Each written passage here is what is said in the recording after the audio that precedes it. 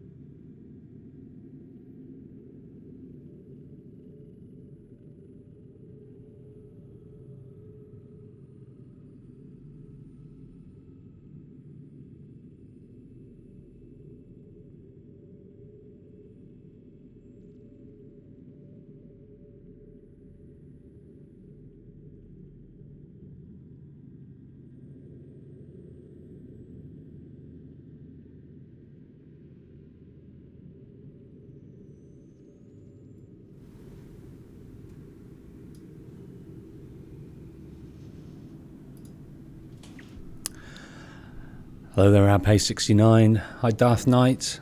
Hello, John Steve. How you doing? I'm all right. Sunday night. I don't usually stream on a Sunday night. I've not been streaming for long on a regular basis, but I couldn't do Friday. I was feeling a little bit below par, so I thought I'd shift it to Saturday. And then Saturday was the only day that my boy and me could play games together. We're playing It Takes Two, so I thought I'll play that and I'll do it Sunday. And the mother-in-law's around tonight, so I thought that's the perfect time to get on the stream. Hello, Omar Pintor. Okay, sequence-wise, where are we? We have done sequence 1, we have done sequence 2, and sequence 3, and sequence 4. We're on sequence 5, and we're currently discussing things with Samuel Adams. Connor has been blamed for the Boston Massacre. With the help of Samuel Adams, he will need to reduce his notoriety before leaving the city. So we did that, and we discovered some delicious game mechanics brought back from Brotherhood with speaking to heralds and taking the wanted posters down. So we're mid talking to Samuel Adams. And database wise, we haven't got anything for him yet. Yes, we do. Let's read about Samuel Adams.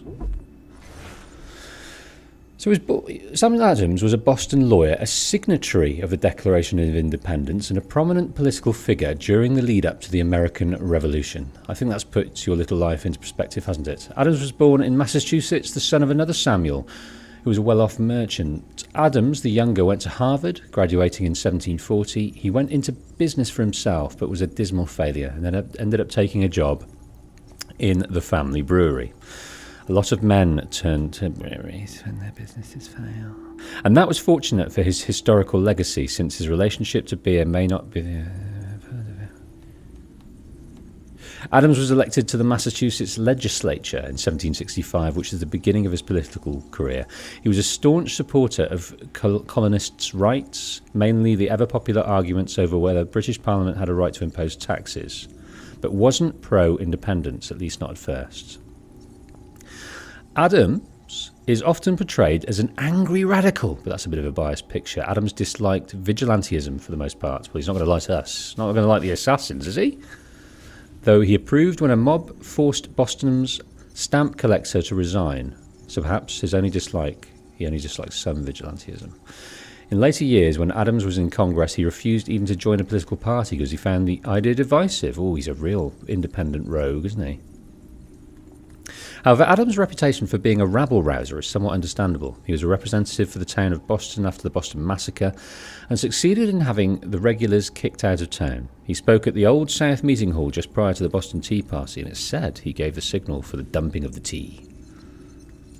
Adams was infamous enough that he had to leave Boston for Lexington in 1775 to avoid arrest by the British, who considered him a troublemaker. When the siege of Boston began, the Massachusetts governor offered to pardon any rebels who would lay down their arms, except Adams and John Hancock.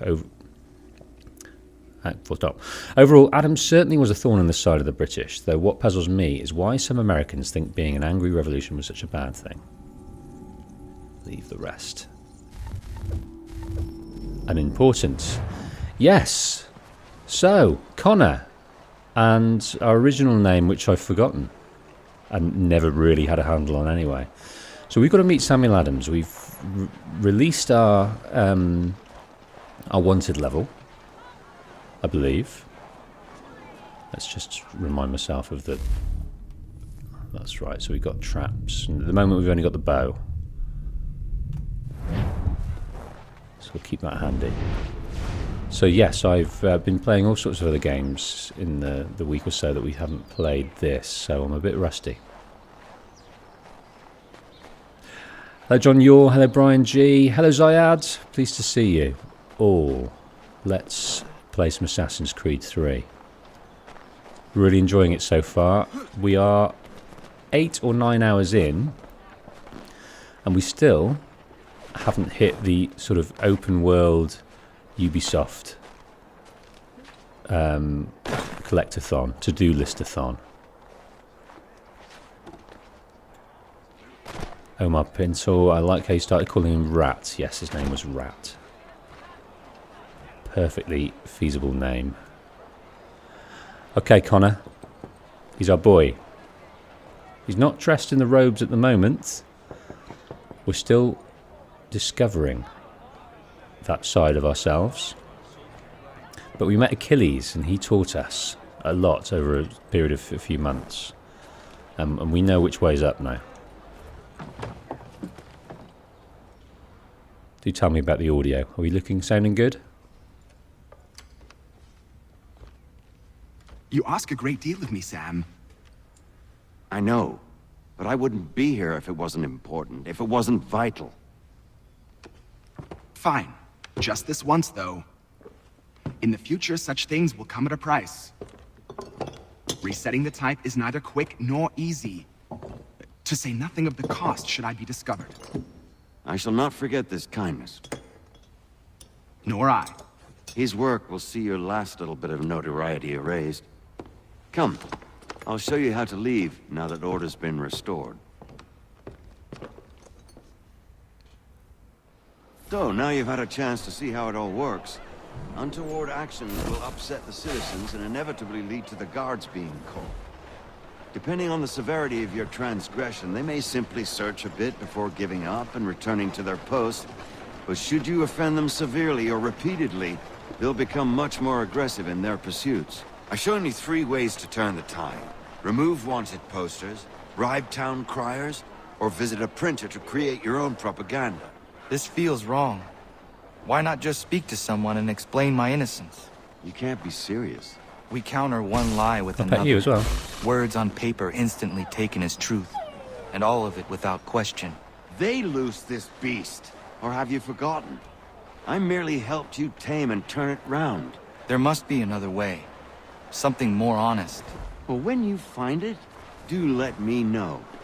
But until then, we sculpt with the clay we have. My apologies. I do not mean to sound ungrateful. Quite all right.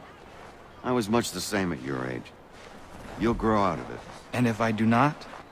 If I refuse? Then you'll likely wind up dead.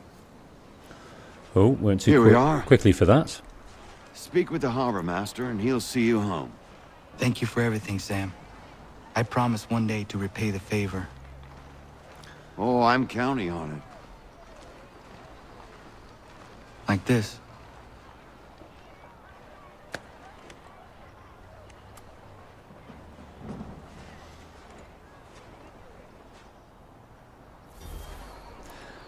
Okay, so we can underground fast travel. That's cool.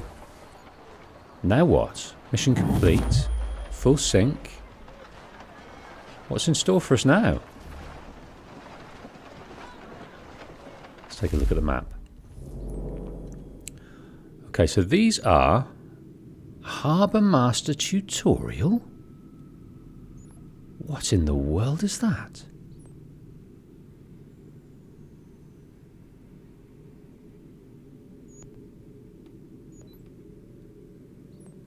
What's it? So we've got our thing down here, the frontier. We need to go back to the frontier. But because we've opened up the world a little bit, we've got a courier mission. We've got some almanacs, and we've got some viewpoints. Let's do this tutorial first. Harbour Master Tutorial.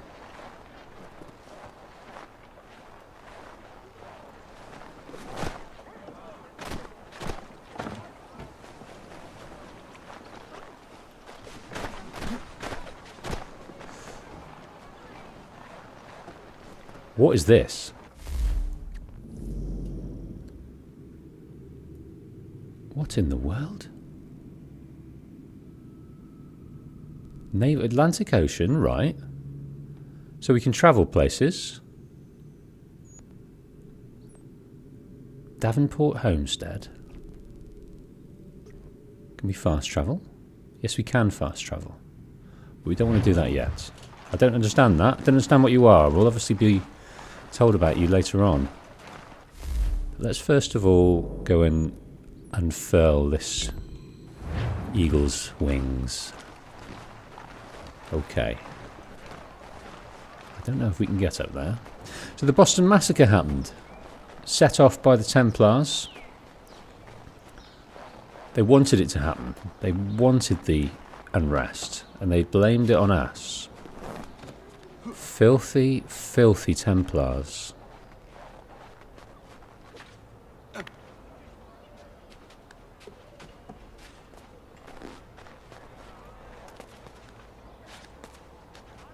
Moving on up, moving on up, moving on up, moving on up, moving on up. Okay, so that familiar music that played for the whole of the first episode here is back. That happens when you climb these sync points. We've got Boston Harbour over here. Someone in the comments on another episode just mentioned that in the remaster it added a fairly thick layer of fog, which kind of ruined the view. Yes, I can see how that might get old. Once in a while, I'll be fine, but let's have a bit more distance on that view.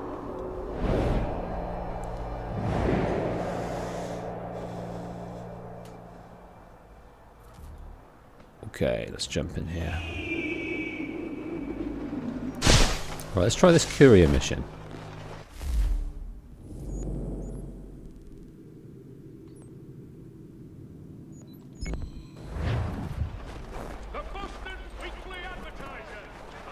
I wonder what that consists of. I guess it's taking a letter somewhere. In a certain time limit, maybe? In a kind of place where we may get discovered?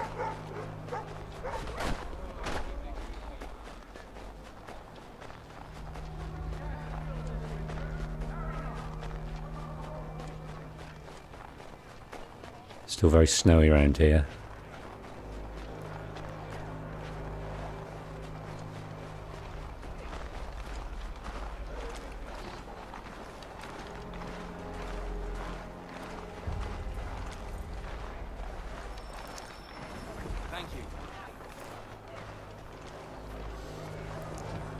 Right.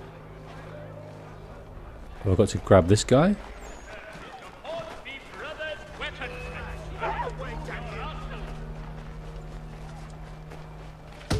Nice. Now I've got to run. Now I've got to run away. Yeah, so that mission started, but nothing happened.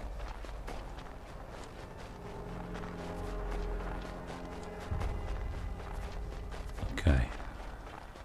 As long as we stay clear, we're alright. So let's go and hide in here.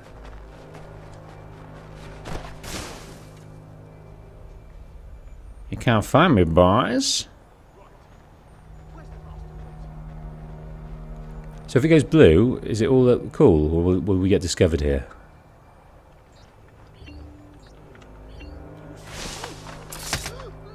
I just punched him in the gut because I didn't have my...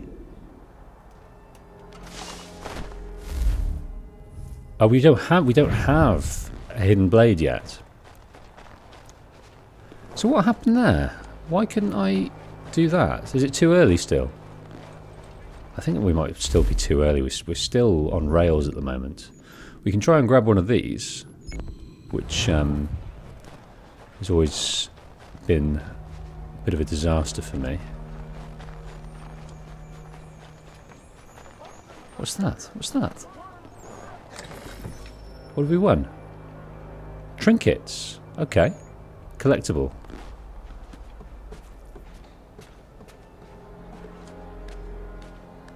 Right. This starts up here.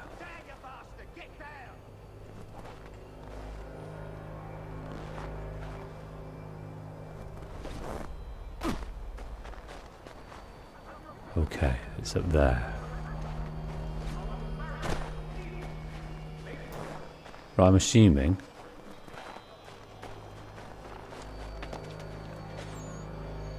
Okay. There, we got it. That was easy. That was the easiest one.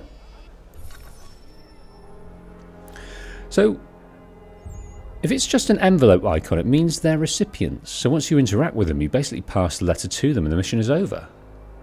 It's just an icon without a circle or border. So, what letter? Where do we pick up that letter?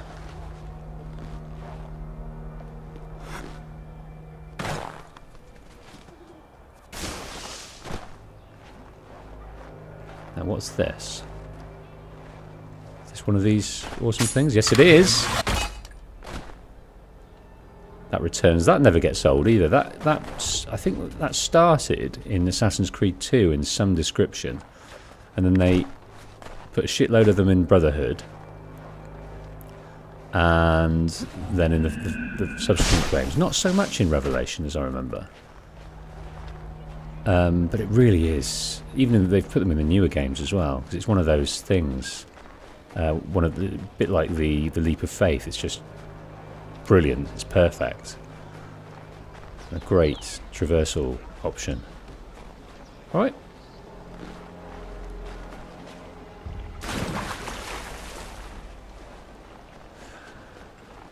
Okay. Well, considering there's not much going on. Let's just... Oh, so that's a mission. I see. Let's just... Can we...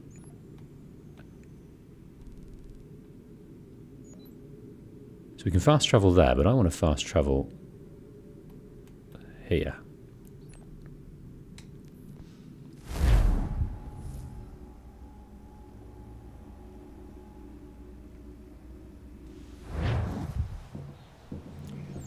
Okay, let's head out into the wilds.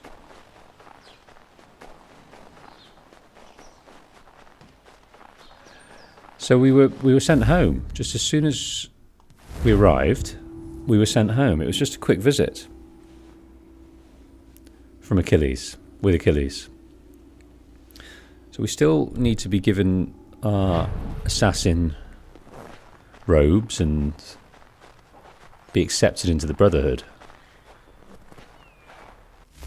So Harbour Master will fast travel to the mission. Fine. Fine. What's that? Hunting. That is a delivery request. That is treasure. Okay, well, we'll tick these off, but let's get thrown out into the world first, I think.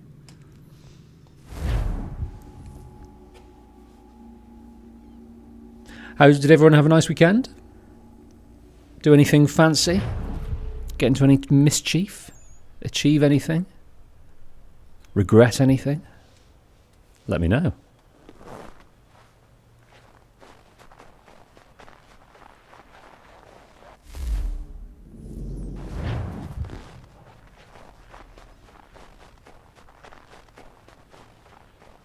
The sound is so lush.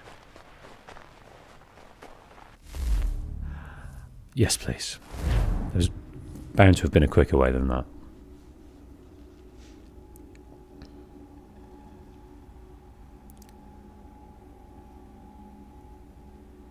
Looking forward to getting into those robes. He's looking very feral at the moment. His hair could do with a sculpt. He's been hacking at that with his tomahawk, I think.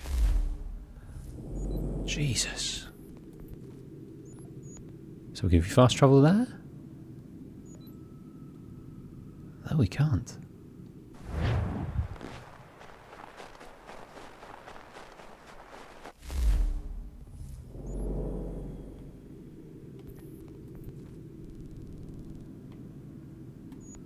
Come on. We can't even call a horse either. Okay, well let's I'm going to try and jump down here and grab onto that. No. Well, it didn't die.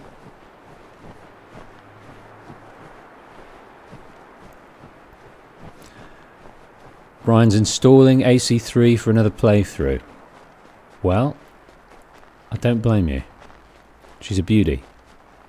So far, at least. Yeah, I love the intro, however long it was, but I'm quite keen on just getting thrown out into the world and having all the activities available to me. I think that some of them are now, but I'd like to see it in all its glory.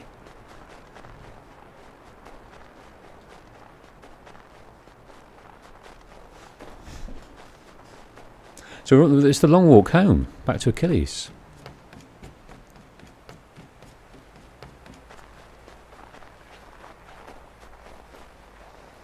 It was quite cool when we came through here last time on our way to Achilles, whereby there was a few sort of random events happened, and we met the poachers who subsequently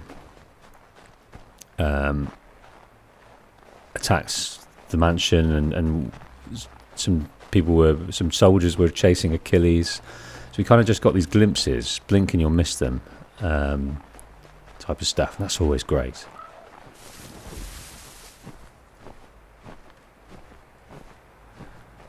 Yeah, so I'll give the Harbour Master a good old go next time. Hello John Marston, good to see you.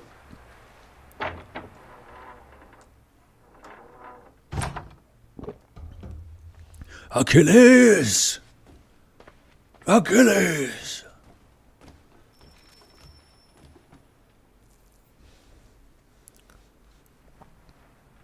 Welcome back. You left me in Boston. The training we've done here is all well and good, but experience is a better teacher by far. What of my father? Into the wind, I'm afraid. We have to find him. And we will, after the house has been repaired. But he's out there plotting who knows what. And what would you do when you found him? If you found him? You're a boy with a few months of training. He's a man full grown who spent decades honing his skills.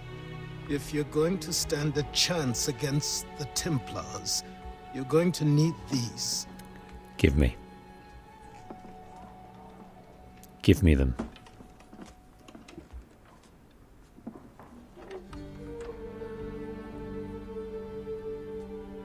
Go on. He knows what they are. He knows what they are. So he's passed the test. He knew full well the trouble he'd get in Boston. There they are, they're on him.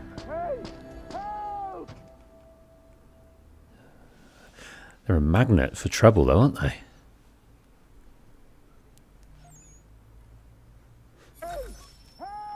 Straight away, as soon as you put them on, the minute you put them on, a fella called Godfrey needs some help.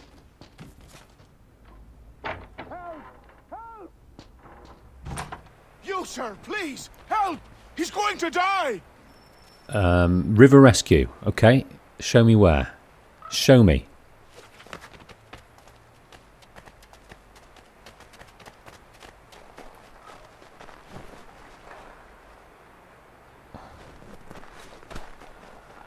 Oh, right, you've got to start it. Is that right? You, sir, please, help! He's going to die! Fine, fine. Okay, start mission.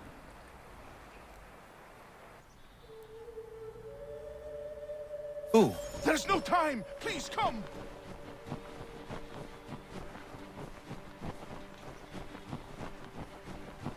Right, so someone has dropped into the icy river. Unless Godfrey is a trickster and he's trapped us.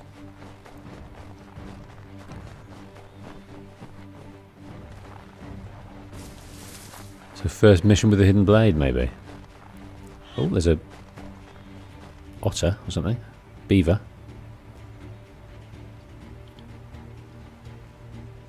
Down there! He's just passed under the bridge! Okay. Someone! Help! I'm going to travel along here, mate. And bide our time. We're going to get in the right position. Reach him before he goes over the waterfall. Someone! Help! Help me!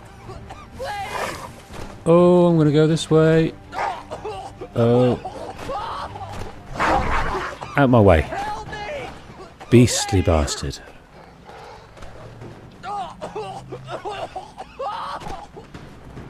Okay, do you think I'm going to reach him? I truly don't know. Truly don't know. If this was AC 2, 3 Brotherhood, I would have dropped in the water by now. Oh, there we go.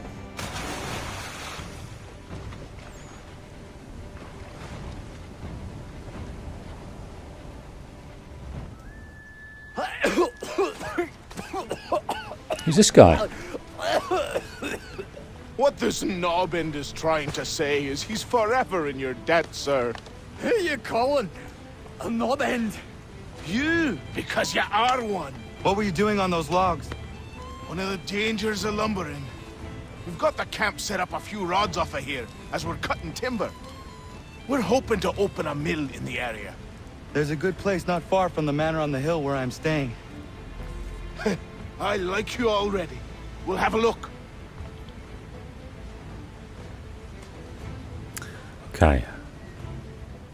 In service to the local populace, we've saved a man's life. Garnered a bit of favour as well, I reckon. I don't know what we should have done there. I didn't see the optional objective, but we failed it.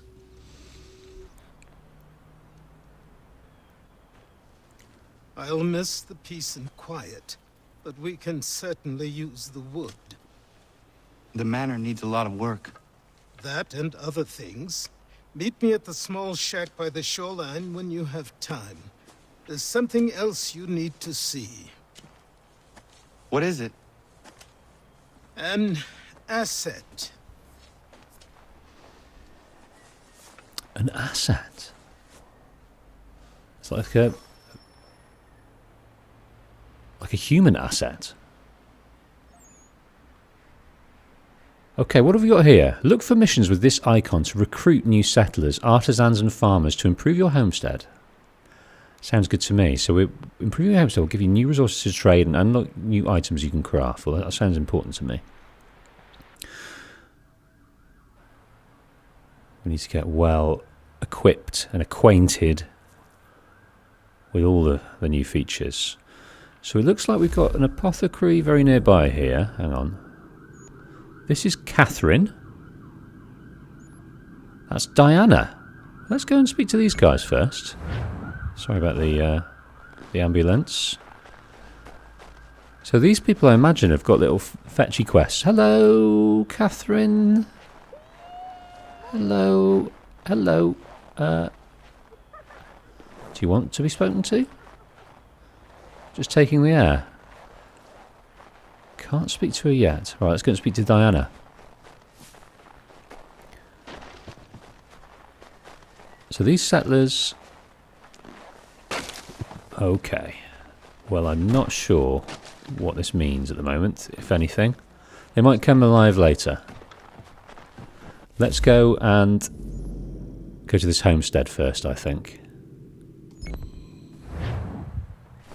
Try and persuade them to do their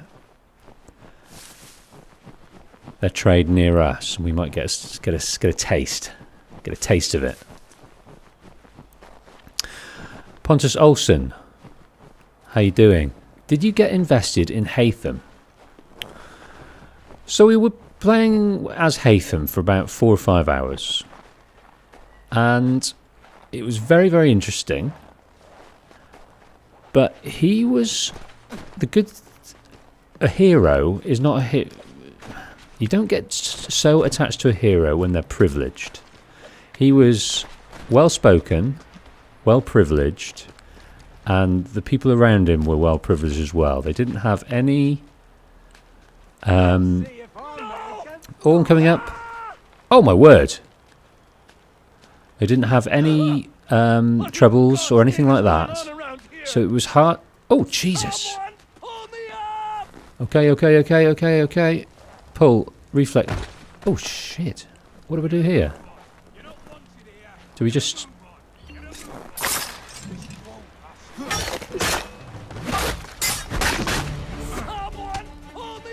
Okay.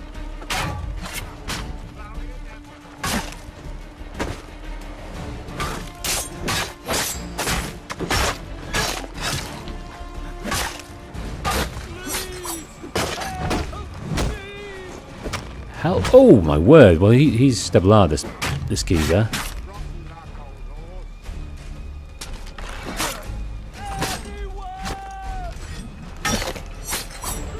Come on, this guy's well hard. Right, help the stranger.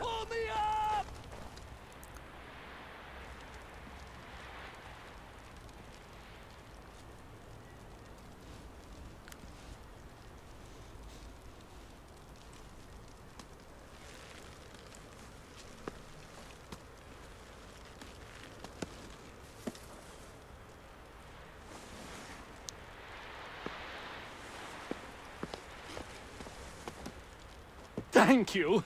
Thank you. Are you all right? I think so. Didn't do much to me aside from a good scare. Blackguards. What did they want with you? My purse, which was meager, and they decided to punish me for their trouble.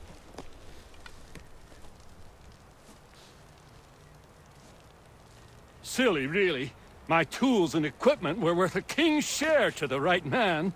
In any case, I had best get on my way. It's a long walk to the nearest inn.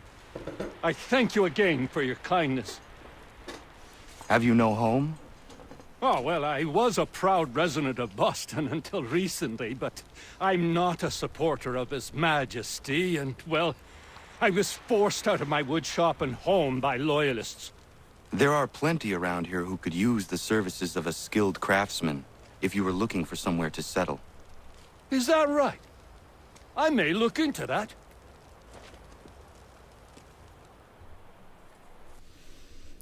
So that's that. We're just helping people. And they will help us. So woodworker can now craft level 1 goods.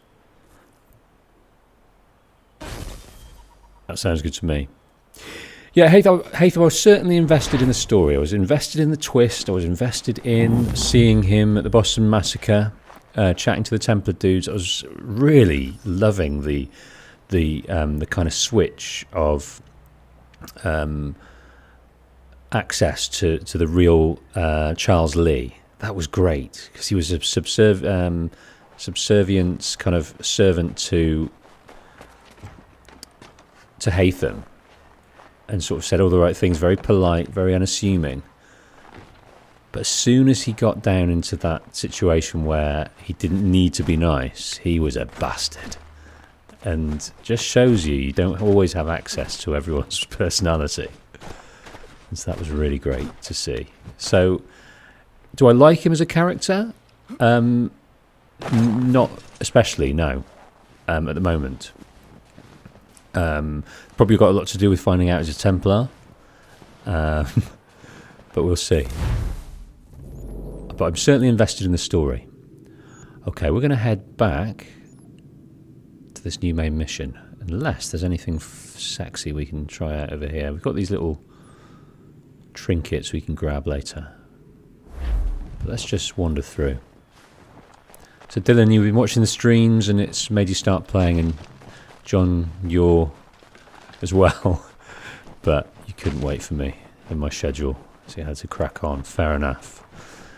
But yeah, watching other people play, even for a moment, certainly does whet your appetite. I think that's why developers allow it, because it really does get you into the game. You see someone else's enjoyment and excitement and investment in it, and you think, yeah, give me a slice of that. What are you? What are you? You are a wolf.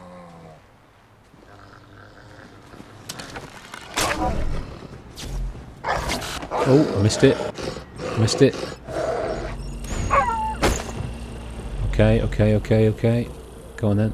Another one.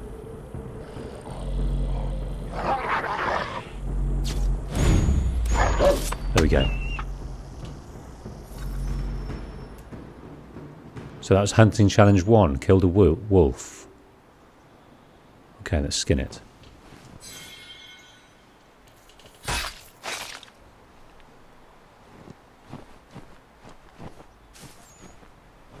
We've got a shipwreck. We have a shipwreck. We can actually... I wonder if we can take it across. Let's try and go across this this bay.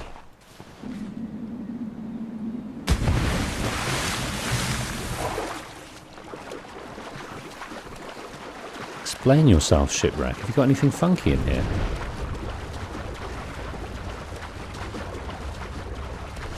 I bet it's part of a mission. They wouldn't put something as beautiful as that in here without it being tied to some kind of activity. Let's have a little look inside. AC games don't usually reward kind of searching around without an icon too often.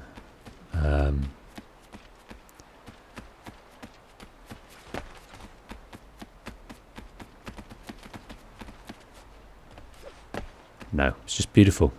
That's all it is. There's nothing sexy in there.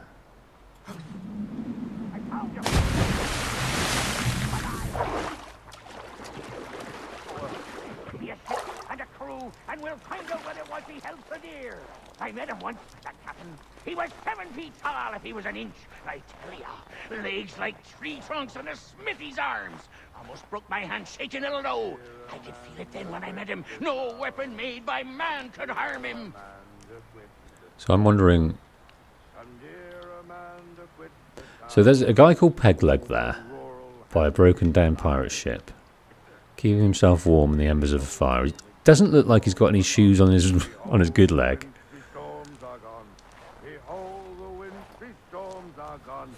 Okay.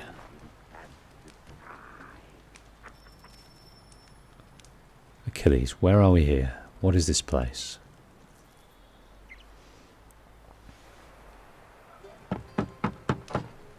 Go away! Robert Faulkner.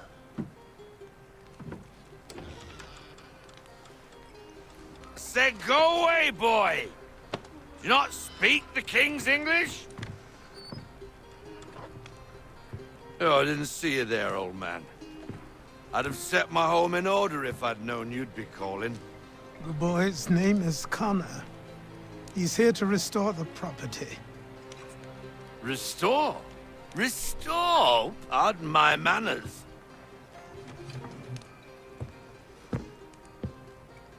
She's still the fastest in the Atlantic. Sure, she needs some attention. Minor things mostly, but with a little affection, she'll fly again. Who is she? Who is she? Why, the Aquila boy, the ghost of the North Seas. The boat. A boat? She's a ship boy, and make no mistake about it. I thought you brought him here to restore order. I reckon he's the greenest thing on the frontier.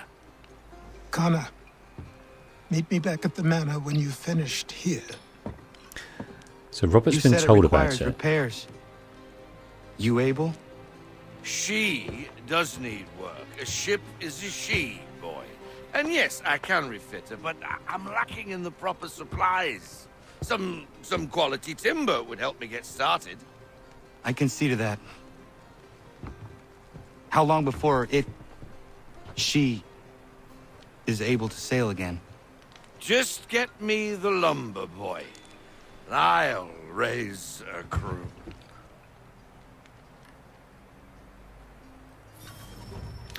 Right, let's read about Robert Faulkner. I'm slightly confused why we need a boat at the moment.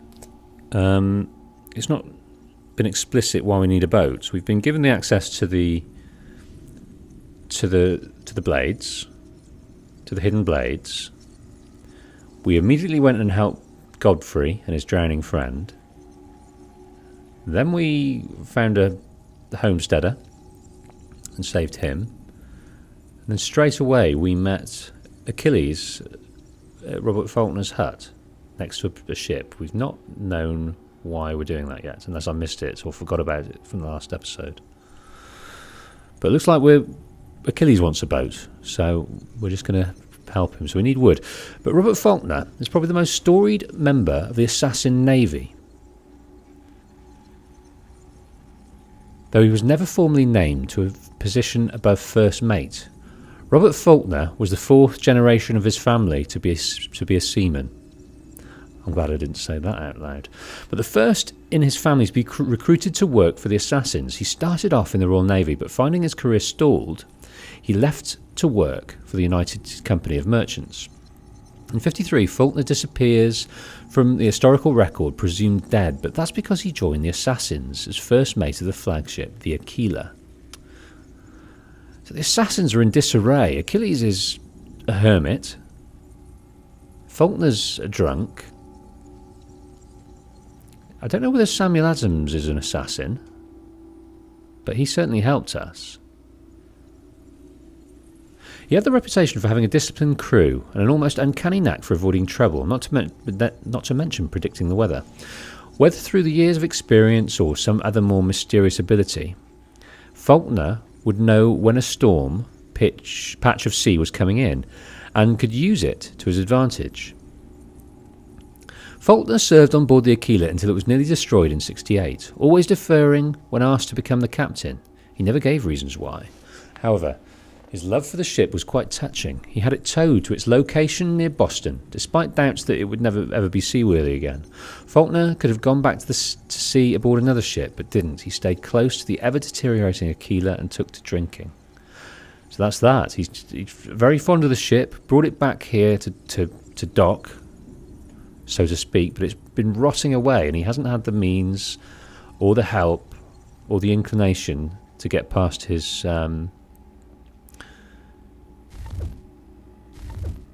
personal needs and troubles. So we need to sober this bad boy up. Let's read about the Aquila.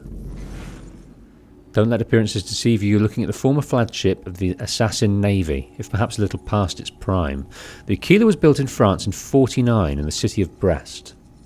Fuck off. The design was incredibly innovative for its time. The ship was light, fast, and could carry a surprising amount of artillery for its size. It would be decades before there were schooners that could match the Aquila's speed. Of course, there were some disadvantages to the design, namely that the ship handling was very touchy and required an experienced crew. That meant the Aquila was underutilised until the assassins hired someone who would be able to use the ship to its full potential. That's Robert. In 1954, the Aquila followed a Templar ship into a storm and was lost, with all hands aboard, or so we wanted the Templars to think. In reality, it sustained only minor damage, was refitted and became the assassin's secret weapon. I wonder if this exists in a graphic novel or like an online game or something, or is this just lore that's been written for this? The Aquila took on mythical qualities. It was whispered about in ports along the eastern seaboard as the ghost of the North Seas, a pirate vessel crewed by ghosts that could appear and disappear into sudden fog. So that was Faulkner's skill at using storms to his advantage. Eventually the Templars cottoned on to what had happened, but it didn't take them more than a decade. In 1768, the ship was caught in a trap by 3 British frigates. The Aquila was able to limp away from the battle, but ran aground in shallow water. The British left it for lost. Robert Faulkner survived the battle and had the ship towed back to Private Bay near Boston, where it and Faulkner deteriorated. That is until Connor found them both.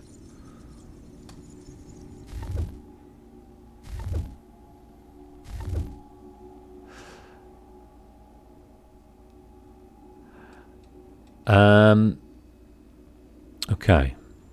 I'm just reading here. Hatham's ship. Was that Hatham's ship? So was that the ship he was using before he got onto that ship he got to the US? Not sure.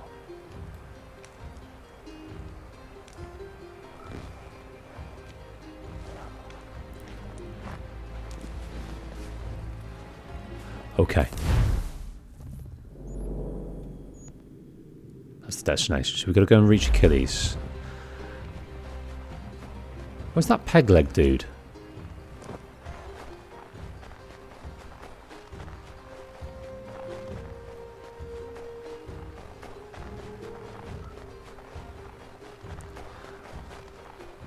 I'll have a look at that, about the Aquila later on. But I want to get there.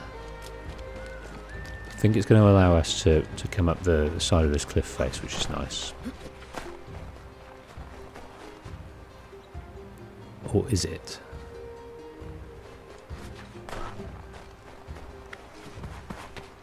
Nice.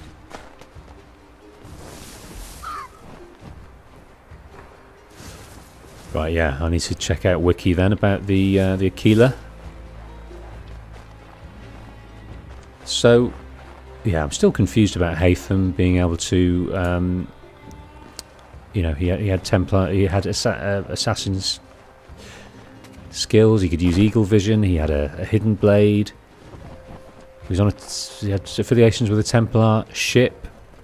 So I figure a double agent or something coming on. Please don't spoil it for me. But I'm thinking Hatham will have some kind of reprieve from being a Templar in some description.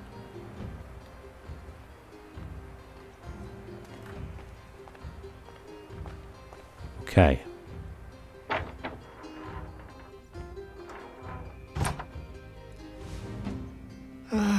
There you are. I've something to show you. Come, take a look. What is it?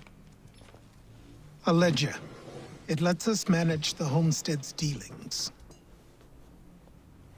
And these? That was years ago. Before the slow fever, before the Templars, before everything collapsed. But that's all in the past. Better we focus on what's in front of us. Take up the ledger, and I'll teach you how it all works. Well, we could do with a bit of Claudia, couldn't we, in this situation? She's usually in charge of the ledger, but I think she's dead. Stockpile allows you to purchase items from homesteaders and display the items you currently own. So we've got trading. Right, to enter the stockpile. Okay. So we're in the stockpile, and we've got dark. We can purchase more dark lumber. Oak lumber, sorry. Okay, well let's do that. So we've got £8 in. We've got £99 in funds, and we can get 3. Well, let's get 2 to start with. Oh no, it wants us to get 3. £75. That's nearly all our money. Oh no, £24. Okay. Stockpile now contains oak lumber, but the lumberjacks are out of stock, but should produce more periodically. Okay, use the L to select the trading menu. Press X to enter the trading menu.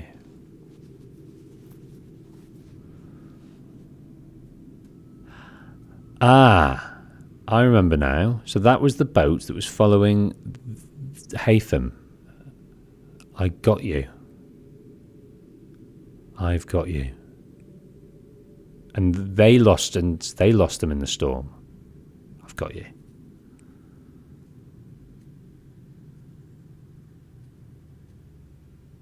Yeah, that is very cool. Okay, oak logs can be sold to merchants through convoy. Okay, so we can buy, we can craft, and then we can trade. Stockpile and trade. So select convoy. Items must be assigned to the convoy. Okay. Oak lumber is available to trade. Press to increase. Okay. Press to select oak lumber. Each merchant and location has its... Oh, fucking hell, this is so complicated. Has its advantages and disadvantages in regard to time, risk, task, value. I've played sort of mechanics like this before. Press to select merchant. So it takes 12 minutes. So this is a bit like the assassin missions in Brotherhood and Revelations. So the risk is 35%. We pay 30% tax, but we have a possibility of £65 profit. Okay, items are placed in the selected slots ready to be sent. Press triangle to send the convoy.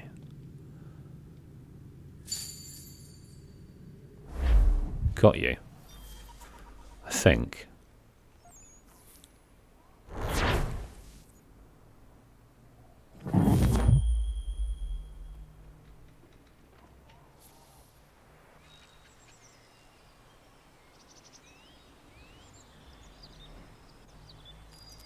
Time passed quickly after that. My days a blur of study, training, and work. What little free time Achilles allowed me was spent learning about the Templars, about Charles Lee and my father. I longed to confront them, to put an end to their schemes, to ensure my people would remain untroubled and free. But I knew it was too soon, that to approach them now would see me killed. All my work would be for nothing. Patience, restraint. These proved the most difficult subjects for me. But in time, I mastered them as well. Days became months, months became years. And as my skills and knowledge grew, so too did I. Okay, so another passage of time set in a bit of monologue. Okay, so are we outside our house? Yes, we are. Okay, hey Achilles. There's no little cheeky conversations to be had. Yeah, where's our ledger? Oh, we can play a bit of minigame in there. Right, let's head back to the boat where they seemingly are getting it right, getting it straight, getting it fixed and mended. Oh, look at it! Yeah, passage of time has happened. There's no dry dock to get that sorted, though. Wonder how they did it. Hey-oo! Dead.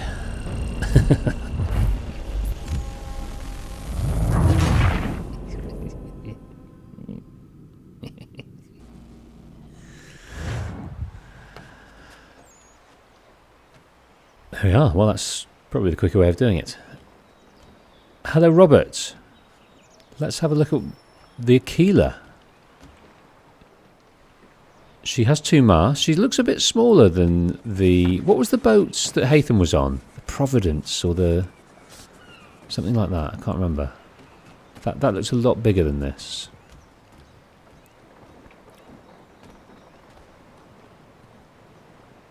Yeah, I could fancy myself on this. So do we do a bit of sailing in this game? Do we get out in the open seas? Do we battle? Do we cannon? Do we fire? Do we... I'm getting Odyssey vibes.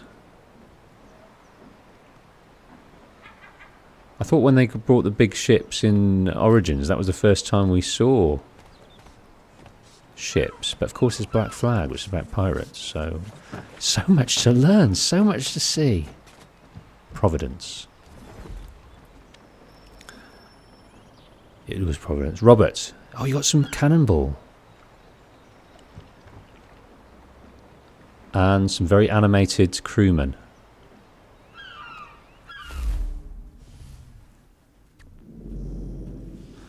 Okay.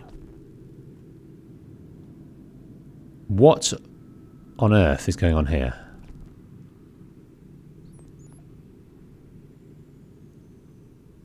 Launch. Is that what we're going to do? Sail to Martha's Vineyard to equip the Aquila with cannon. Officers must also be hired to command the new guns. Do you want to start this naval mission? Do you? Yes, please. Come aboard and feast your eyes, boy. No, not the left foot. Never the left foot. Horrible look. Step with your right foot first.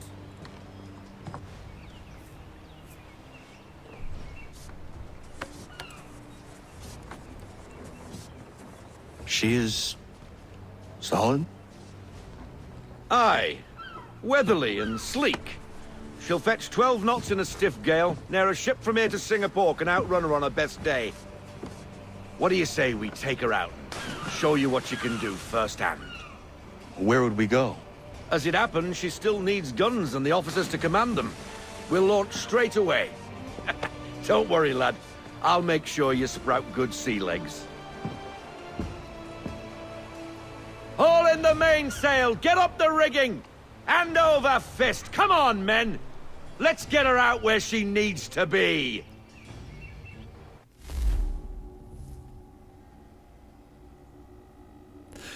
Okay, so get the sense that sailing is fairly prevalent if you'd like it to be. Thanks, folks, for filling me in there.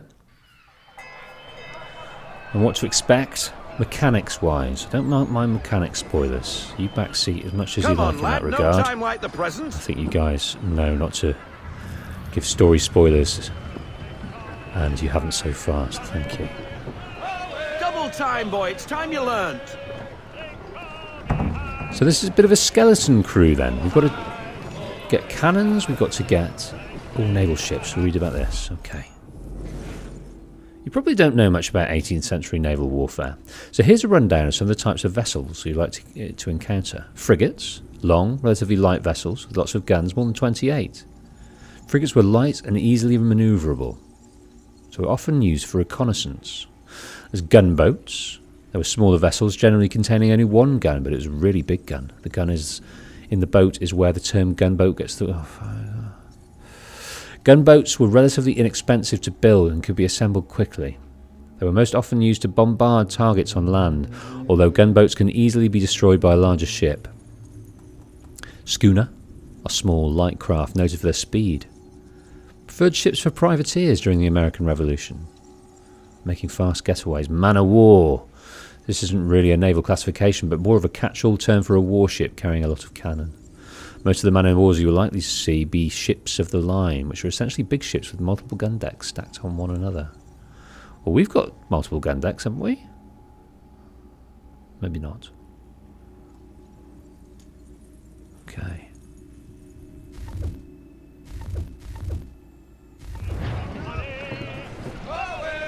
Okay. Some nice naval Take the helm. songs. Shanties.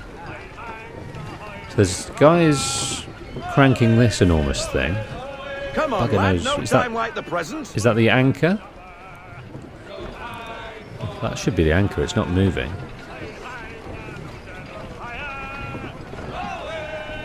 Your man's on the ropes over there for the sails.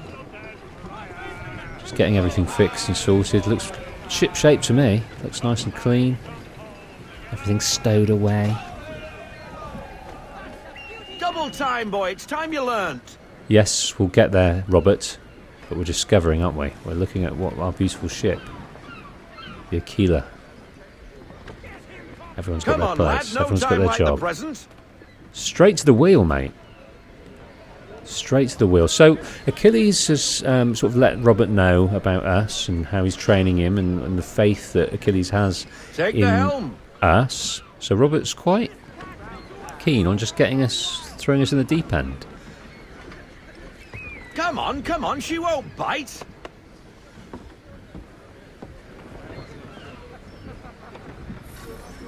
You're connected to her now. Listen and feel. She's Sail idle. through the channel. If Do not take any damage. Sail, the men will hop to it and she'll pick up. before we reach the vineyard. Right, go to half sail. Oh, nice. Your killer flies again! Do you feel it, lad? Set a course for Martha's Vineyard. So what's that We'll green find our bit? guns and officers there. She's a nimble vessel, but the faster she goes, the more cumbersome she grows.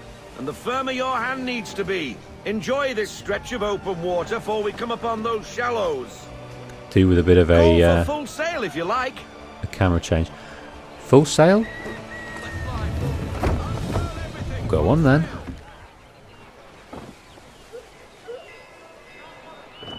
Do with a bit of camera change. Shifting. Stay alert, Connor.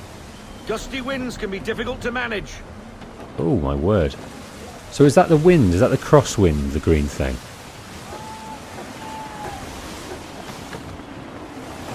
Oh, I don't really... I'm going to go half sail. Yes, the green bit is the wind direction. Oh, I see, yeah. It's coming across us now. Okay, I'm just trying to stay straight. Compensate for this. Yeah, I've gone half sail. I don't want to... Now, take us through these shallows. Careful not to run up on them. The sandbars will slow us down, but the rocks will put a hole through a hole. And if you want to make a quick tack, call for half sail. She's more maneuverable then. I'm just going to run behind this ship here. So what are we on then? Is this a frigate? Is it a schooner? They did mention it, but I've forgotten. Do we pass on the left? It's like the Suez Canal, isn't it? Mind those other vessels. Yeah. Hold your tack to keep your right of way. I don't know. Yeah, you've got... I'm going to come around this side, mate. This is lovely. This feels really nice. Because it just feels more tactile than the Odyssey ships. And this wind direction is really nice touch. We're about to sail into the wind, I think, or are we with the wind? No, we're with the wind right now. The trouble is, I can't really see where I'm going. I really like... Is there a different camera? Rogue wind. Oh my days. Oh my days. Right, it's taking us into this channel, so I'm going to use it. Hoping that we're not going to get caught on any sandbars.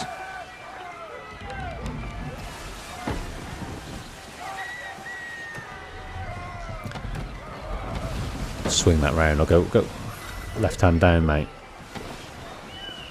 Okay, well, we've got to just come around this little... Cottages.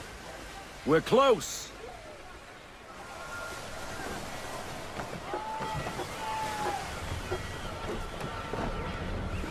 Okay. That ship wants to go where we want to go. But I'm going to hope that it's going to not crash into the harbour.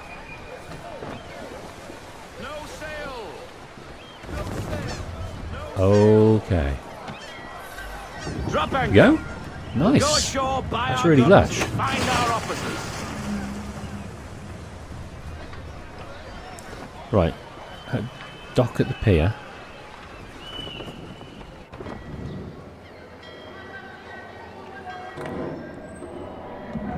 Oh, hello, Miss Mandy. You're looking every bit as ravishing as I remember. After all these years, you sail all the way to the vineyard to pay me compliments? We are looking for David and Richard Clutterbuck. Nice to see you, too. Robert Faulkner. Where the hell you been? Sorry for leaving like I did, lads, but where I was going, no one could know. You two working much? No. Between contracts at the moment.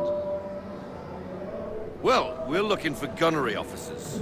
What would you two say to working with me again? We'd be for getting into a few more scraps. Good show. The Aquila is a fine vessel. We're fitting all the guns as we speak. Looks like your friend's about to catch a beating. Where is Charles Lee? I don't much care for your tone. Ooh, church and... Hey, you don't want to be doing that, Biddle. Bobby Faulkner turned to wet nursing. It's good you finally realize you're a shite sailor. Whoa, whoa, whoa, not in here, gentlemen. Better still, not at all. Bobby, take your friends and get out! Let's go, boys. Our guns ought to be ready. Come on. So, Church. We've met Church. Benjamin Church. And who was that guy?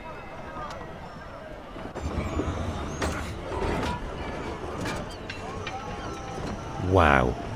So that's our ship. We've got 2 layers of cannons at the bottom, so we can get downstairs, it seems.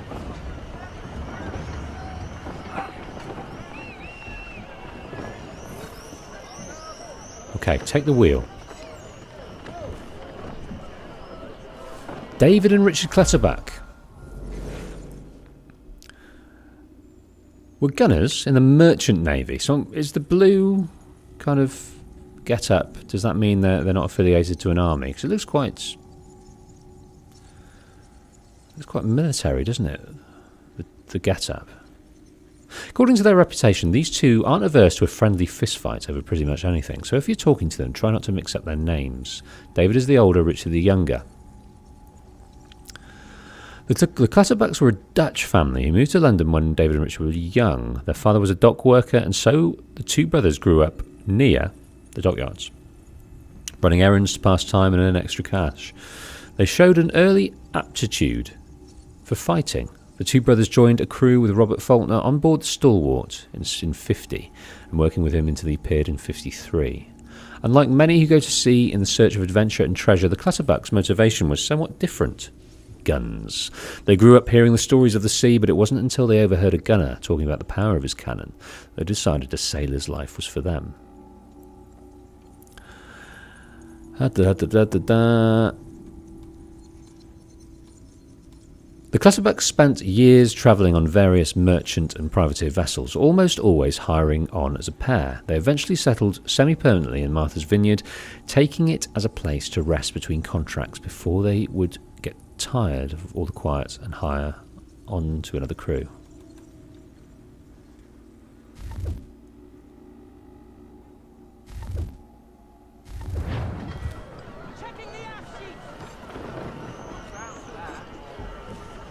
Okay.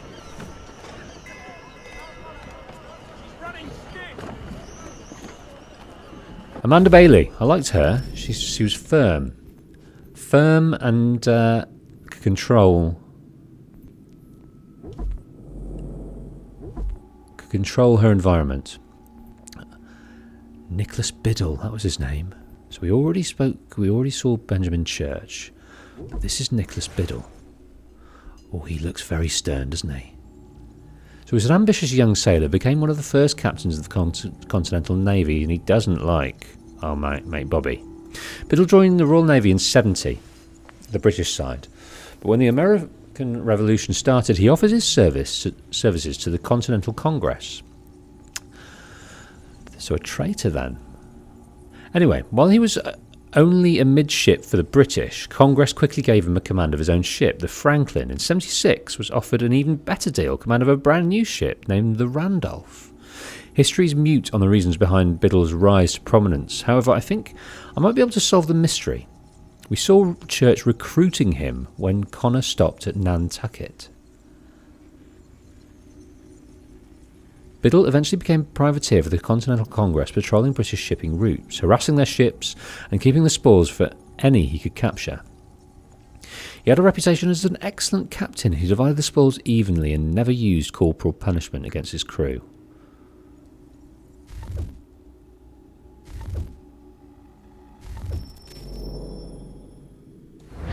Good to see you, Khan. So we're on a frigate. We're on a frigate. No, a brig. Or a brig? Is that a brigate? Who knows? What the bloody hell was that about? The older man is a Templar. Who was he with? A Templar? The young buck was Nicholas Biddle. Nobody. Sails before the mast. Midshipman for the Crown. Are the guns ready? Aye, but we won't jump in over our heads. We'll find a suitable target and show you how they work. We've fitted her with a modest amount of guns to start, but rest assured there's ample room to add more should you feel the need. Okay, we can go full sail. Get a bit quickly, but we're going to come through these sort of little mini islands with wrecked ships on them. Looks like a British frigate with half seas over.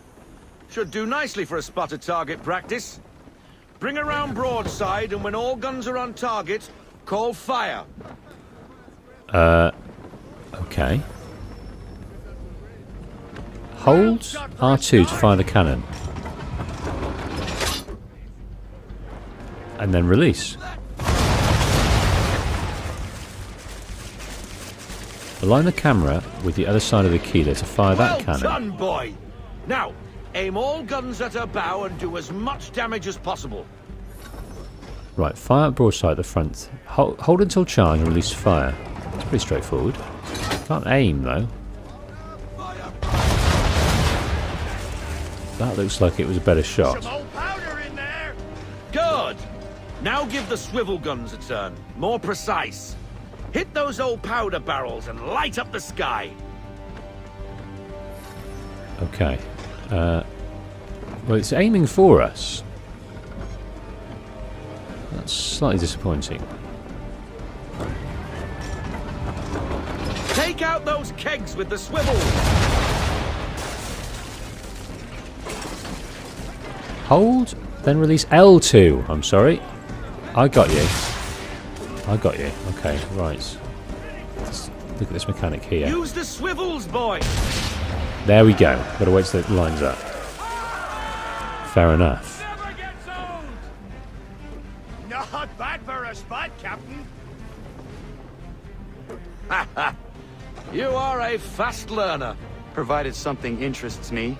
Ah, getting a taste for the open sea, are we? We'll make a jack tar out of you yet. Now we should be getting back. The old man is like to have my hide for keeping you out so long. Okay, return to the homestead. Straight ahead. Full sail.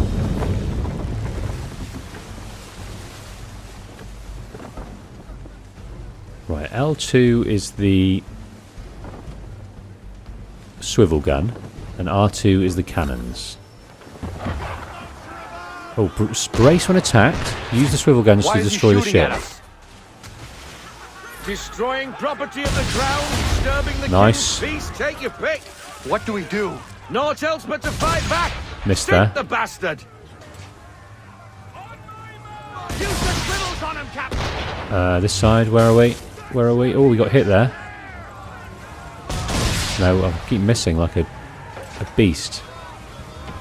Okay, we can turn around. Got you.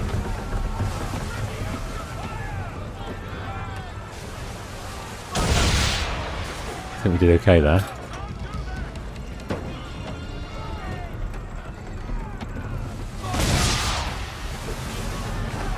Might be a bit too far.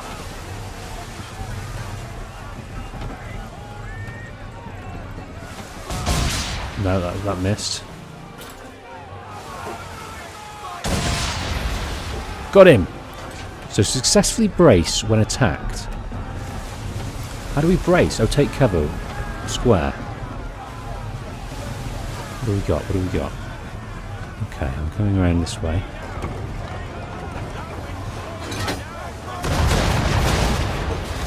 Oh, that's smash. Well, we didn't need to brace. English frigate! Oh, be betwattled, another one. Where Betwattled. in the bloody hell did she come from?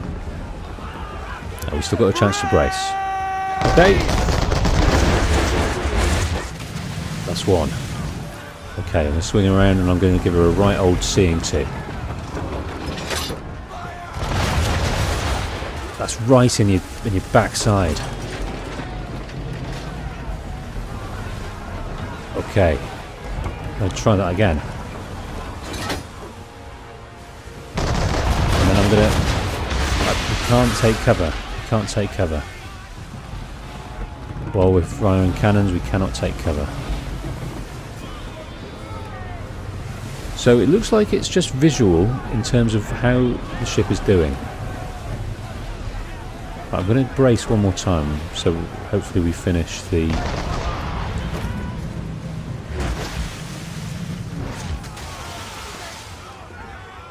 Oh. I'm going to brace one more time, so we finish the optional objective.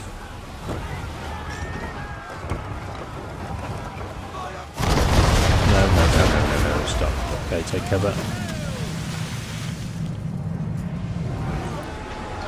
Let's try this again. He's coming right for us. Oh, he's going to ram us, dirty bugger. Full sail.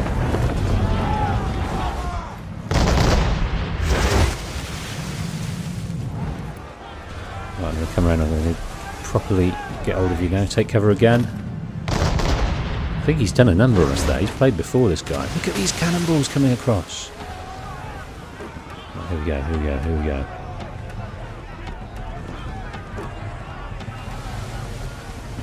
Right, should two go half sail, and that will allow me to... Yes, there we go.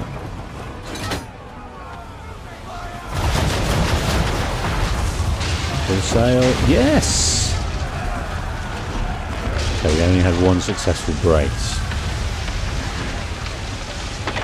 Carry on, sailor. Not bad for your first voyage, eh, boy? Now we best be getting back, or the old man will have my guts for garters. Okay, so I could have used the swivel gun when it wasn't full, when I wasn't completely perpendicular to the ship.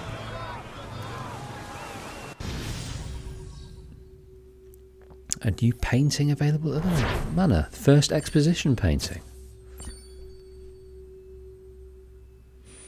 And a new email received. Now, shall I wait for the story beats for going back into the out into present day, or shall I read emails as they arrive? What do you think?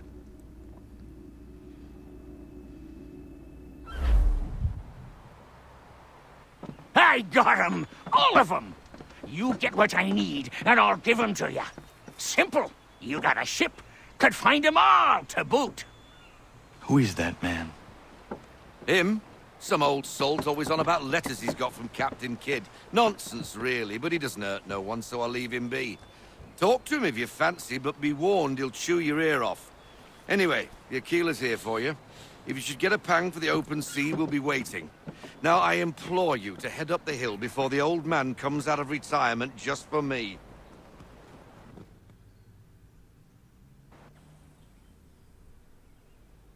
Yeah, that was fun. Weeks. And not even a goodbye before you left. Sorry. Well, what are you waiting for?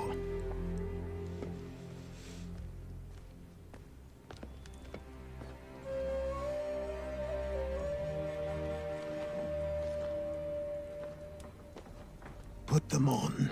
It's time.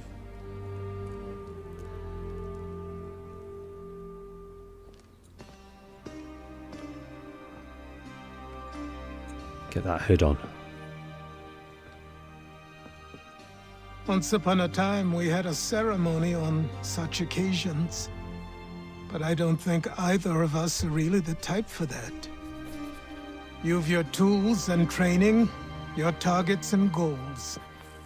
And now you have your title. Welcome to the Brotherhood, Connor.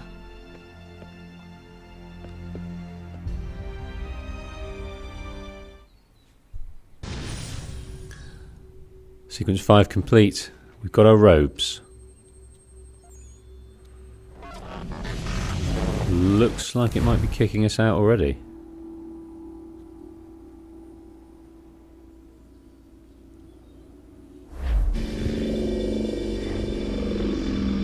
Welcome back, Desmond. You'll be happy to hear there's actually good news for once. Yeah? I've managed to locate a power source, and it's relatively close by. Up for a trip to Manhattan? Is it safe to leave? Abstergo's gotta be looking for us. Obviously it's not safe. Can't exactly sit around here hoping to get lucky, though, can we?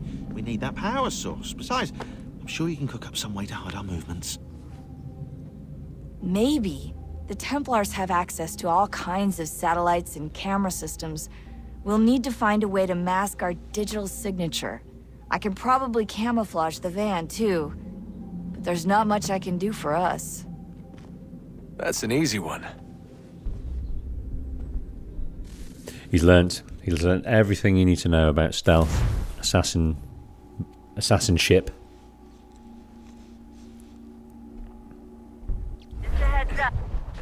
Local utility We're on a trip. assured the public that they're completely prepared for the upcoming solar maximum. Disruptions to service are expected to be minimal. Okay, so it's a known, thing.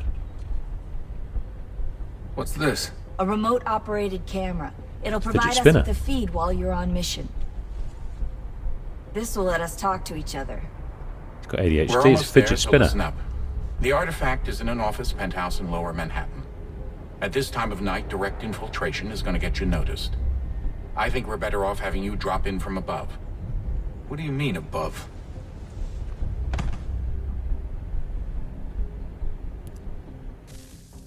Okay. We've got a bit of training with parachutes, but only in the early 1500s.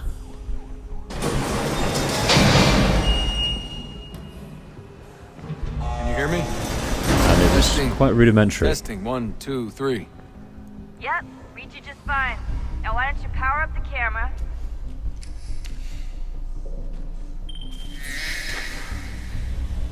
I've got pictures. Running diagnostics.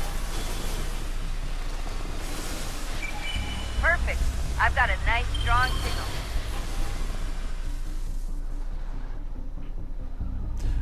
Okay, we're in our assassin's hoodie. I quite like one of these hoodies.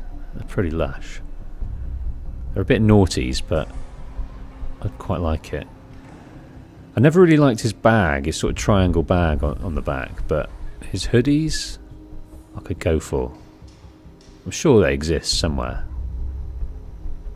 I do love a hoodie.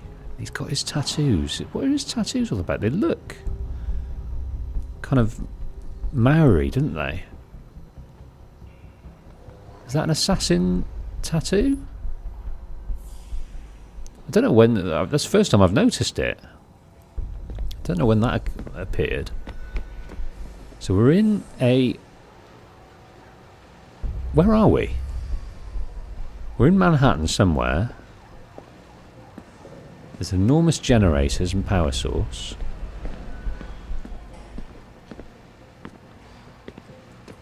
And we've got a parachute. What on earth are we doing?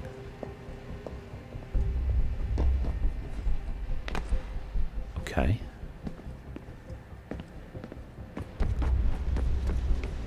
Okay, so a nice... Where are we going?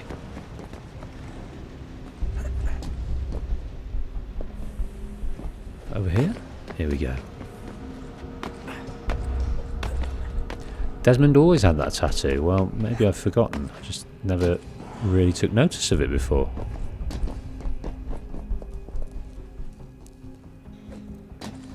Maybe the fidelity of the new consoles has kind of brought it to my visual attention more.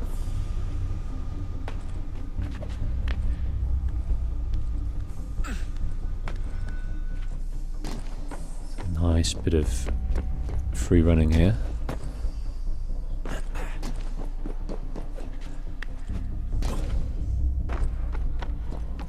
Oh, now to hold still. It's a lovely view.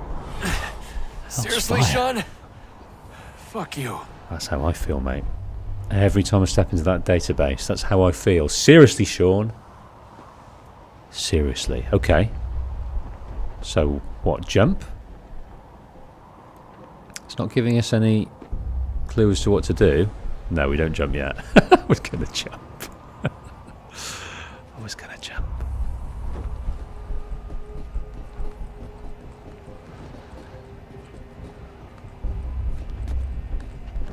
Up through this crane thing.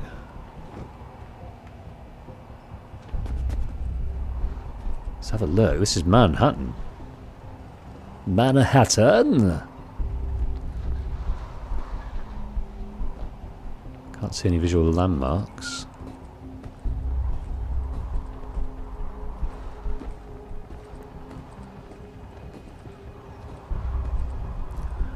We're in the present day and we're on a mission, a Mission Impossible-esque mission. Oh, shizer. For a power source. On Sean's request.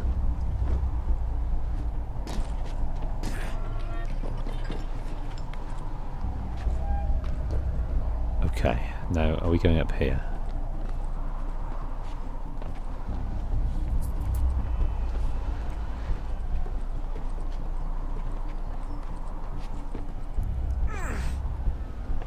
Jesus. Look on the bright side. No security to worry about. And on the not so bright side, the slightest misstep means you're effectively paced. Shut up, Sean.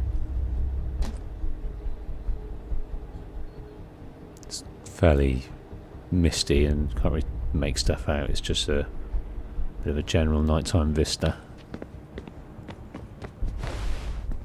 Nice.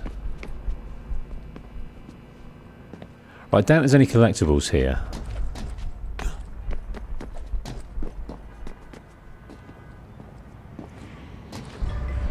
Oh, shawaddy waddy.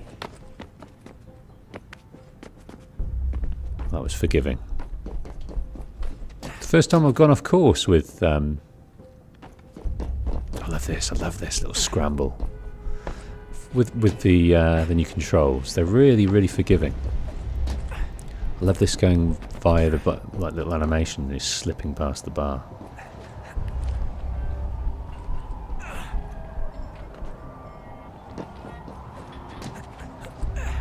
Almost there, Up we go. Once you reach the top of the lit-up crane, you should be high enough to make the jump. Should? It'll be fine. Don't worry. Right, we've had no formal training.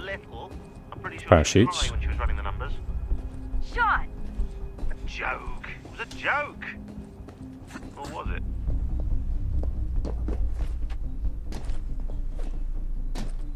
Okay, we've got to get up there.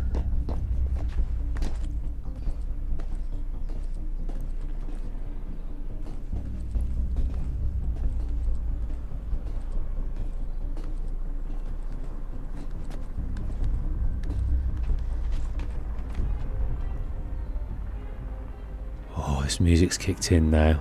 We're ready to do this jump. So we've had no formal training of being on parachutes at all in the modern day. We've got training with Ezio,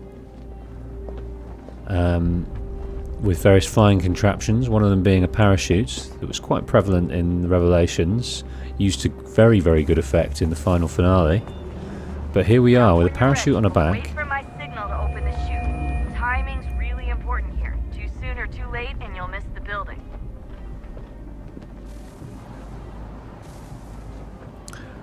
Right, so I'm guessing she mentioned there about about how to do it.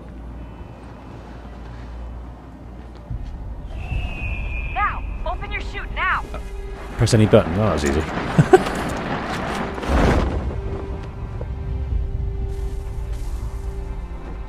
Okay, fairly straightforward adjusting for direction. It's just left and right. I've just got to land. Nothing too sexy.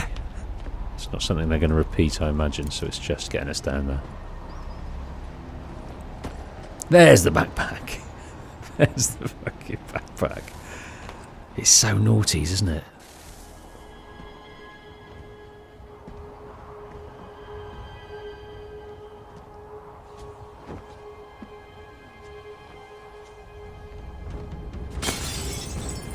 That looks like an old world power source. I think we saw some of that. So bad.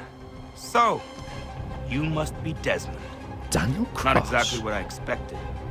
But I guess your kind doesn't have many options these days. Who are you? Ask your father. Now give me that. I don't think so. Look, I'm not supposed to kill you, but the boss man didn't say anything about fucking you up. So you've got to the counter.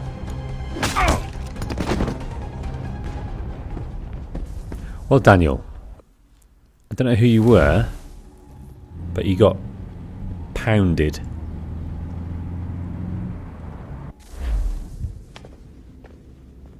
So who the hell is Daniel Cross? Believe it or not, he used to be an assassin. The assassin, the way I've heard it told, but it turned out he was a sleeper agent for Abstergo, programmed to infiltrate and destroy the organization. How did he know you were there? We could be compromised. They must have caught me snooping inside their network and sent Cross to see what we were after. If they were aware of our current location, we'd know. Though, I will say this. Doesn't bode very well for future expeditions. I've set up some cameras topside. If anyone shows up, we'll see it. I'd suggest you go see about finding a socket for that power source. Or we can return to Connor if you prefer. All the artifacts in the world won't mean a thing without the key.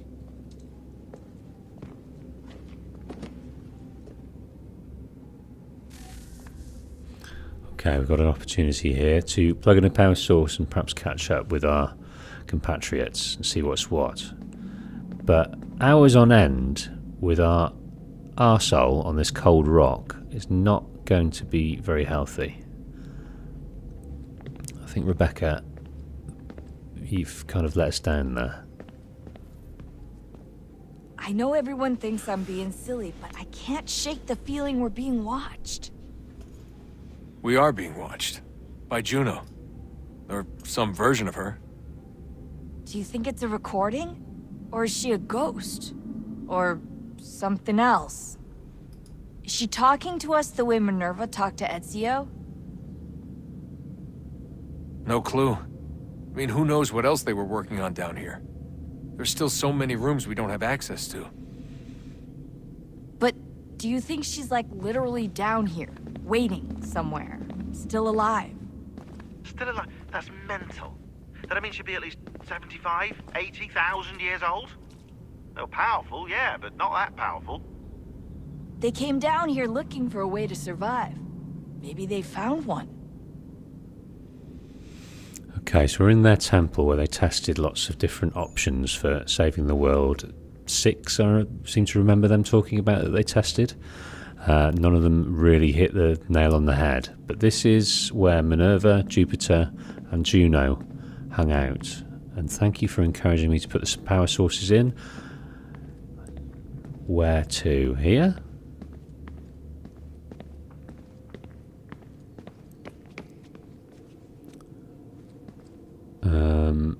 Let's look over here.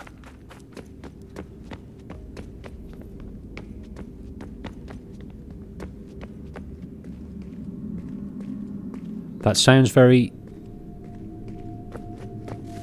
promising. What have we got here?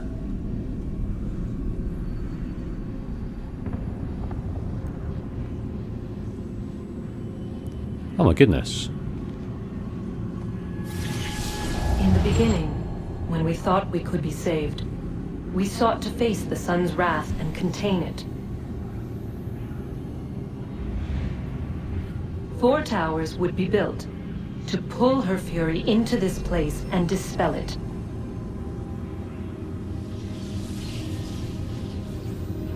But even with all we knew, with all we had, it would take too long.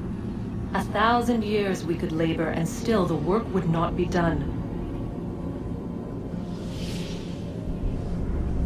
The first tower was never completed. The project abandoned. We moved on. But while we labored on other endeavors, a few returned. They thought to automate the process. Metal might finish what flesh could not.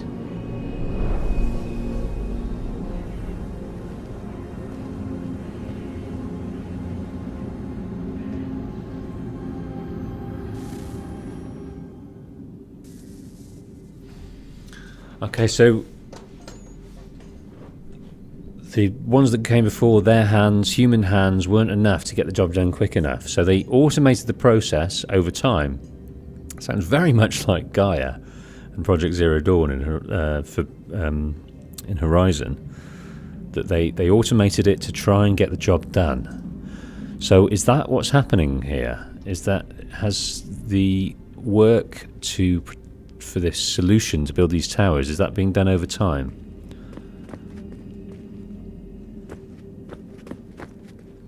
Okay. Now, did I put the power block in there?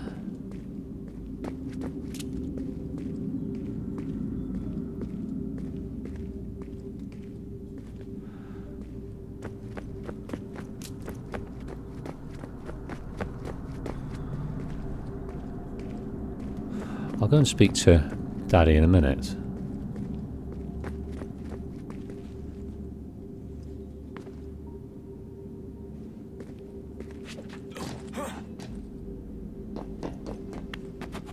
Oh, nice. I don't know quite where I'm going.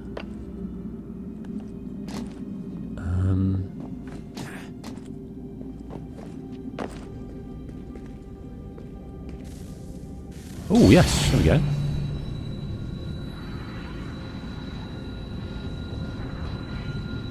If we could not meet the sun's cruel embrace, perhaps we might rebuke it. Already we could generate fields to protect us in times of strife. But these were small and simple things. To replicate them on a scale the size of a world, we lack the energy to make it so. Half the world, they said then. It is better than none at all. We tried. Again, we failed. A quarter, they asked. Even this we could not do. A sixth, an eighth, a tenth, they cried. The answer was still the same. Perhaps in time a city might be spared. But it was time we did not have. So we moved on.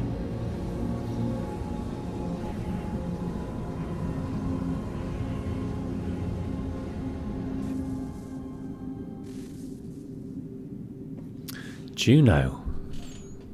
Drip feeding us a bit of lore here. Can we chat to her again? Wonder what's inside. Only one way to find out.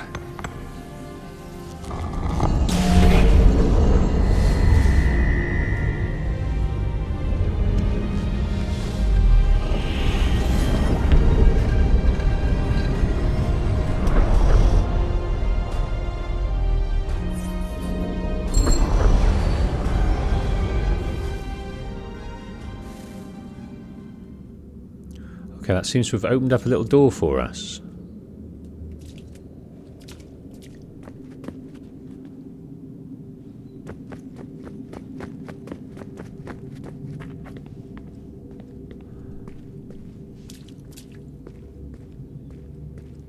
Oh, she's up there.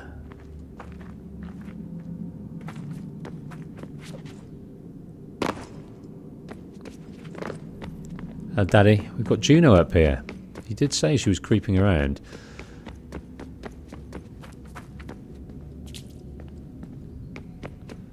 Let's have a little look up here. So we've only got one power source, is that correct at this moment? What is a fact? Is it fixed? Immutable? Certain in its existence and only awaiting discovery? Or might it be changed? Here we learned the answer, and thought that it might save us. They were used to command, to control, to own. But we soon discovered another use. When enough sat in thrall and were told to believe, their thoughts took on form. What was imagined became real. Oh, man. If 100 minds could wish away a wall or create a tree, what might 1,000 do? 10,000? More? Might we change the consensus and will the threat away? We resolved to send one into the sky where it might illuminate us all. Once placed, a sentence would be uttered. Make us safe. In this way, we would change the consensus. We would save the world. But it never came to be. We sent a dozen of them skyward, but there was no way to maintain control, to direct the beam, to enthrall the world, to speak the words. Though this was strange and dangerous, what we tried next was worse. Oh my god, this is amazing.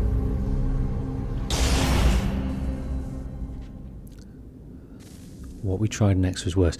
So, that's incredible. So, collective minds enthrall to the apple, enthrall to a piece of Eden, could change reality, could will things into or out of existence.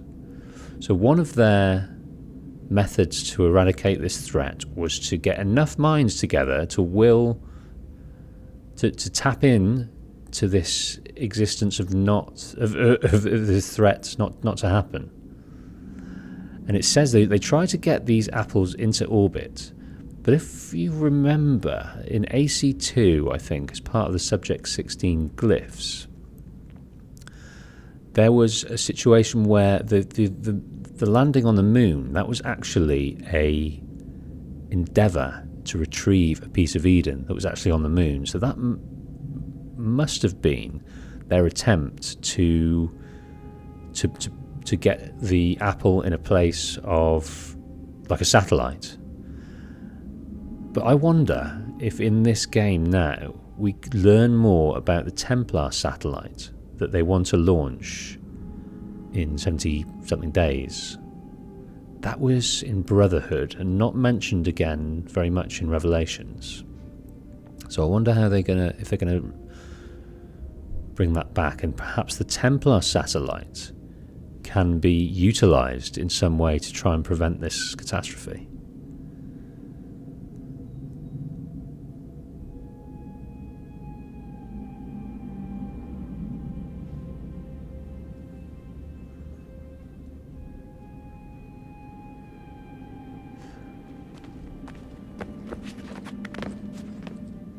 Right.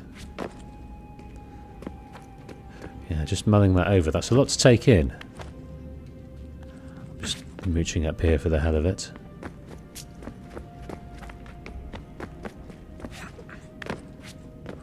Having a little explore. There's more!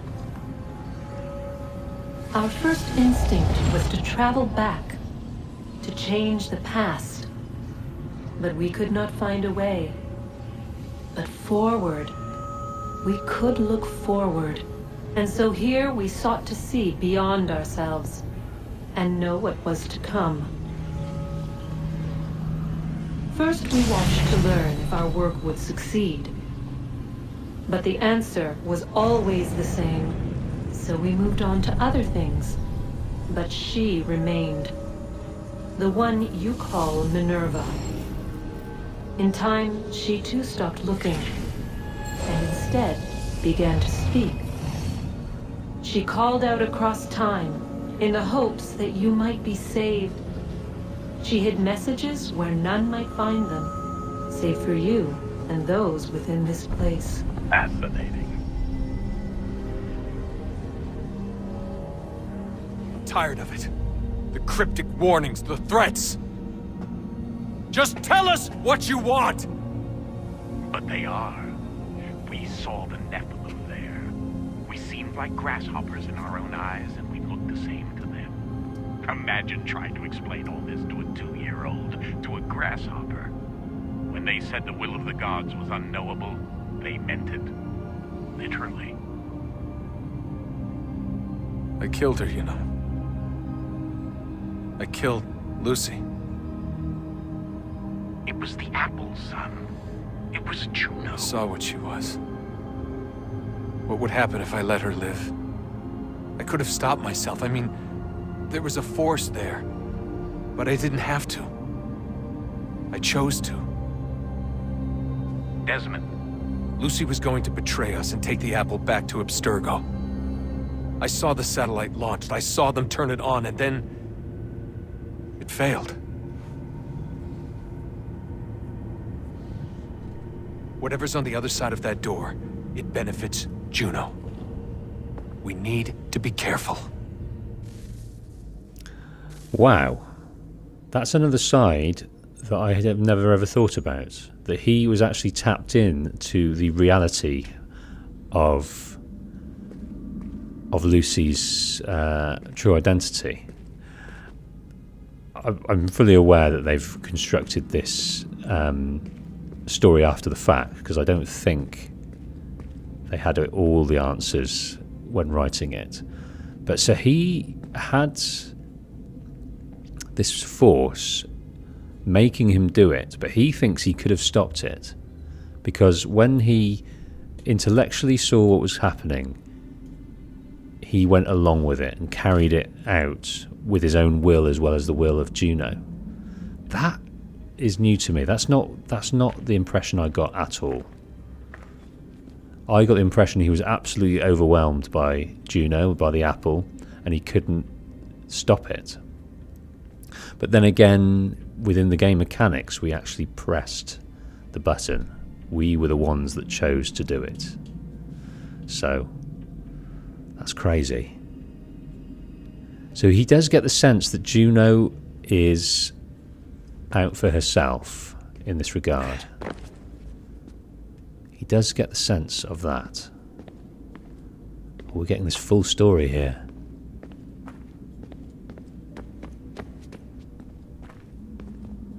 Okay, I'm just catching up on a few of these comments here.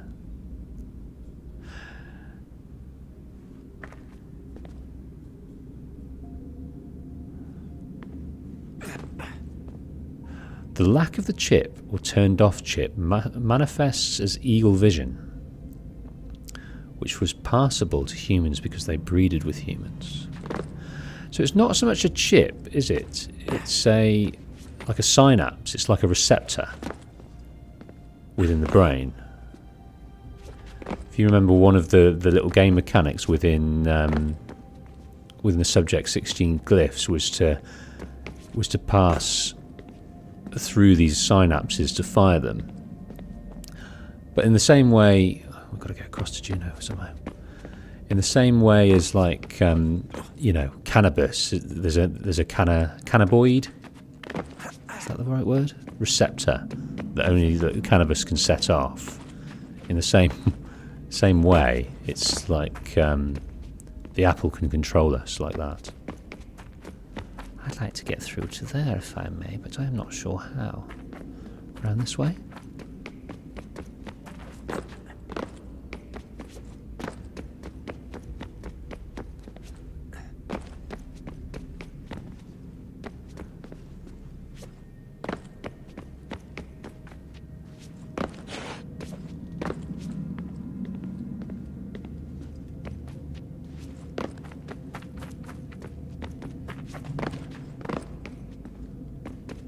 I'm so lost.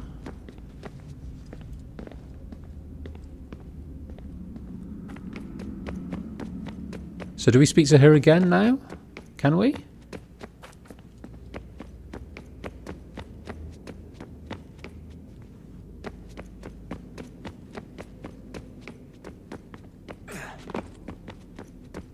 I'd like to get in there. I'm wondering whether the access is not available until we've got the new power cell. Oh, Juno, let me in.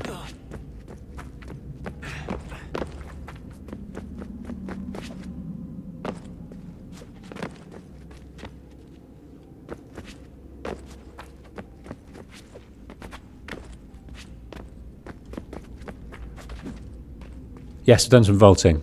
There you go, John. Didn't do it then. Didn't do it then either.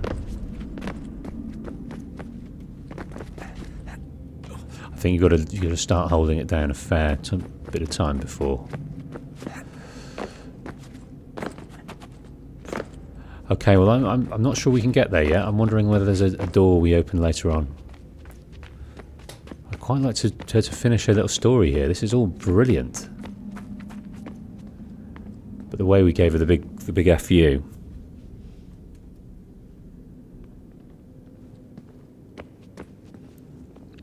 Do we have another power cell to put in? Do I need to persevere to try and get up there? Or do I wait?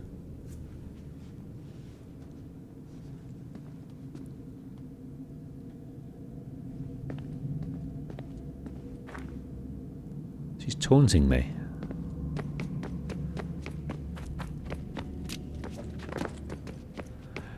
Right, let's speak to the other dudes first. So we've spoken to Rebecca, but let's see if she's got anything else to say.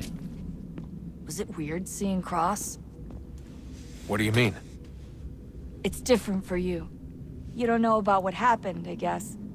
For a long time, he was important to us. He was a different person. Sean said he was a sleeper agent, like Lucy. It was different. She made a choice, but Cross, if you read the files, Abstergo just... They did terrible things to him. Rebecca? You're lucky. We all are. We have people who care about us, who look out for us. He was all alone, and the people he thought he could trust, they used him. Did you know him? No, but I knew Hannah. Who's that? She tried to help him. She trusted him. But there was a raid about a year ago. She stayed behind so the others could escape. Tried to reason with him to see if she could fix things. Well, what happened? What do you think happened? He killed her. That's what he does. That's all he knows how to do. Sometimes it seems like that's all any of us know how to do. Rebecca. I just want to be alone right now. She's quite emotionally invested in that. She's seen the Templars ruin people before. They ruined Clay Kazmarek. They tried to ruin us, but Lucy got us away for her own ends. But yeah, Daniel Cross. I think he is mentioned in a non-canon set of graphic novels, very, very early ones. I might be wrong. Oh, Daddy. Say some kind words. Son, I owe you an apology. I shouldn't have lashed out like that. You have to understand, I've never been very good at this. Never mind that we live rather extraordinary lives. Yeah, I kinda liked my ordinary one. You can't escape who you are, Desmond. So I've noticed. Look, it's silly for us to go back and forth like this. I admit, I did a shitty job raising you. I apologize, I'm sorry. But it's important you understand it didn't come from a bad place. You're my son. I love you. I guess I was so busy trying to make sure nothing bad happened, I didn't consider the consequences. Truce? Well, you did smack us in the mouth, mate. But, I mean, if you're trying to heal the fractures, who are we to stand in your way? Go on then. I can't believe it's taken me so long to ask, but... how's Mom? She's not... No. Your mother is fine. We decided it was safer if we split up for this job. Always assuming the worst. For good reason. Can I at least say hi to her? I'm sorry, it's too risky. Maybe when we're done. Right. He wants to speak to Mummy. He wants to speak to Mum. Put her on. Okay, can we have another... No, we're walking somewhere. Have we ever tried to make peace with the Templars? Throughout our history, there have been moments. Several, in fact. But it's impossible. There are existential differences, insurmountable. If there were to be unity, it wouldn't be a truce so much as a submission. But knowing what's about to happen, wouldn't it make sense to try and talk to Vidic? Come to an arrangement, even if it's only temporary? We'd all be so busy watching our backs, nothing would get accomplished. Imagine that. We're more productive at war. Well, have we ever tried sending in someone? Doing to them what they did to us with Lucy? Or Cross? We have, and it's never worked. We've sent people who were either too weak and found themselves turned, or too strong and were unable to carry out the charade. I just feel like we all want the same thing. We use the same words, but that's all they are, words. In the end, it all comes down to freedom. We seek it, they detest it. And so there's never an end to the fight. Not until one side is completely gone. Is that even possible? Probably not. Our two groups have existed in one form or another since, well, since forever. But things can be better than they are. And that's something.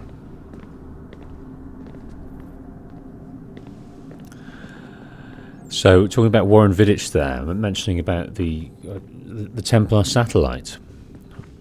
I'm wondering whether that's going to be utilised, and we're going to have to team up with Warren Vidic just for a moment, for a common cause. I think it's foreshadowing that. That's what I think. Daddy, did you look for me, Dad? When I was gone? Every day. Come on. I mean it. Every night I'd look, searching for your name or variations of it, hoping you'd slip up. Abstergo only found you first because they had better access. A few more days and it would have been me. Well, I'm here now.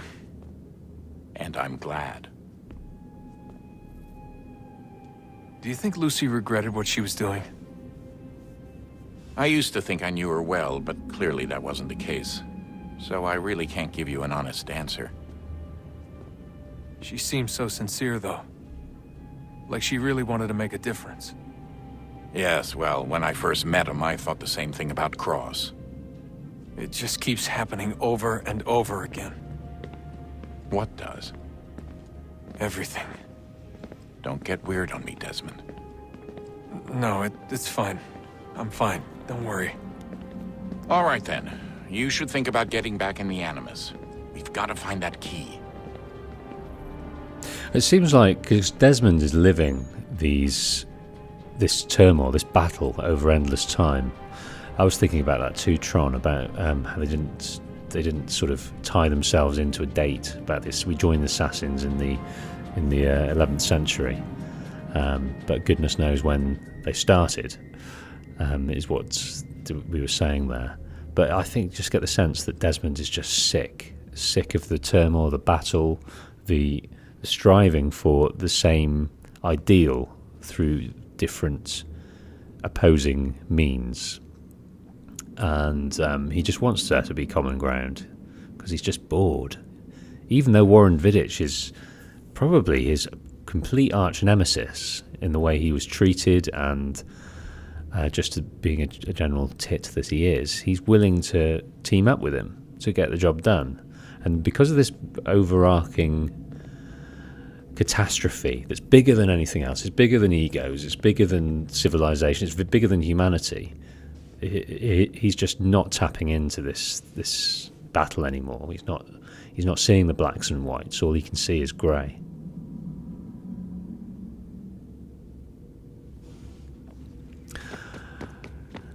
Let's speak to our friend.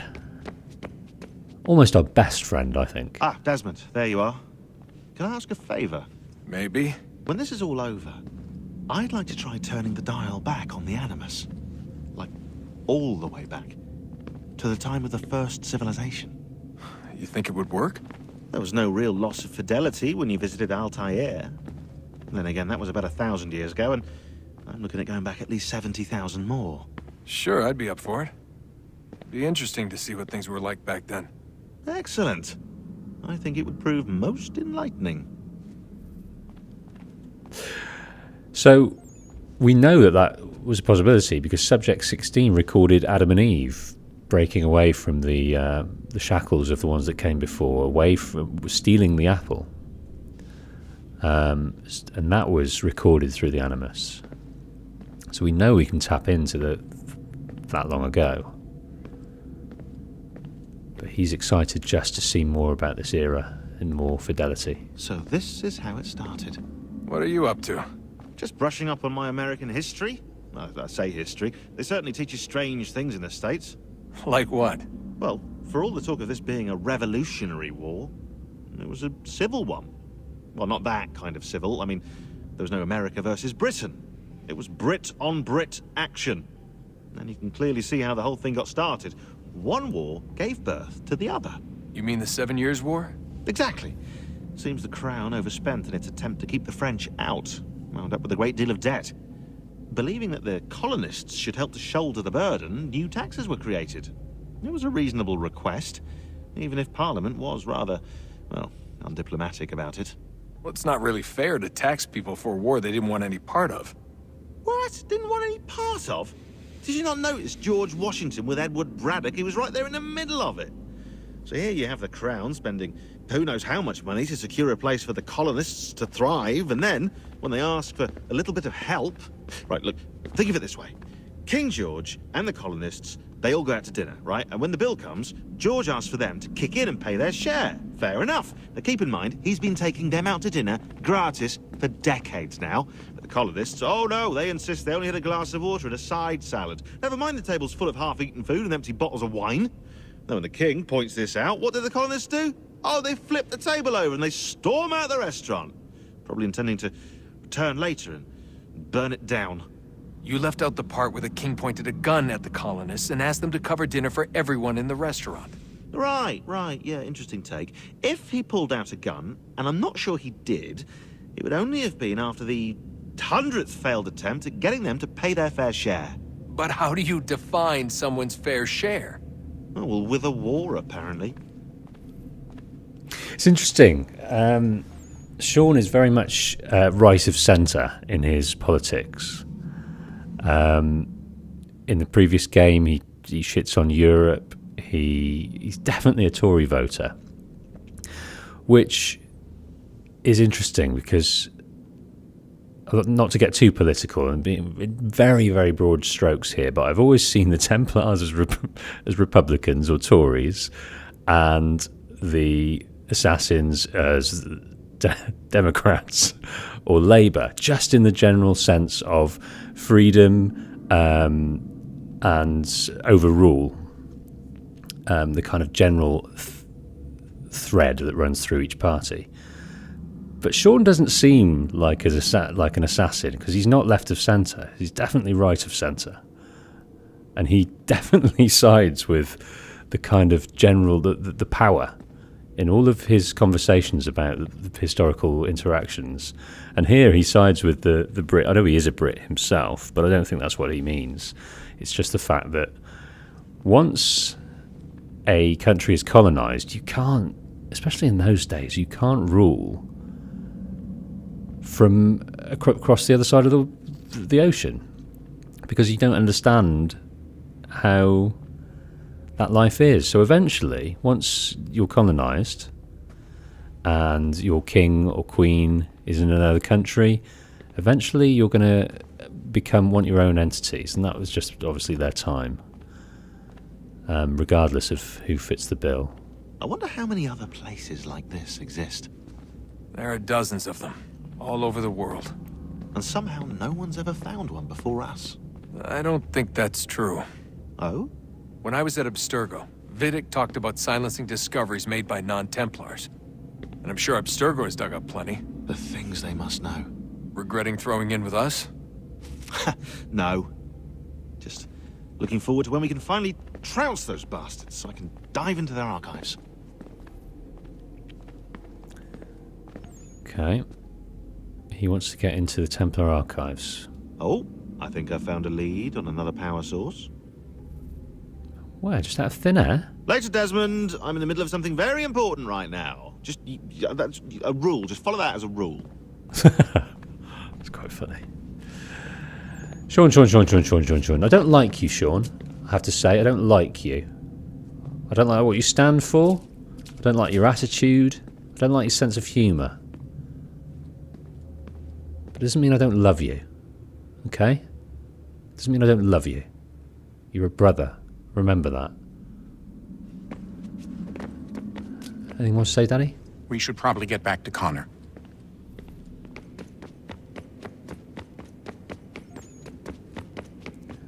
We will get back to Connor. Received messages. Okay. So we've had that one. We've had all these. We've got a few new ones here. Rebecca Crane. November 7th, 2012. At 18 minutes past 11. Sean is really getting on my nerves. You'd think with everything that's going on, the guy would stop being such a douche. Maybe he thinks it's funny, or maybe it's part of his snarky British charm, or maybe it's how he deals with the stress. Whatever it is, it's getting old real fast. We've got enough to worry about, you know, end of the world and everything. You'd think he'd show a little restraint or maturity or something. Sorry. Not like you need to hear me venting. You've got enough on your plate. Please don't say anything to him, though. He knows what he's doing. It's his way of... his way of, you know, having fun. So this is from William Miles to Desmond. In case you haven't noticed, we're knee-deep in the shit here. I understand this might not be your idea of time. It isn't anyone's idea of a good time. Picking fights isn't going to get our work finished any faster, so I suggest you stick to the mission. The sooner we're through the door, the sooner we can get back to our lives, or in your case, the lack of one. Oh dear, that's not in keeping with the conversation we just had. Sean Hastings to Desmond Miles. William's not the most diplomatic man, I'll give you that, but he cares about you very much. When you were under, during that whole bit with 16, he never left your side. Even slept in the same room when we put down for the night. Anyway, don't mean to be a busybody, just didn't want you to stay sore with him. Not too sore, anyway. The man means well, even if he's got an odd way of showing it. Just like Sean, just stick up for the patriarchy, isn't he? The bloody overbearing taskmaster. Come on, let's be a bit rebellious. We're assassins, man. Let's fucking raise a fist and a finger to the powers that be. Sean Hastings. Just a quick heads up that I've pushed in a new batch of entries focused on the Kaninkatakaka, so the tribe. In order to ensure accuracy, I actually turned to a friend on the outside. Don't worry, he thinks it's for a presentation, so we're in no danger of being discovered. You'll find a new section under the database labelled Surprise. Kanyenkahaka. Fucking, what is that word? It has information on their political and social structures as well as some notes about their material culture. Okay, we'll have a look at that. Connor's Piece of Eden. Interesting. Yes, forgot about this. The sphere, the see-through sphere, like the crystal ball. The sphere used by Connor during his spirit journey is clearly first civilization in origin. It appears to function as some sort of temporal calculator. It's essentially a crystal ball. There we go. But one that actually works. This can't be coincidental, which begs the question, are there others out there? I wonder. Something very corrupt here. What the fuck is that? It's a load of... Is that code? I'm trying to decipher anything. I can't decipher a single word. No, I can't do anything. It works. I should hardly be surprised. Electrical impulses move from one pathway to another. You call them networks. Our word for them was more akin to road. It is yet difficult to project a thought from one medium to another. And yes, it works. It works. It works. What is that? 2 Desmond Miles from all those numbers. I've been doing some digging on Hatham's blades. Here we go. Still not 100% sure where they... Oh, fuck me. Still not 100% sure where they came from. My initial instinct was he started out as an assassin. I believe his father was one, in fact, but it appears he was a Templar from pretty early on. Maybe he took them from someone. It's happened before, and they're quite handy. I'm surprised more Templars haven't put them to use. Pretty easy to build a pair if you know what you're doing. So there's more from this binary improvements. I've found a way to better control the impulses to formulate a thought and transmit it, to add a sense of structure, sense of order. You fear... How is this from Juno? Is this from bloody... She's sending emails? That works. Our word for them was more akin to road. It is yet difficult to project a thought from one medium to another. Yeah, it works. I think this is Juno. I found a way to better control the impulses to formulate a thought and transmit it, to add a sense of structure, a sense of order. You fear order. You're kind. The gentle hand tends the flock. It is a kindness, not a cruelty. So grammar's terrible. I wonder, will you ever understand? Your enemies do in their own way, but they share your base heritage. Their concept is flawed. They are not worthy. You have all proved unworthy of our gifts. There we go. Looks like Juno's really taken a shine to you. I suggest you don't engage her. There isn't time to go down that rabbit hole. It's sure to prove a badger's den. Besides, this whole experience is actually... That final door, salvation was it? But for us, who knows? Here we sit, working towards something we know next to nothing about. But it's our only chance. So there's that, I suppose. He's much more endearing and down to earth in his emails. Laugh out loud. Somebody doesn't like me. You should not meddle in affairs that do not concern you. All these Juno visits and emails too, apparently, have got me thinking, what happened to Tinia, that's Jupiter, and Minerva? They're the ones who invited us to this little apocalypse party, and now they're gone and buggered off. A little inconvenient, not to mention rude. I'll try and poke around later, see if there's not some sign of what happened to them. Yeah, there's perhaps discontent between Minerva and Juno, you're getting the sense of. And Juno really is quite aggressive.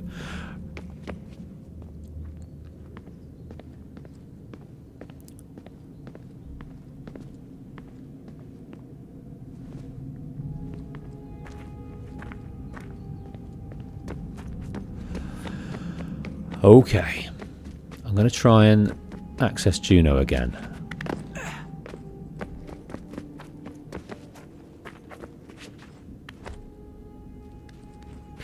She's through there, but we can't get through there.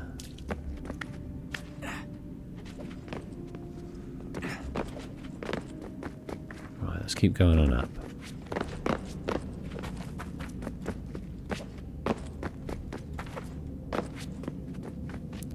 Oh, Juno. Juno something? I'd like to come and see you, Juno. There you are. Right, I want to get through there. Right, should we climb up? Oh, here we go. Now we need to get over that way. I've been here before. Can I get from up here? No. Maybe through this way. No, I'm going to die. That's me dead. No. Well, that's cool. No. Oh, we run out of steam. Oh no. Where are we? How am I...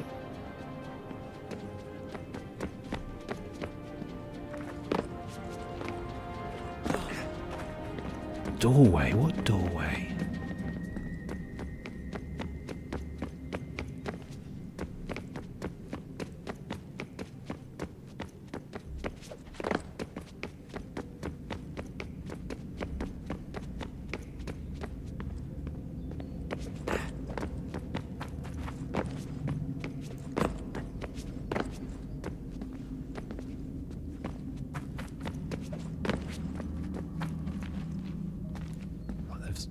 There's no doorway there.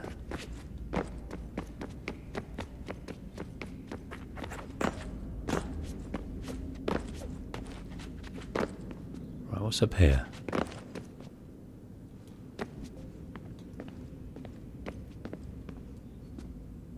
So on the top flight of stairs where you first reached. So is that up here? Do I keep going up?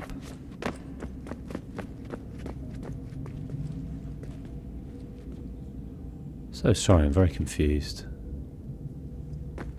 I don't know where we first reached. I'm all turned around.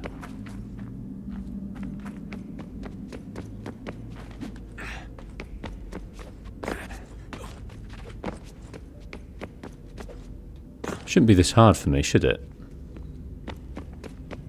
Here? No, that's going to send us down there. Here? This is where we just came from.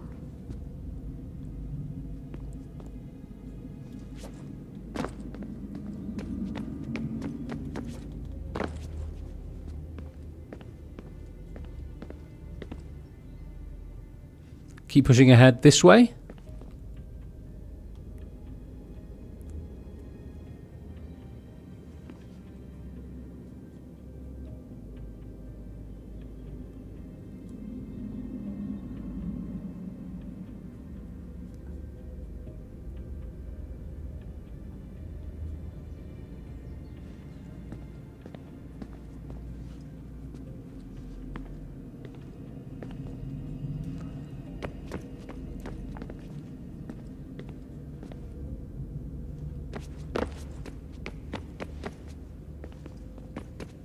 I'm going to give that a go.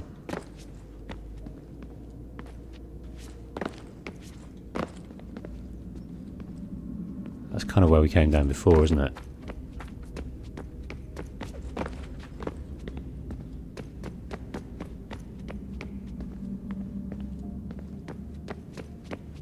That's it. This looks like it, doesn't it?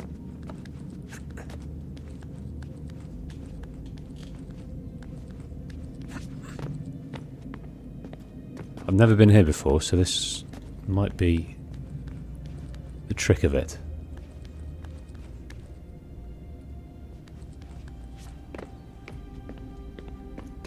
Hello, Juno. Regale me with your tales of times past. Possibly... What? Juno? Where have you gone, my dear? I just came to see you. For more tales.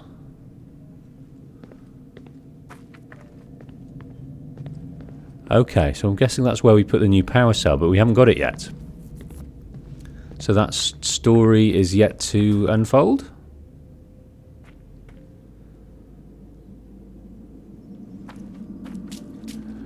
Do you know what? I think we're not going to miss it, are we, if we carry on? So let's leave that there for now. Wait till the next power cell.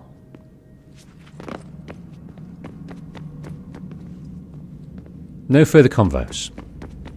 Well, I wish I knew that before.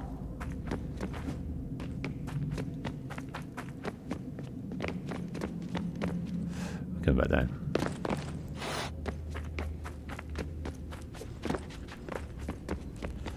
Okay.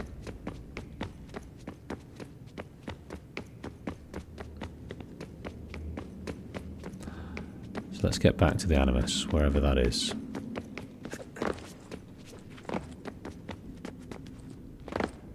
Could have just jumped down from there, I think, but... Go back round.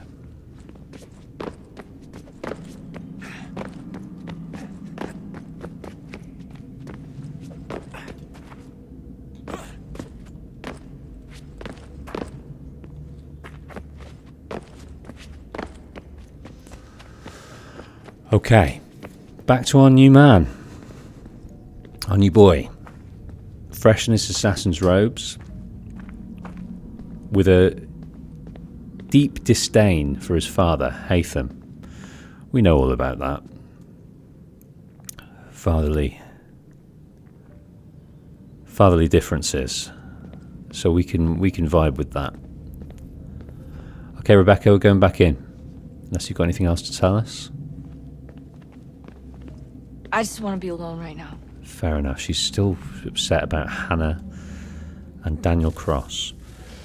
Good luck, Desmond. These are troubled times. The already uneasy alliance between the Crown and its subjects frays. And behind them both the Templars plot, pulling strings and moving pieces. History dictates they seek order through control. But how will they affect it here? Who supports them? And what conspiracies have they already spun? All these things I must determine. For only by knowing my enemy can I hope to stop them. Connor! Oh, we've aged. Spare a moment. Of course. We've aged considerably. What is it? Xingbao, or rope dart if you prefer. One of the many plans given to us by Xiao Yun to... Xiao Yun. Sorry. We'll have to work on this.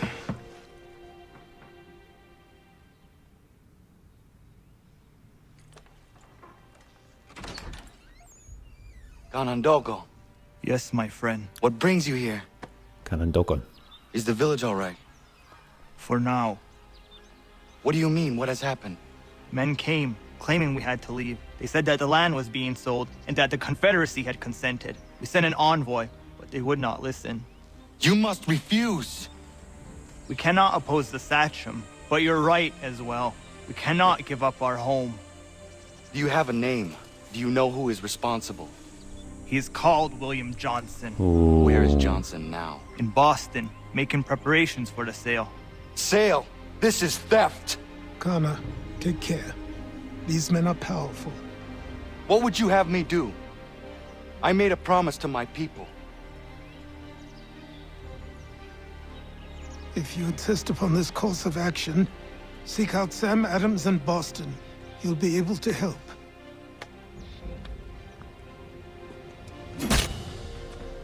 What have you done? When my people go to war, a hatchet is buried into a post to signify its start. When the threat is ended, the hatchet is removed. You could have used a tree. Okay, was that where the phrase "bury the hatchet" comes from?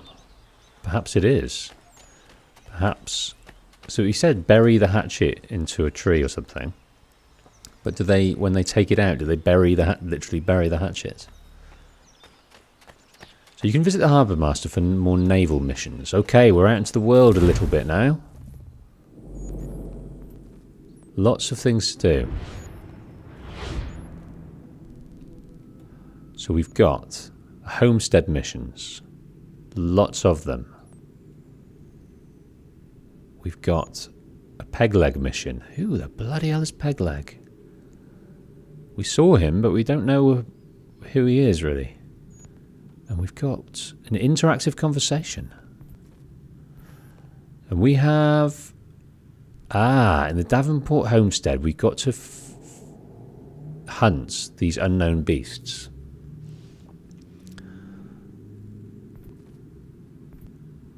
And there's a logbook. View the logbook. View the logbook. Hunting Society. Naval. Collectibles. All right, we'll get into that in due course. I'm just going to take a short 2-minute break. Before we get into this world. So we have spent 10.5 hours getting up to the moment where the world opens up. So that's pretty crazy. Pretty crazy. Lots gone on. So we can just mooch around now and have a little play. Get our sandbox on. Right, give me 2 minutes. But before I go, let us have a think.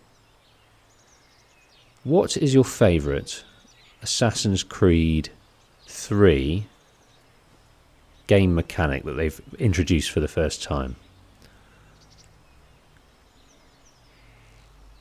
I really like that naval thing going on. That's probably my favourite so far. I'm excited about the possibility of that. But what is yours? See you in a moment.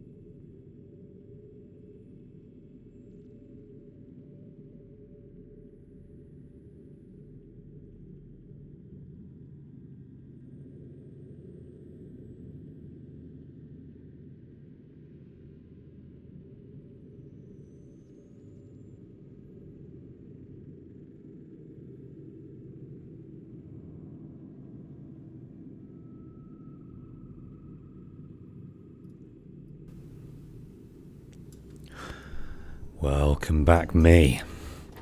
Okay. So what were your favourite things? So the Homestead missions are going to be quite fun. Tree parkour, yeah, I'm liking that. I'm liking the new improved traversal mechanic. Naval missions. Oh, bayonets and guns. Okay. Yeah, we've had some access to those. Definitely some decent animations in the kills there.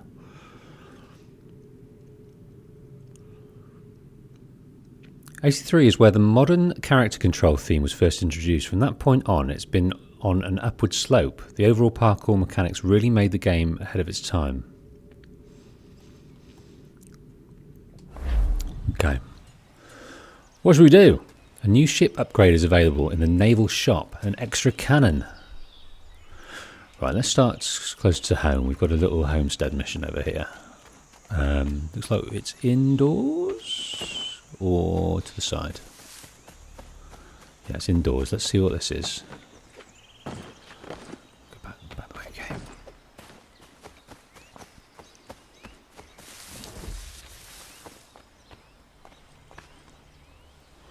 So some of these mechanics are a real mystery to me, especially the ledger and the trading thing. That seemed really complicated.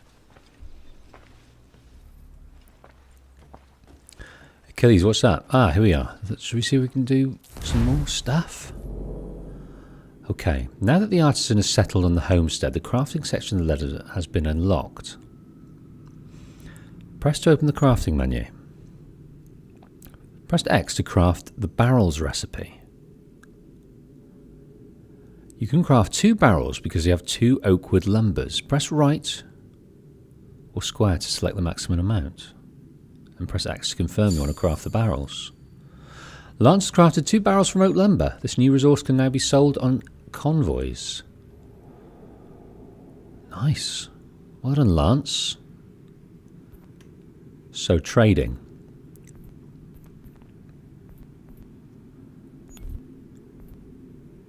Stockpile. Okay, select a convoy. Select a resource. The barrels. Hancock store number 5. Elizabeth Murray's Finery. Pay the best prices for clothing and woodworks. Let's try Elizabeth Murray's Fineries. Select the resource. Barrels, yes. That's all we've got. And send convoy. So that's a profit of £86. Okay. Just make me some money. Get that money made. So how often do we do this then?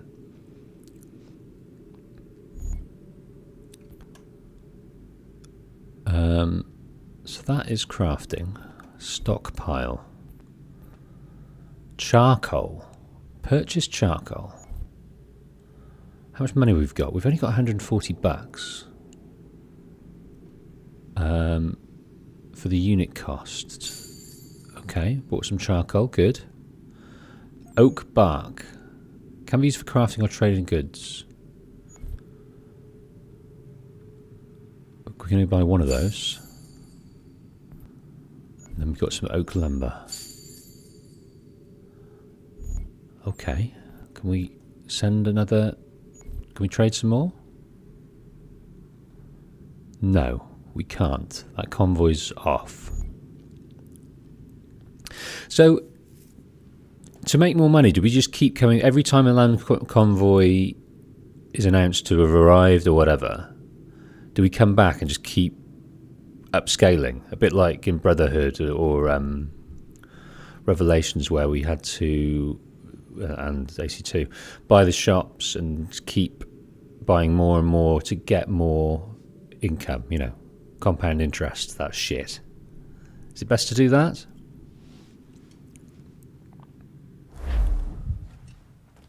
Okay. Encyclopedia of the Common Man.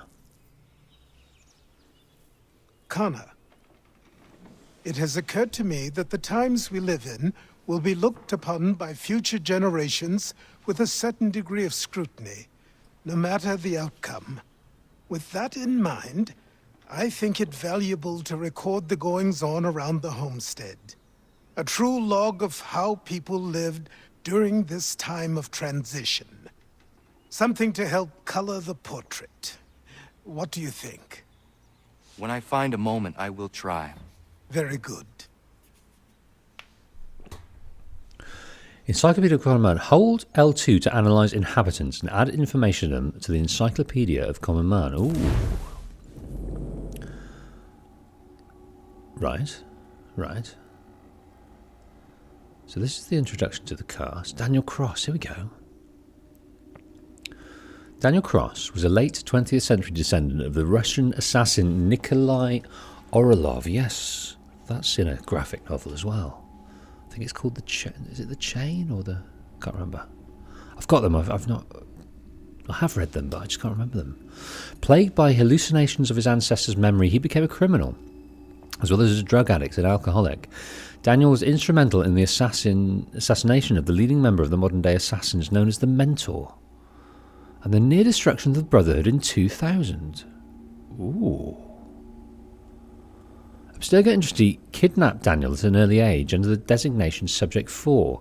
His genetic memory was explored and his mind experimented on by Warren Vidic. The latter implanted Daniel with a false identity and, most importantly, a single impulse to locate the Mentor and kill him. Wow, so that's either been explained, who the Mentor was, but it's not something I know. Don't tell me, because I will try and... So I'm pressing L2 here to try and discover people. So let's go and find... He's from the Fall comic. Yes. Let's go and find some dudes and look at them. Who have you got nearby? Getting used to this map. Now, they were teeming with them earlier. Absolutely teeming.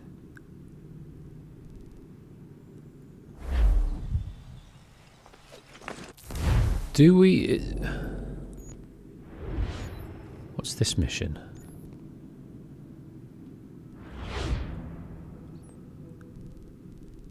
Main mission. We don't want to do that yet.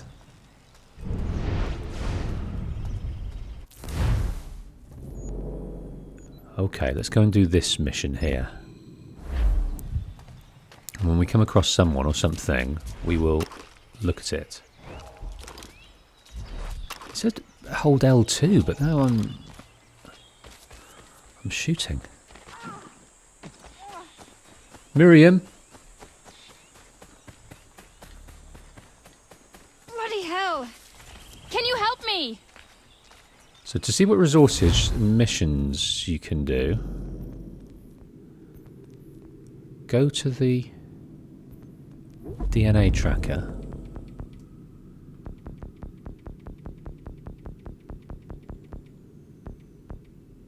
Lance, Warren and Prudence.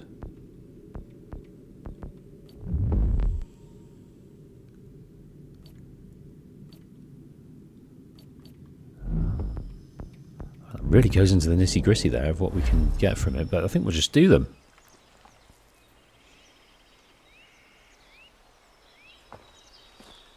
Are you all right? What do you think? How did this happen? Poachers in the woods. I asked them to leave. This was their answer. Come on. We need to get that arm looked at. What if the men who did this? They can wait. Your wound cannot.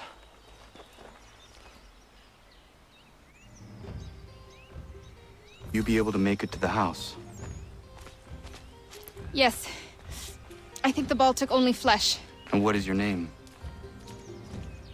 Miriam. Do you live nearby? I don't have a home per se. I took to the frontier when I was a young girl. I've made my life out here ever since. Living where the land makes it easiest. Not a common choice for a woman of the colonies. No, it's not. But truth be told, it was this, the convent or the brothels. I prefer the open air. Yeah, that would be my choice. She's a really fine voice actor. I don't know how much we get to know about Miriam and what part she plays in the overarching story, but she's immediately interesting.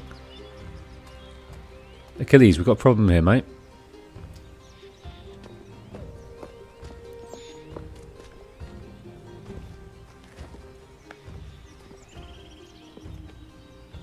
Kana, what are you doing? Those poachers need to be stopped. Saw the scabs from my hunting blind. Get to that and you shouldn't have any trouble finding them. Use the rope dart if you can. Get familiar with it. Okay. So, rope dart.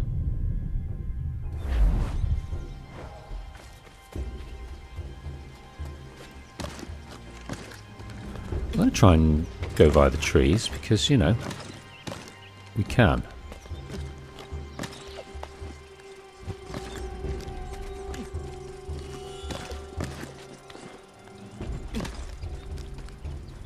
Boo!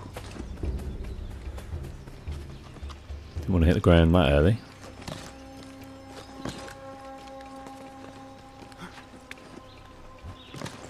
It's so smooth, isn't it? I just love how when you hit the wall there's a little animation of him squaring his shoulders, putting his shoulders to the side to try and change his body shape to get around it. It's really great.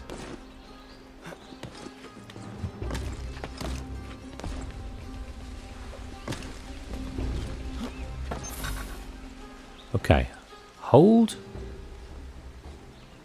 triangle while above an assassination target to assassinate them.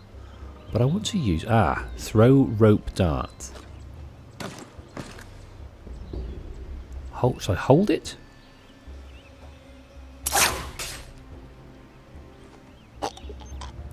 Yes! Phenomenal.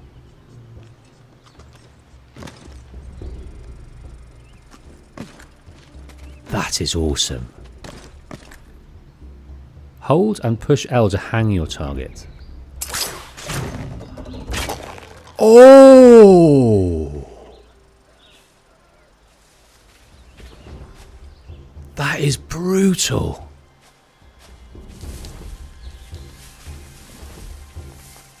That's phenomenal.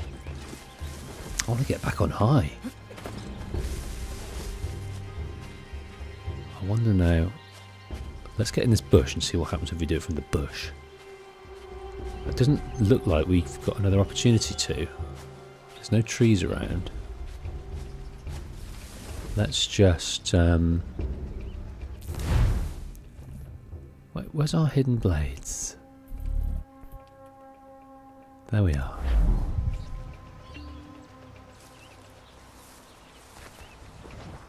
I shall press assassinate, and you shall die.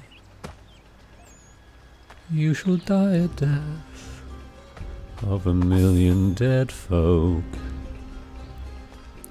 I'll take all your money. Your money will be mine. I'll spend it on things I find Johnson's opening up sublime. some of that Mohawk land he purchased for free hunting soon. Might be we make a good haul up there. I hear tell lumbering will be allowed to boot. What does he want with the territory if not the game? And You saw me, son! There we are.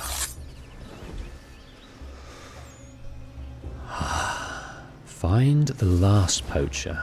He was saying something there, but I was so excited to let the rope dart go. I didn't listen to what their kind of their deal was. Let's listen better. Let's listen better. Hey! Where are you, fellas?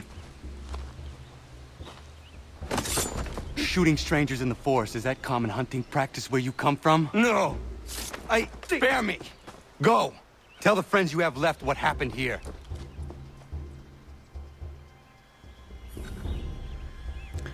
What happened is we executed almost last one of them. Oh, Fucking rope darts. Hell yes! I'm into that. Are they single use? I don't think they are. I think you've just got it the whole time, right?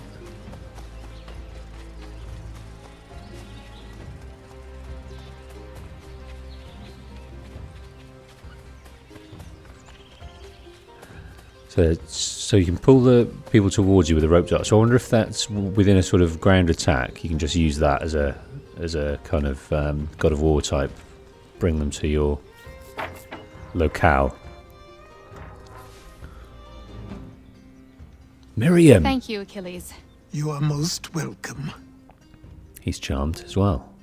Why did those men attack you? It's no secret this land is full with game.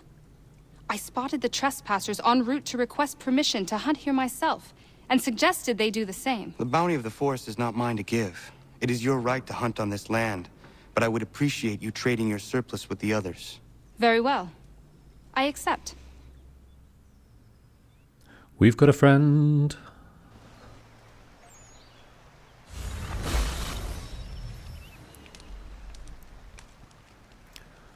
Okay. New weapons and firearms can be acquired by either purchasing or crafting. Completing a mission may unlock weapons. Can't read that quickly.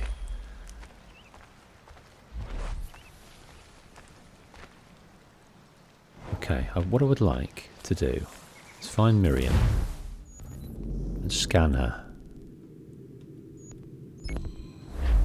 Let's find Miriam. There she is up there.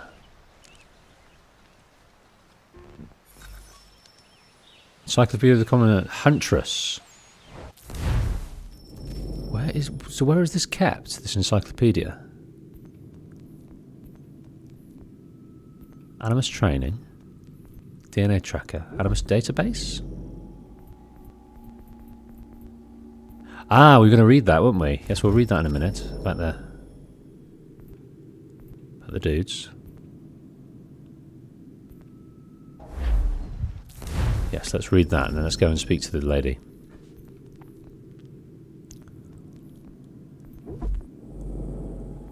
Okay, so this was given to us by your man. It's been developed some more. Social political organisation.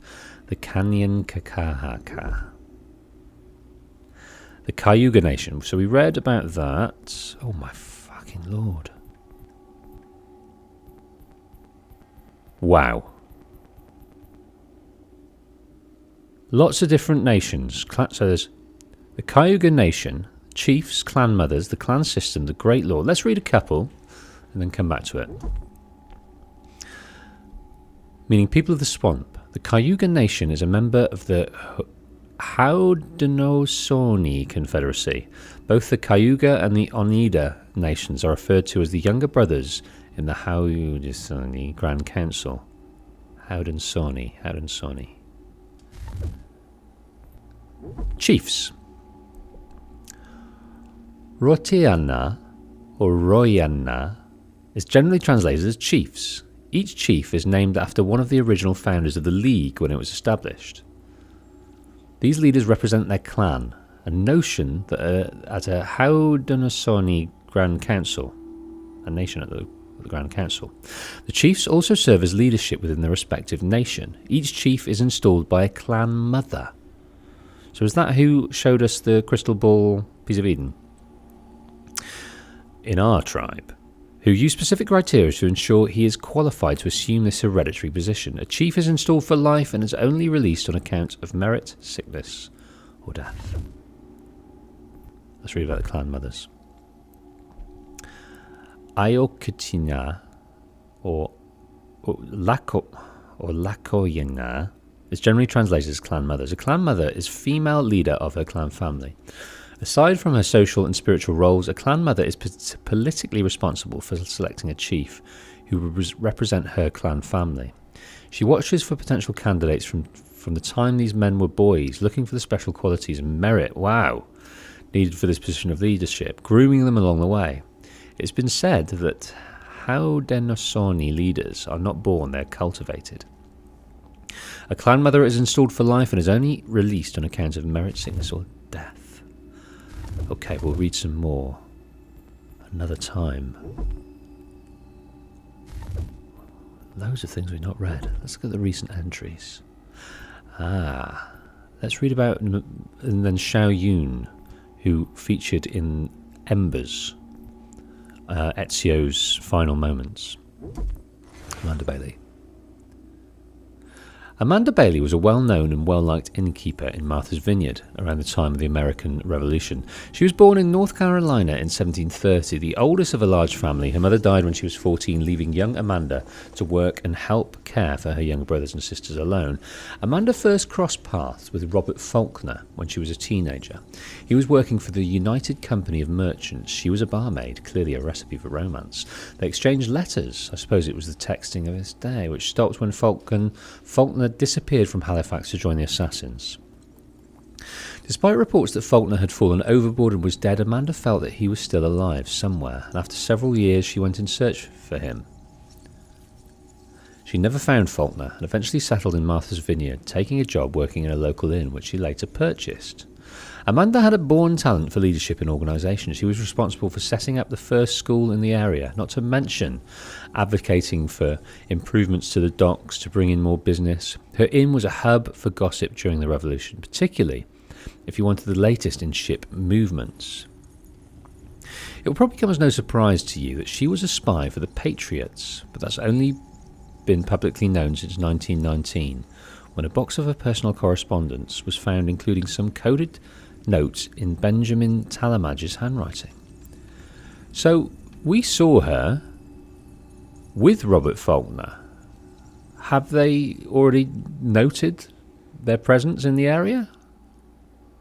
Considering she couldn't find him.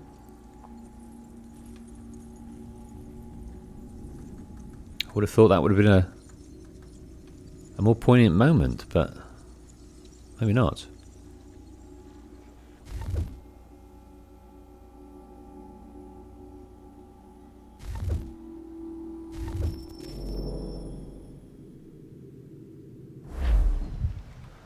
Okay. Let's see what this is about. If anything. I'd like to use that ladder if I can.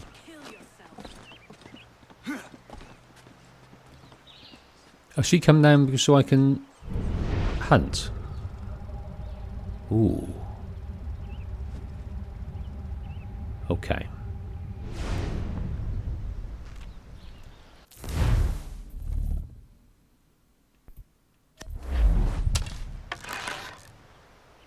This is quite a long way off, but let's give it a go.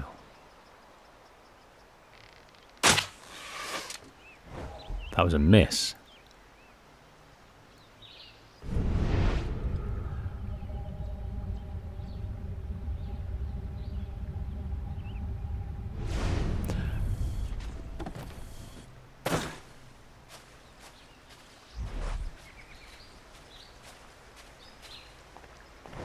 Can we talk to her? I don't think we can. No, she's just wandering around. She's just doing her thing. Going to be a busy day. Right, let's have a little bit of a mooch around, see if we can't muster up. Here we go.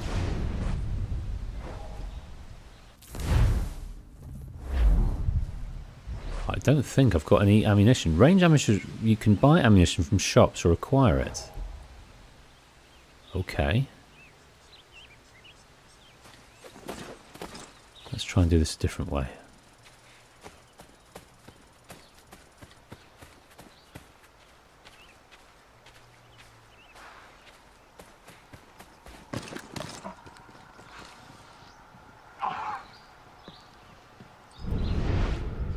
Okay, well I've scared him off.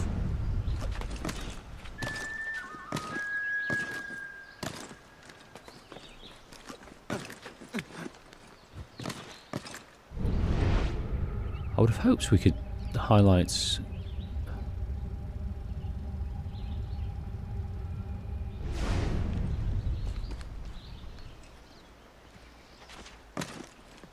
there he is, he's marching up there. So Convoys return to the homestead. Okay.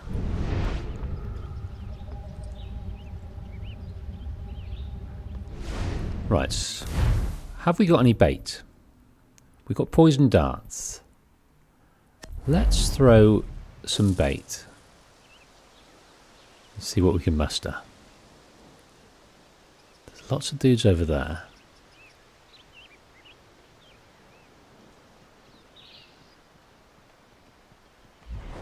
Hello.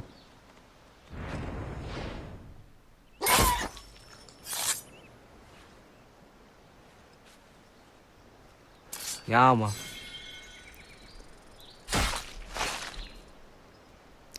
Okay, so we've acquired a deer pelt. So that being, all things being equal, yes, we've got the deer and the wolf in this area.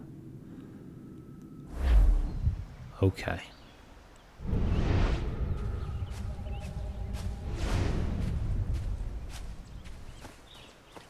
What else can we see?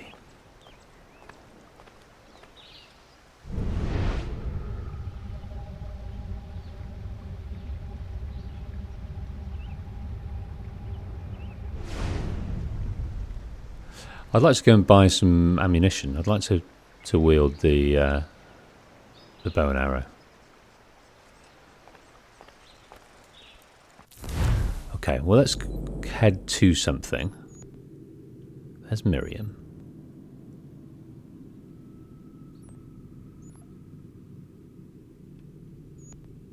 Harbour Master. Let's go and speak to this peg leg gentleman, but let's go there on foot and see what we can't come up with. Let's try and get some elevation though, if we can. How do we get up?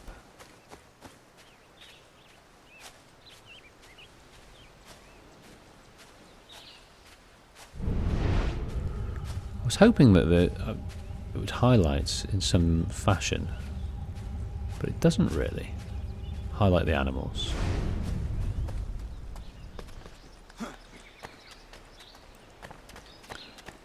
Okay, let's take it to the trees over here.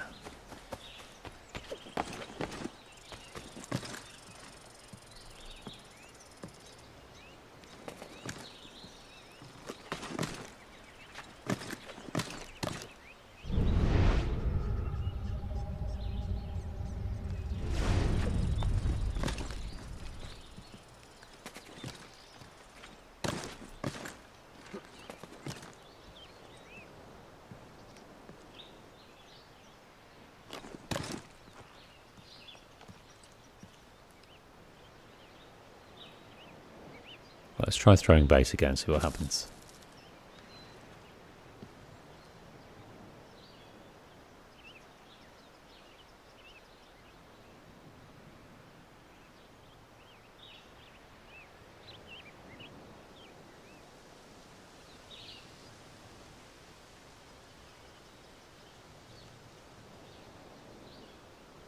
Not a huge amount. Didn't see any animals in the area, so maybe that's why.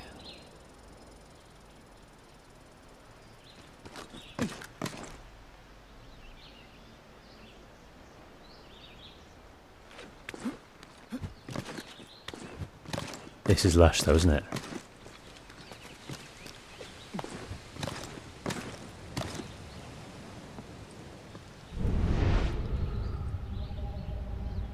Can't see any beasties anywhere.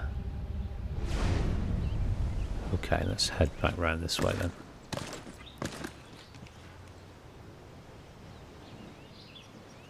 I heard the chirrup of an animal of some description.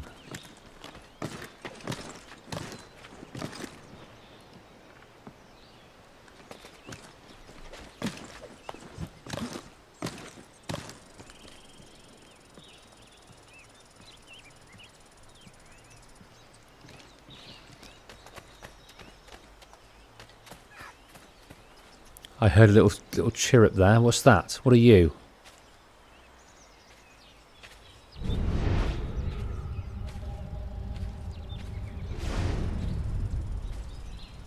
That was something.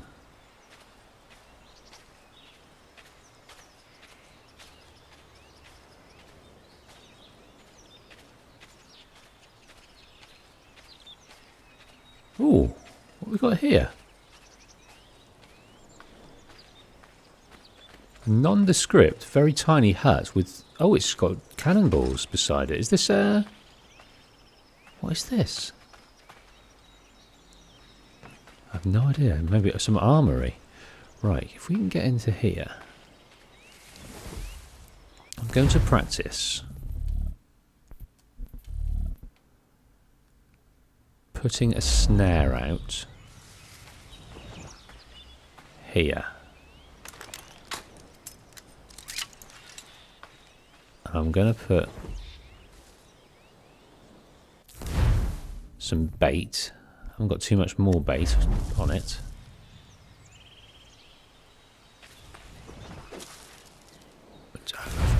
I've over-egged the bait there. But I don't think that's the answer, because we put it on a path, but I did see like a foxy thing come out, so I'm just hoping it's going to come nearby. Ah, game zone. Faulkner's home. Fair enough. It's probably not a good idea to put a trap on a path. I'm thinking.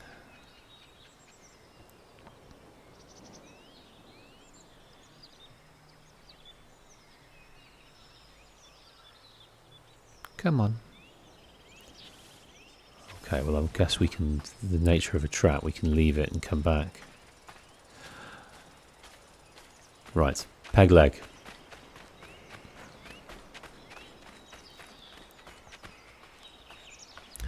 Hello, who are you?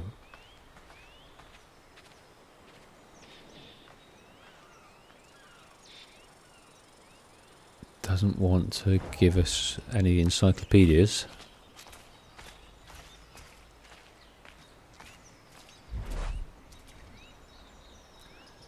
Clue analysed. Invalid target. What clue?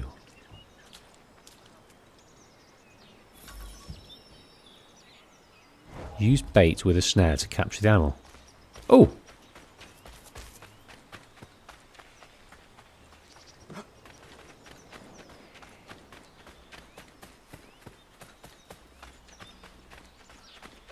What?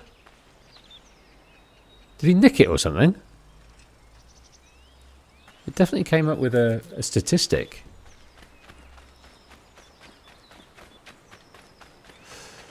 Alright, it'll all make sense over time.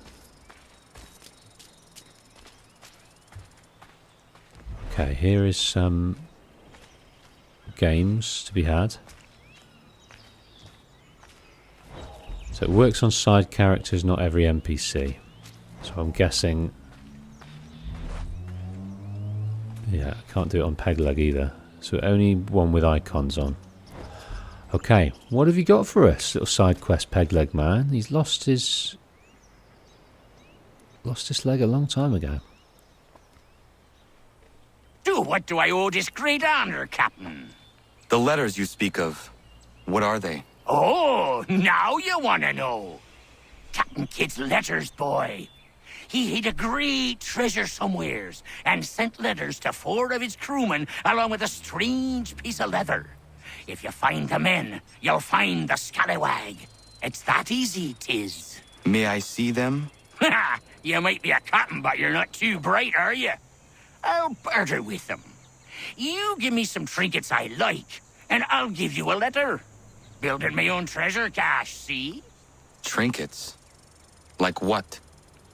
Where? Use your imagination, Captain. There's interesting swag all over the frontier.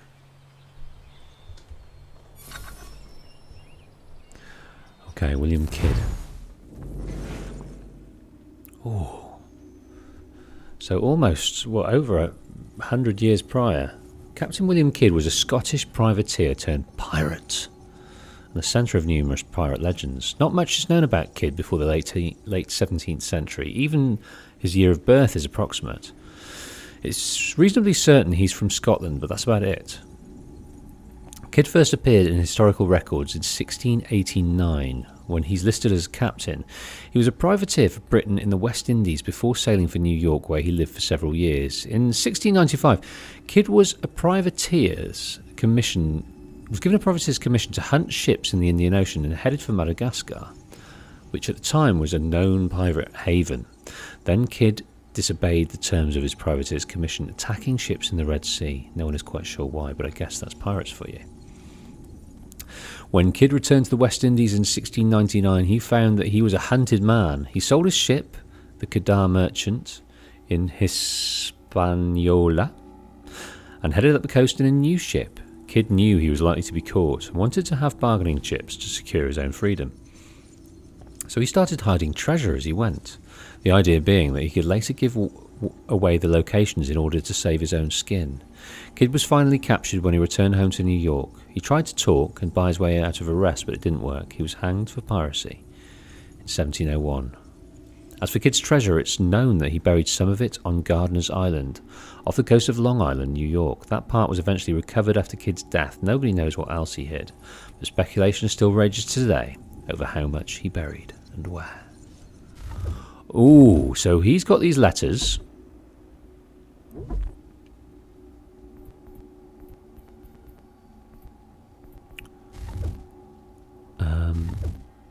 We're going to look at we're going to read something else as well. Yes, Xiao Yun. Xiao Yun is an assassin from China and one of the last assassins to meet with SCO Auditore before his death. Yun was born in royal captivity during the Ming Dynasty. She spent her teenage years life as one of the favoured concubines of the Chinese Emperor Zhengdi. While not an ideal lifestyle, though, it's better than... Zhengdi's taste for travel meant that by the age of 15, Yun had seen more of the world than most people of the era, which I suppose you might consider a bright side. In 1521, the Assassin Order used the confusion surrounding Zhengdi's death to infiltrate the Emperor's compound and free some of the concubines, Yun among them. She immediately became an assassin, but never forgot the women she'd been forced to leave behind. Years later, she returned to the imperial palace to free the remaining concubines, only to find that they'd been killed by Zhengdi's successor, Jie Jing. Jie Jing's response to the second attack on the imperial palace was swift and brutal and caught the assassins unprepared. The Brotherhood in eastern China was decimated. Xiao Yun and her mentor survived but were forced to flee Asia entirely. They travelled to Italy to seek the advice of Ezio Auditore, but only Xiao Yun would finish the journey, arriving in Florence 1524, shortly before his death.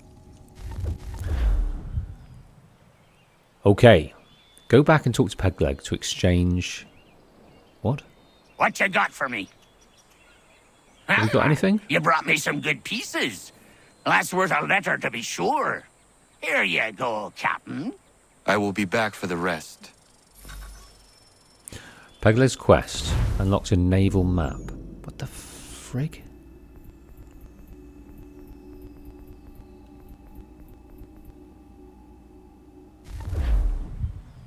Pegleg's quest. New destination unlocked in naval map. Oh, what was that? What was that? Letter to Lucky Lem. Here we go. Lucky Lem, I write you this script from the North Atlantic.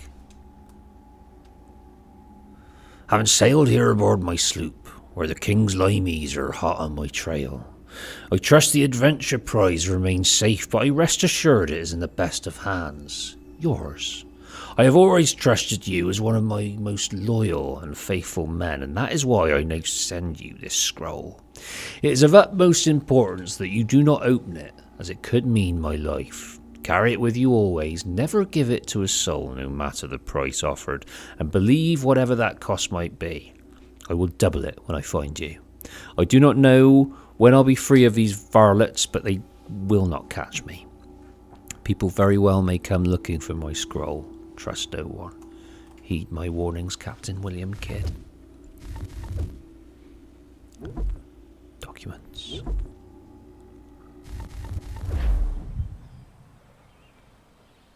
Okay.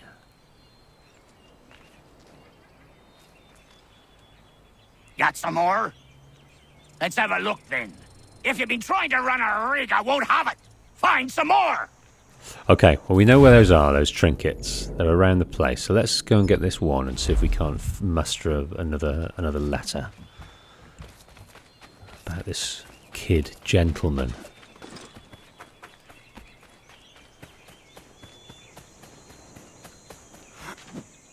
Yep, circle that was. Oh, okay. We fought one of these before. Let us just shoot you in the face, mate. Obviously, we're going to use a fair amount. Yeah, man. So damage wolf. Okay, well that makes sense. We don't want to damage it. Quality of hunting spoils. It's very intricate. It's very Red Dead-esque. Okay, here's a trinket. Homestead. Trinkets. Find 6 trinkets for peg leg. So we found one.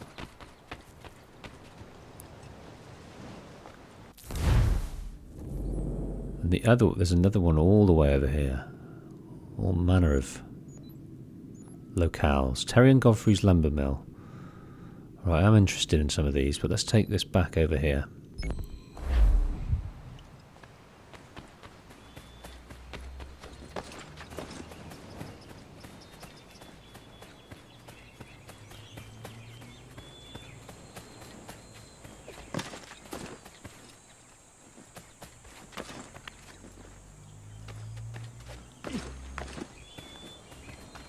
I love the way they slip through the trees and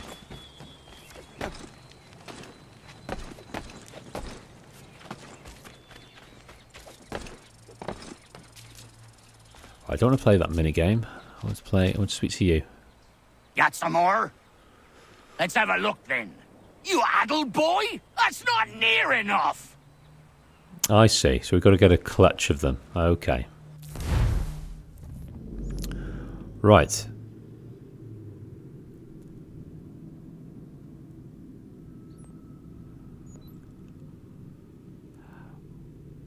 What I'm going to do is go over here and get that other trinket. Then we're going to travel back up to listen to this conversation.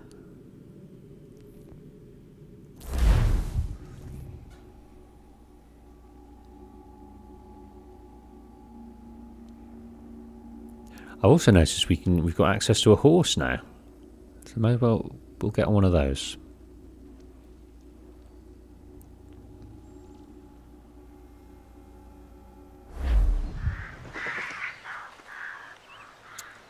Okay. I can hear some beasties. Ooh. Now it's just the crows, isn't it?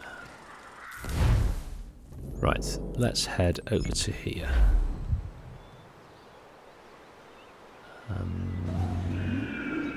Right down into the scrub.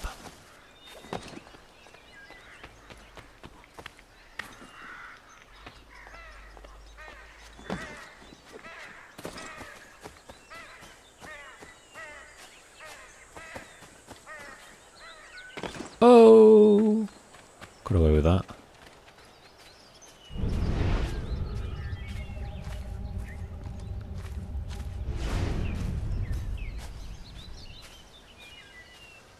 Got away with that quite nicely.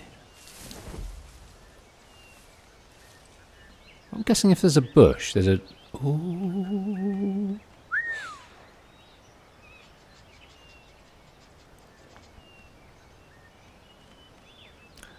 I whistled. I don't know why I whistled. I don't think that's the way to get a deer to come and get you. Oh, but I nearly had it. He's going to come back, I think.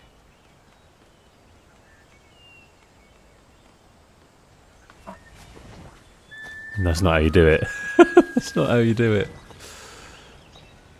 Yeah, I had a tiny window of a split second to press the assassinate button. It came near enough. But I don't think whistling is the way to get a deer towards you. Anyway, we've got a deer in our map. in our inventory, in our... We've ticked the deer off the list, that's what I'm saying. Lucky bugger.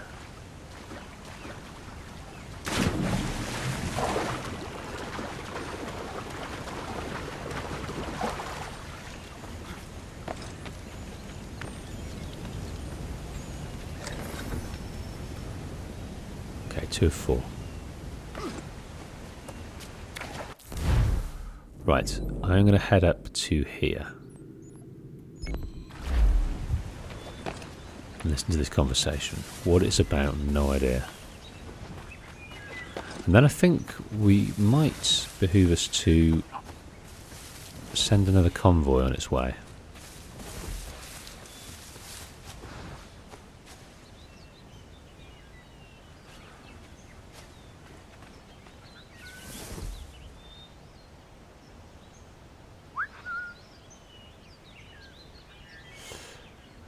The whistle kind of just stops them in their tracks. It doesn't sort of attract them. Right, let's use the last of our bait.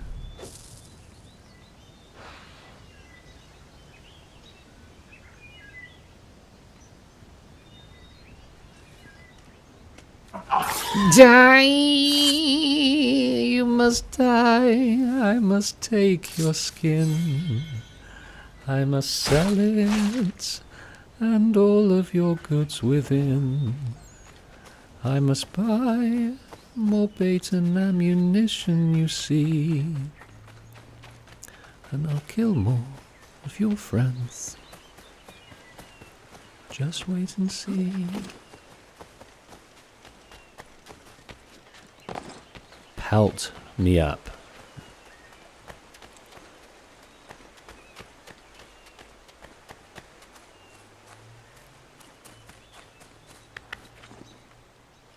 Okay, so open worlds have changed for the better, I think. Why mark a conversation? Why not discover it? That's the beauty of the open world these days, and it's been sort of, yeah, Breath of the Wild, Red Dead. Probably a few pioneers before that, but just allowed the world to be just more sense of discovery. When you put things on a map and tell people to go there, that's not discovery, that's just taking things off a list. It doesn't give as much agency.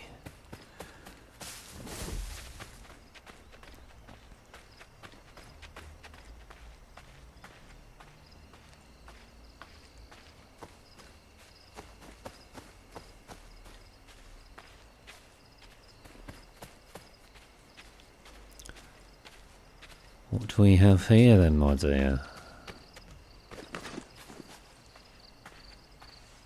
Talk. That's what I want to do. I want to talk to lots of people, but this is the first opportunity you've had to just talk since the ship. There's not been a mission. I just want to talk to people. You must be Connor. We've been raring to finally meet you. My name's Catherine, and this is Diana. We're the wives of those 2 blockheads who cut trees. Nice to meet you. We've heard so much of you from the boys. Glad to finally put a face to the name. The pleasure is mine. We were just discussing how nice this bit of territory is, on a river with nobody upstream. I won't lie, Godfrey's letter had me a little worried, but now that we're here and settled, I must say I'm rather happy. They had us on this plot north of Champlain that was a tangle of rock and bramble. Ugh, horrible place. It's a real treat to be able to walk up the hill and take in the ocean. Your husbands must keep you busy. Nothing we can't handle, Connor. The boys think they run the show, but the real bosses are right in front of you.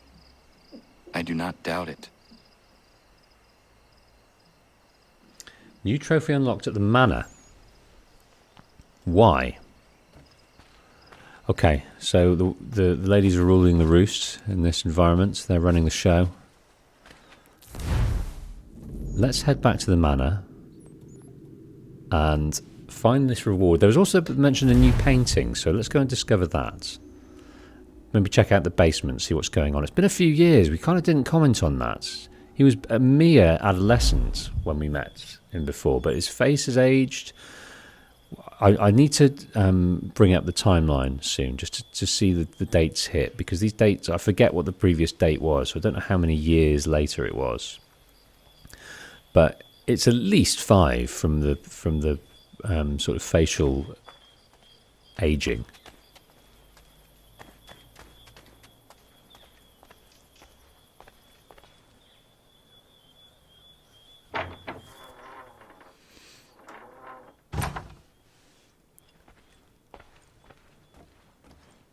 Okay, let's get some.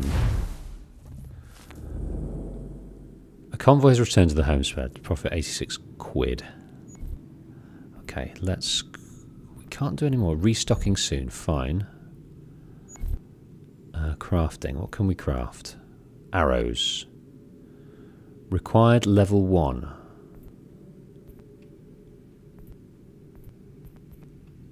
Right, artisan. So I want to change artisan.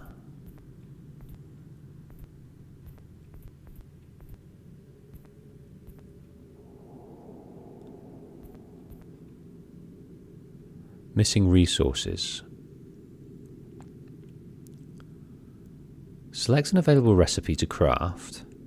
Make sure you have the required resources. What resources do we need for this? Oh, we need kindling and iron ore.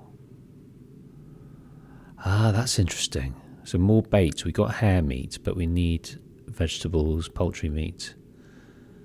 Cartridges, we need lead ore. Rope darts, we need flax. Where do we get all this stuff?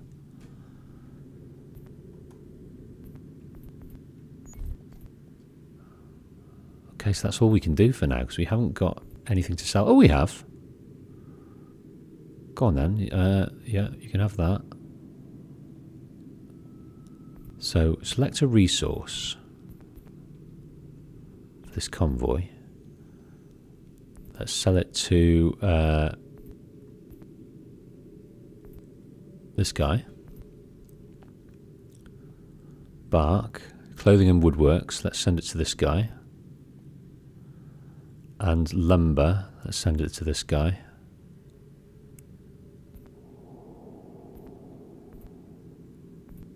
Hang on. Okay, £42, fine.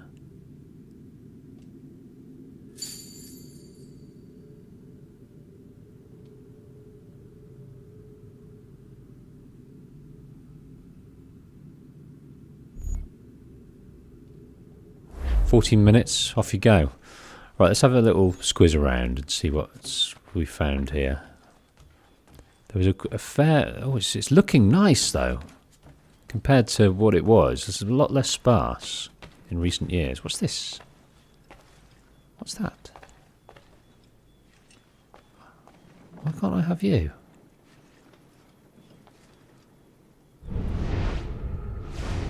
That's definitely looking like it should be taken, but to no avail. We can play a game if we want, but we don't. Ah, no, sorry, that's to get into the assassin's den.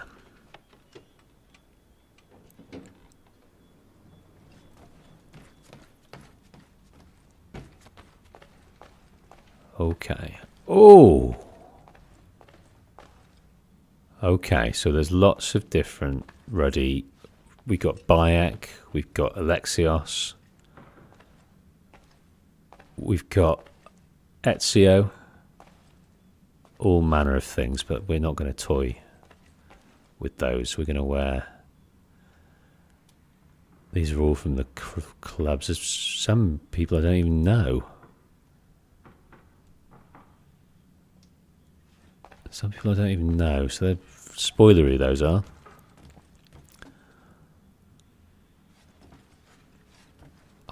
It said examine. I pressed examine and then it stopped. Buying land. Why? Slave trade. So yes, it mentioned about Johnson. Johnson trying to sell the land from beneath them. So we should get back onto that trail, really, shouldn't we? So we're heading to Boston to try and See all outfits. Oh, we can buy these. Yeah, we will do. We will do. Yeah, let's get back on the trail. Find out why he's selling this land. Because Johnson, although a Templar, he seems to be one of the more reasonable people. But it might be a means to an end. Okay. So there is another trinket over there, but we'll get that another time.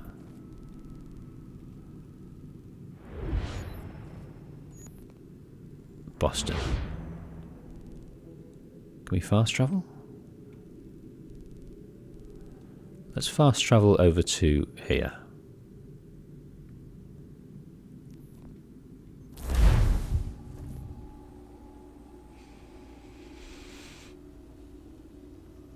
Yeah, some of you were mentioning about the outfit that we've got on. It is very distinctive. I do like it. The blue really does look pretty freaking special with the kind of cream mainstay of it. And he's obviously got his little accents of tribal parts on, like the tassels on the legs and the leathery chaps. And he's all got on his arm, he's got like kind of Native American design on the arm. Obviously as well on the what do you call those again? Quiver. On the quiver. Okay, back in Boston. Last time we were here we got fingered for a bloody inciting a riot and causing a massacre. But we got out of that through various means. Posters, heralds, publications. We can get round all that. Okay. On our way. What's that? Oh yes, we go in the store and buy some shizzle.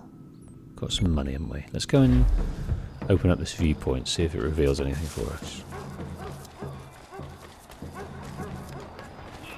Excuse me. Yes, I love that. Just running through them. The animations are lush.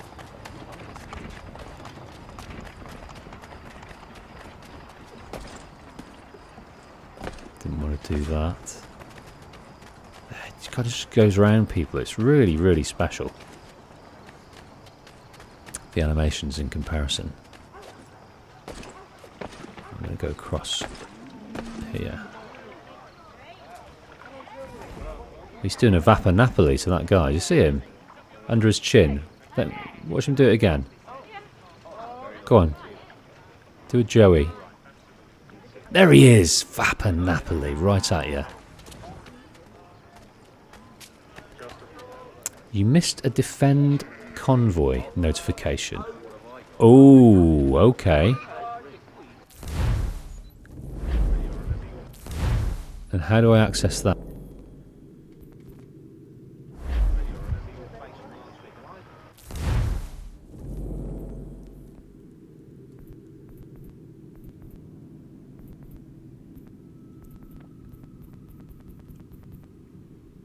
Did I?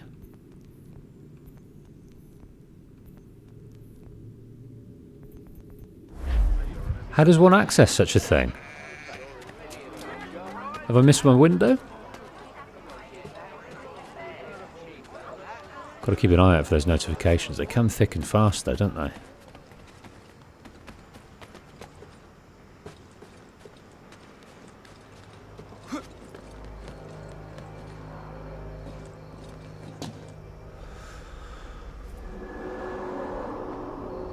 Too late for it now, damn it. So I've lost that convoy, or I've lost all those bits. That sucks. Okay, what has this offered us? That is vigilante. Let's go and get this almanac.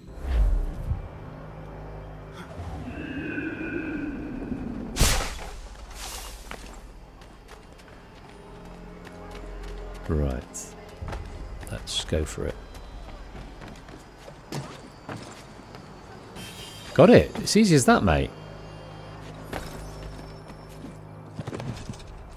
That's lovely, isn't it? Really feels like you're doing it as well. Okay. Let's go and give this in for all the good it does. I can't remember what you got out of it, if anything. But we're at the store, so we could go and buy some things. Hello? Central Boston Lessons. Start mission. Committees of Correspondence. Committees of Correspondence. Since the American Revolution happened in the dark days before there was an internet and even before telephones, organising colonial opposition to the British was a little tricky.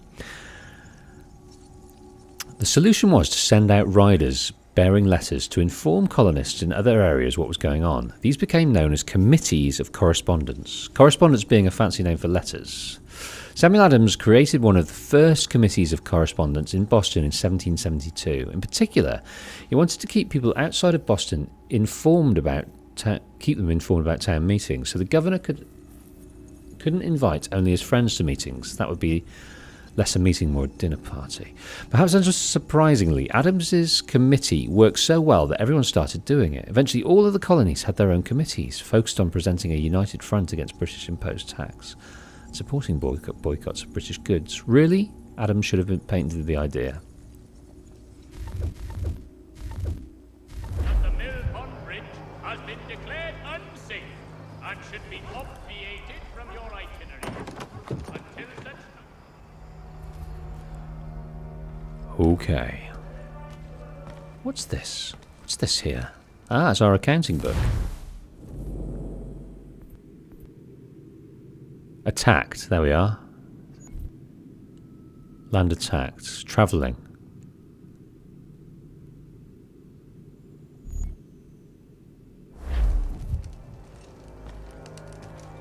To business.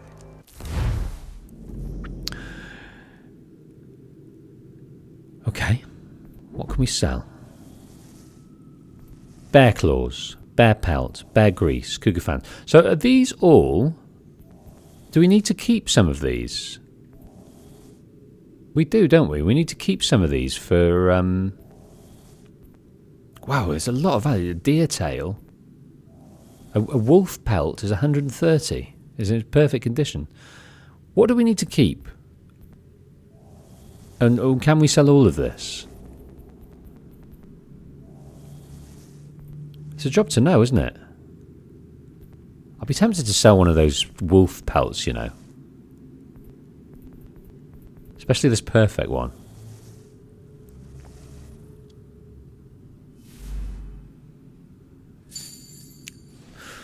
And then we can just buy a shitload of arrows and bait and all sorts. Mein Herr would like...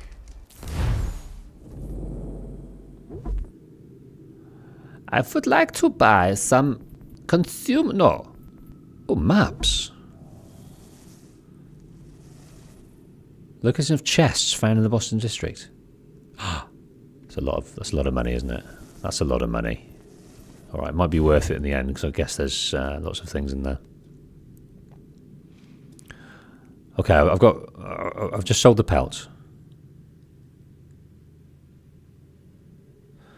Right, outfits. What have you got here? So those are all the outfits we had a look at earlier, but I don't want to buy any of those yet. Citizen mission items. Okay, that looks like we need that later on. Consumables. Arrows, yes please. Are you sure you want to purchase this item? Purchase arrows, good.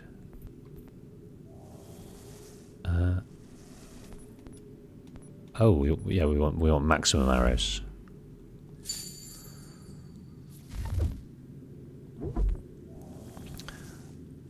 We will leave the cartridges for now. Rope darts. Let's take some rope darts. Because they were good fun. Let's take a couple of snares. And more importantly, let's get a ton of bait.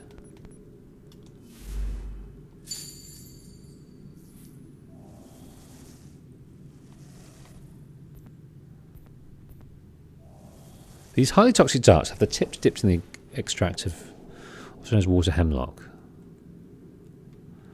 How many darts we got? We got 3 at the moment. Insufficient funds. Oh, they're not bloody cheap. Okay. What do you need, my friend?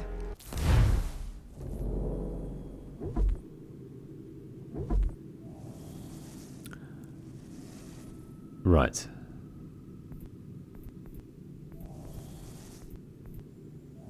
Some of these are pretty damn special. Washington Battle Sword.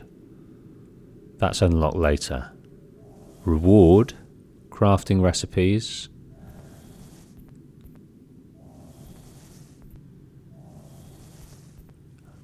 Okay, well they're obviously great. Blunt weapons.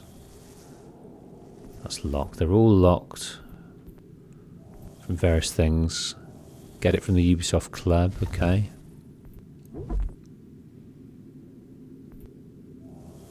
Okay, that stone tomahawk. We've got the assassin tomahawk. So that is not as good damage, but the speed of it is immense. Okay, well, I think we're going to wait before we get all these, because most of them are bloody locked still. Various points, firearms. It's the one we've got at the moment. Lots of cool things to come. Lots of money needed as well if we're going to get all those maps.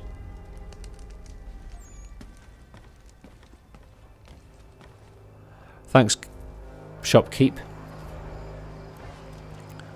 I'm gonna catch you wherever you are. I'm gonna get you and nick all your things. If I can stop parkouring over this. I'm gonna grab you. Come on, come on, come on, come on! I just stopped there for some reason. That's 47 quid, that. That's a bit of bait. He wants to fight now. No, he doesn't. He's cowering. I'm going to just leave you there, mate. Right, let us have this equipped for now. Right, what has been revealed are different missions here. So let's try one of these courier missions. That looks interesting as well. Delivery request. Let's try one of these. These are slightly different icon. Maybe it involves a bit more work. You have my everlasting gratitude, sir. I've delivered it. Alright, is that it? So you pick it up and then you deliver it. There's no story, it's just you don't get any money, you don't get nothing. Is that all you do? Not so much the amount. 3 pence a pound is hardly burdensome, but it has been imposed without our counsel, rendering us mere spectators of our own commerce. Damn it. Honourable gentlemen claim it is not so much the amount. 3 pence a pound is hardly burdensome, but it has been imposed without our counsel, rendering us mere spectators of our own commerce. Very discontented with the way of things at the moment.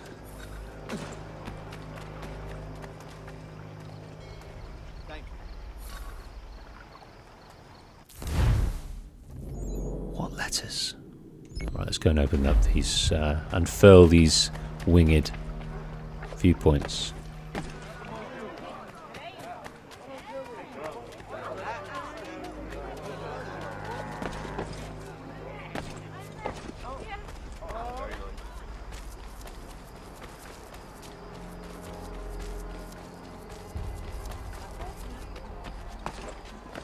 I'll try and vault over this. Didn't do it. I don't know what these houses are. They look quite important. Got awesome sort of unicorn gargoyles around them. So I think we've got the glitch of the music again, haven't we? in Boston. So I think if we want to get rid of that, we'll have to... Come on, I want to get up here. It's not letting me get up. There we are.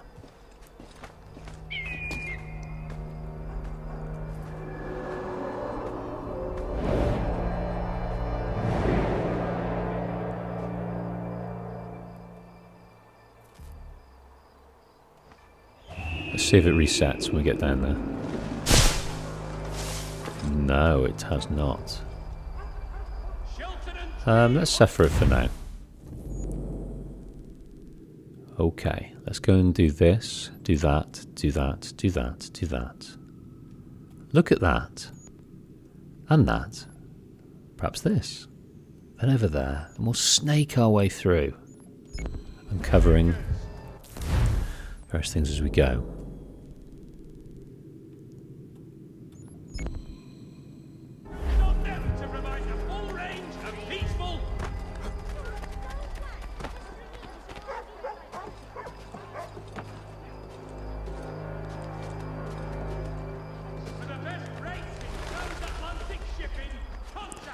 Yeah, that's unable to get up onto that viewpoint. That was the first time I've felt kind of the Assassin's Creed frustrations that we all invariably feel. I felt it's very fluid and there's very little frustration, but at that point there was. I mean, climbing here just feels... There's still the weight to it, but there's more fluidity. It's a better constructed game in terms of the mechanics and movement. Here we go, it's just clambering up.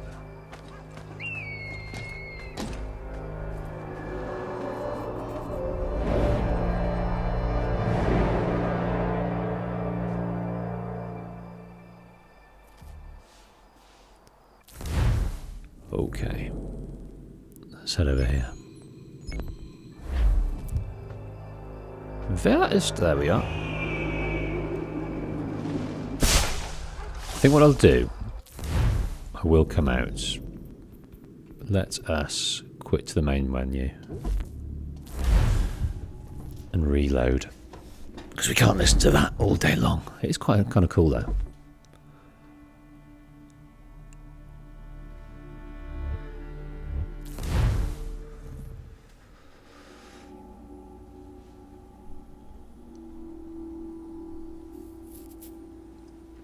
Desmond, with his natty little bag, his natty little man bag. What do you keep in there, Desmond? What do you keep in there?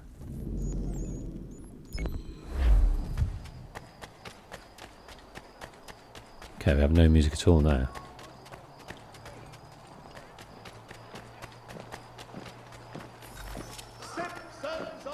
Central Boston Letters, here we go. And we've acquired £500. That was worth it. Nice to have a little bit of context on what we're delivering. It's Assassin's Creed 2. They had nice little stories connected to the letters you were delivering. They were sort of, you know, they weren't amazing, but little contextual. Where are we going? Where are we going? Where is it? He's up there. I'm going to miss it, I think, this time.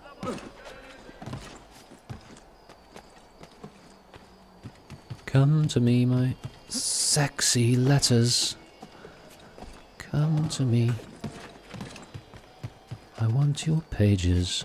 Come to me, you fucking fucker. I'm pressing all the wrong buttons. I'm going to miss it today. I am going to miss you today.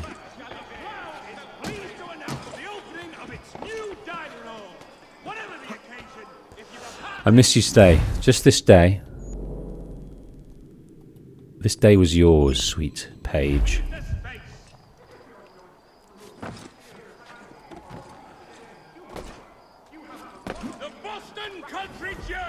Let's listen to this guy.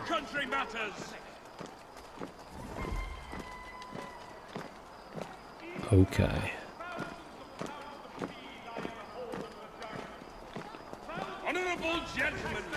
He stopped talking. Right, a few more of these, and then we'll wing our way to the next old corner bookstore. Wing our way to the next mission. It's an apothecary shop at the moment, but in a few decades, this building will be the home to Tickner and Fields, the leading American publisher of their day. This might sound a bit dull, but this building will be the centre of American literature and thinking.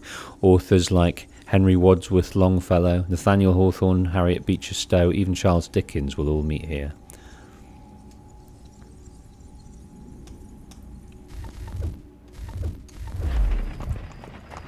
Fucking leave out the fluff.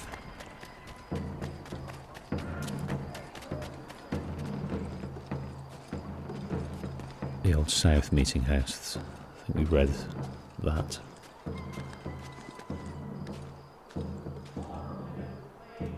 Ah! So now you make it oh no, that's good. I thought it was going to make it difficult for us to get up.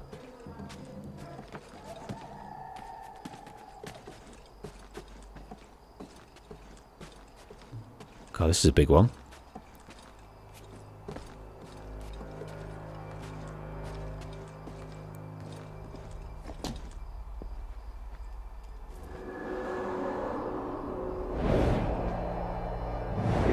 Yeah, it's quite difficult when it's so misty and foggy out. It really kind of ruins the view.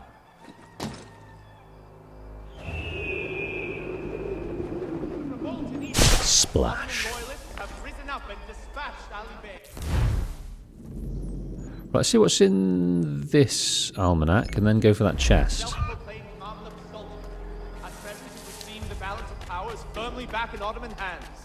Okay, it's up on that building.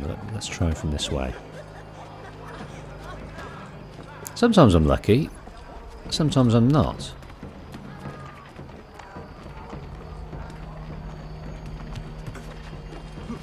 Chase it, chase me down. You must get me. I got you. Did I get you? I did. I fancy another 50 notes. Don't die.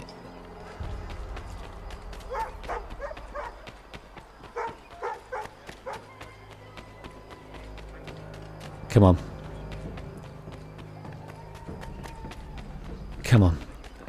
Don't want to do it in front of these guys, I'm guessing. Or maybe I do.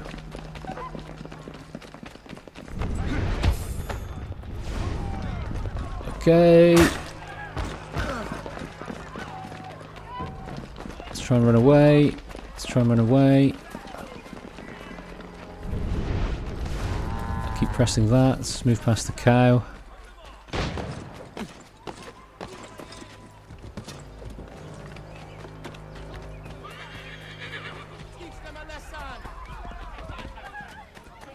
Goodness.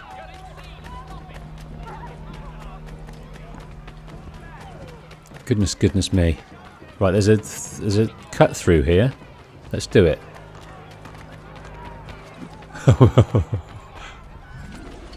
That is amazing. That is great.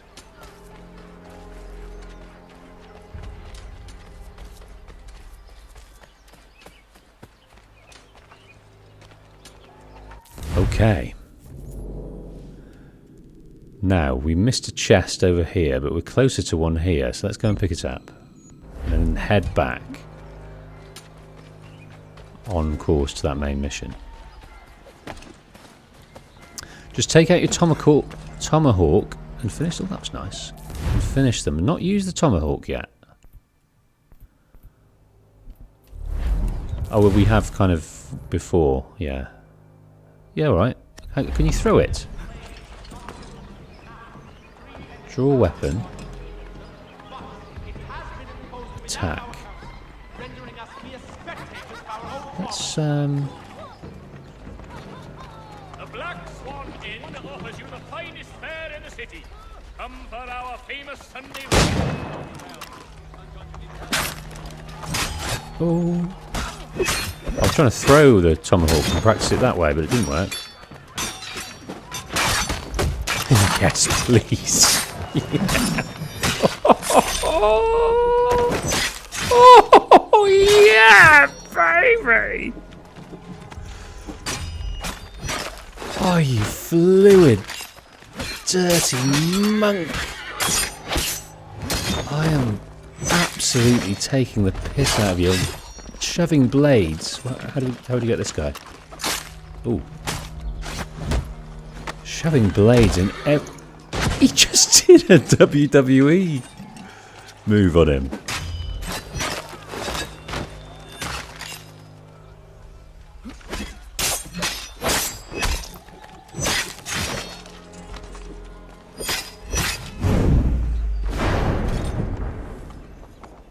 Suck all of my bodies. Look at that. That was so exhilarating. Right, that's... Oh, I see. We are properly not incognito anymore. So we can pay this guy with all of this money. Bribe. Okay, you are now incognito. There we go. Oh, but we've just done that. And this is a camp. So we're probably not welcome here. But I'm going to kill all of you dudes. And then I'm going to steal your chest.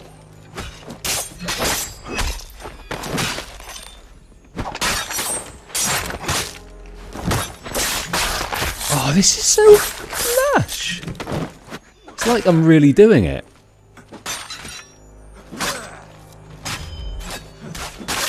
Oh dear, 2 at once there. Okay, let's try out another weapon. Let's try this rope dart, see what happens mid-flow here.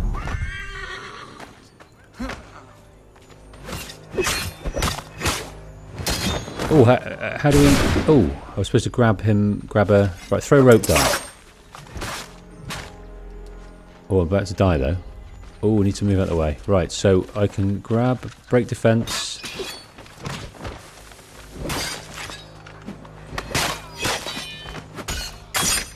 Right, throw a rope dart. Nice. That's lush. Oh, right in your filthy face. Alright, son. How's it going?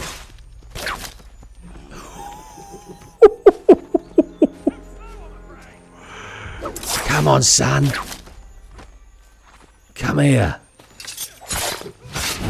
I actually put that hatchet into his groin area there, and I used his groin as a pivot to bring him to the floor, slicing off his member, and now he's dead. He bled out.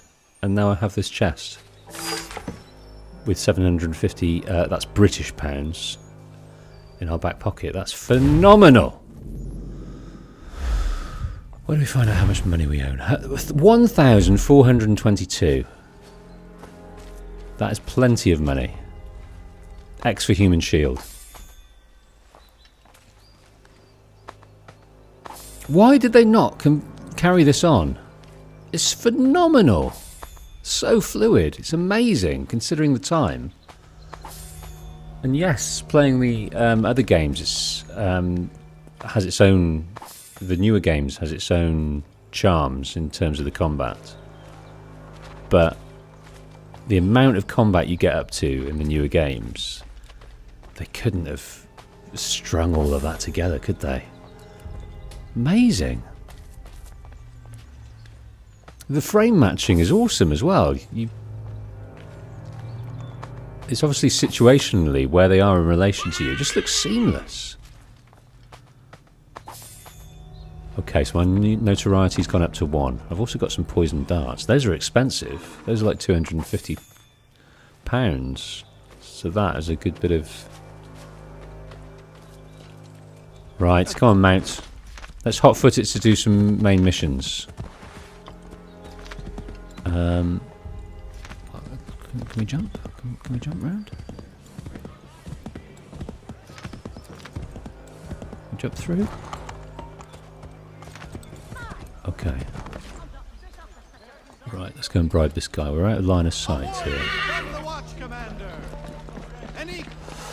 Okay. If you insist. Oh! Oh dear. I should have pressed X to grab him.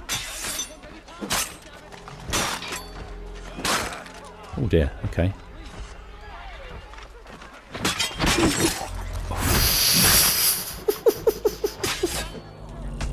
Right, I'm gonna die. I'm gonna die here, that's for sure.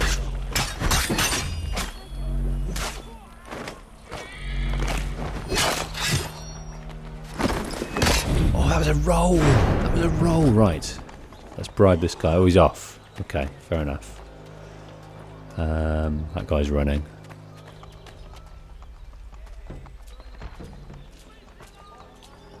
Don't know what that guy's game is. He looks quite...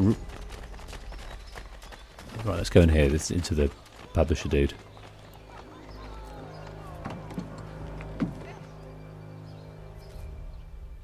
Okay, right. Print me some propaganda, please. How much did that cost? Because that... He said that it held a cost. I can't see how much that spent. That was quite a lot. I think it was about 300 quid. Jeez. Counter, then break defense for more powerful enemies. Okay. Okay, we're incognito for now. Let me go and grab this on the way.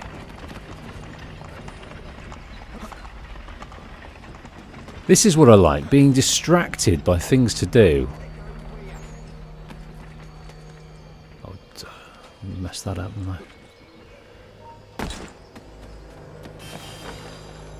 Distracted by things to do. This is the Assassin's Creed I know.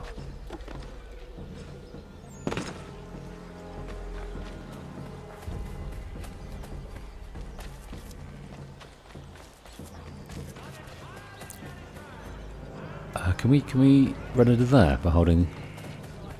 Yes, we can.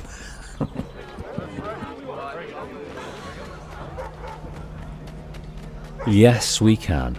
Okay, I'm not going to check the map. I'm just going to check the mini-map if there's anything funky around the place.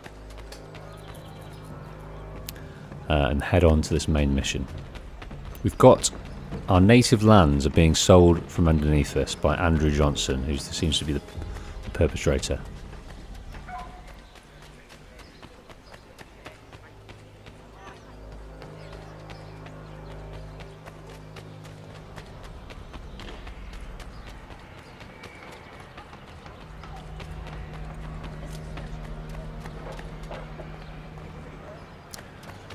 British flag. How long may you fly here, British flag? Your time is at an end.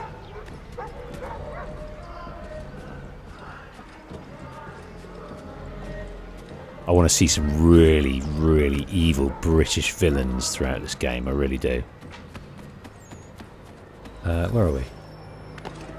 Did I collect it? Yes, I did. Right. Onwards over here.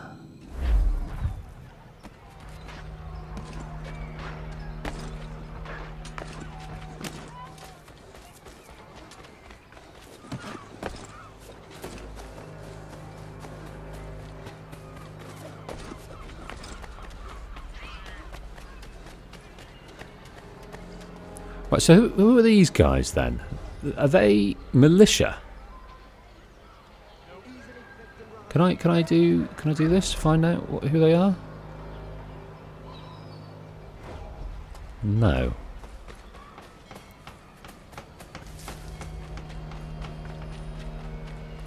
Right, let's get up here. Oh, that's not where you get up.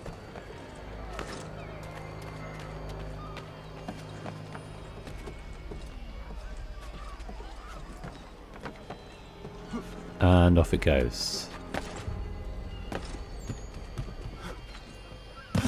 Oh, I got it. I cut it off at the pass. And they are patriots. Thank you, Game Zone.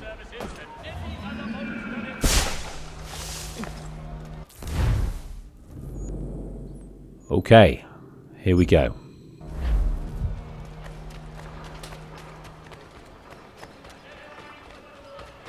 So the Patriots support the British rule. I get it.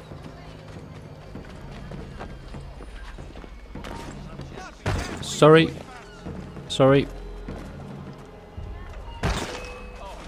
Oh, okay. That's what I did. I broke.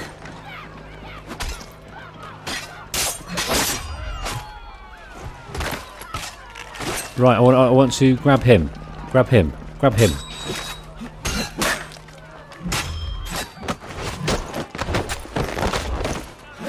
Suck it. You just need him in the face. I've missed my window on that one. Oh, that was 2 right in the neck. He's trying to load. Mistake. And he's going to try and shoot me, but not for long. Oh, he is a... Okay, right, counter. Oh. Nice. Oh, that is incredible. That is fucking incredible. Let's go and spend a shitload of money paying us off. Right, that's...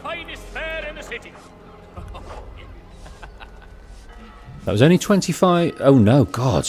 That was a lot of money. Right, okay. That is the reason to not enjoy that too much. Does your cutlass cut less? Retain the services of Hornsby Brothers weaponsmiths and improve your arsenal. Sanctions and demonstrations won't suffice, Sam. We need to act, and I'm talking about Samuel Adams. more than a sternly worded letter. I sympathize with your frustrations, gentlemen. But surely you can understand my reluctance to kick the hornet's nest. The Tories thing, no matter what we do, might as well make it count. On Johnson's trail.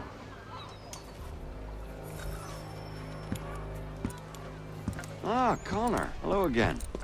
What brings you to Boston? You.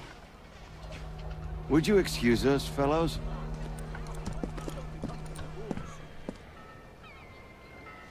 Thank you. That conversation was about to turn unpleasant. Now, what can I do for you? I was hoping you could help me locate William Johnson. Of course. I'm headed to a meeting with some men who should be able to help. Why don't you come along? It's good to see the people finally taking a stand against injustice. Says the man who owns a slave. Ooh, sorry? I practice what I preach, my friend. She's not a slave, but a freed woman, at least on paper. Men's minds are not so easily turned. It's a tragedy that for all our progress, still we cling to such barbarism. Then speak out against it. We must focus first on defending our rights. When this is done, we'll have the luxury of addressing these other matters. You speak as though your condition is equal to that of the slaves. It is not. Tell that to my neighbor who was compelled to quarter British troops, or to my friend whose store was closed because he displeased the crown. The people here are no freer than Surrey. You offer excuses instead of solutions. All people should be equal, and not in turns. It's in turn. Oh man, we've got to really take this slow if you want to hear these conversations. Really slow. If the gums in Parliament who want to take my property, you tell them to sail across the pond and take it themselves! It's not open for discussion now. Open this door or these men will break it down. Ah! Bollocks! We're coming in! I trust the mounting evidence is proof enough, Connor. Continue on. I shall meet you at our destination.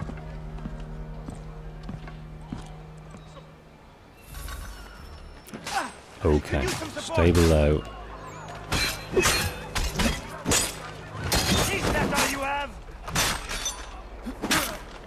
Okay. Could use some support.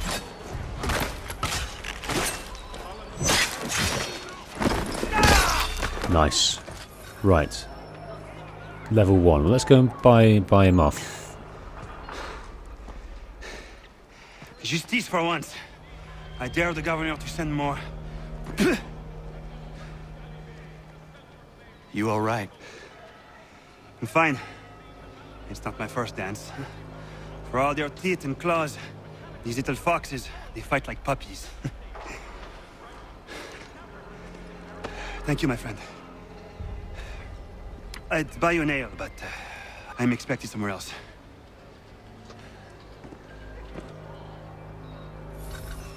Okay, that was Stefan Chapeau. In English, translated as Stephen Hat. Sounds better in French, that's for sure. Right, join Adams at the meeting house. I'm going to move away. I don't know quite why, but I want to lose this. Yeah, lose that so we can keep the optional objective. This guy's stealing all the shiz.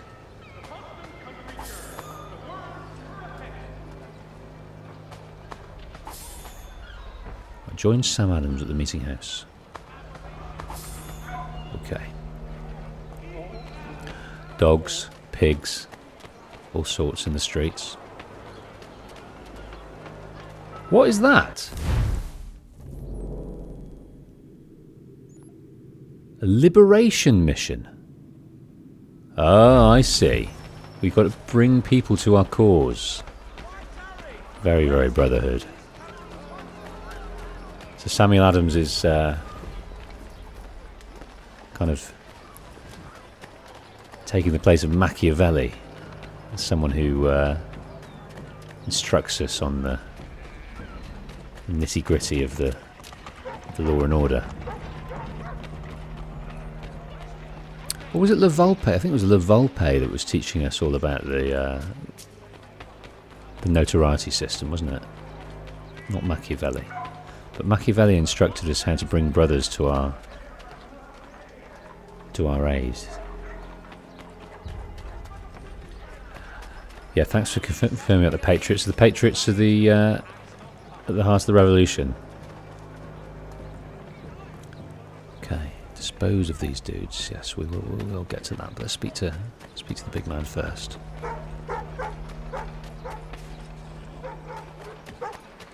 Right here in the tavern.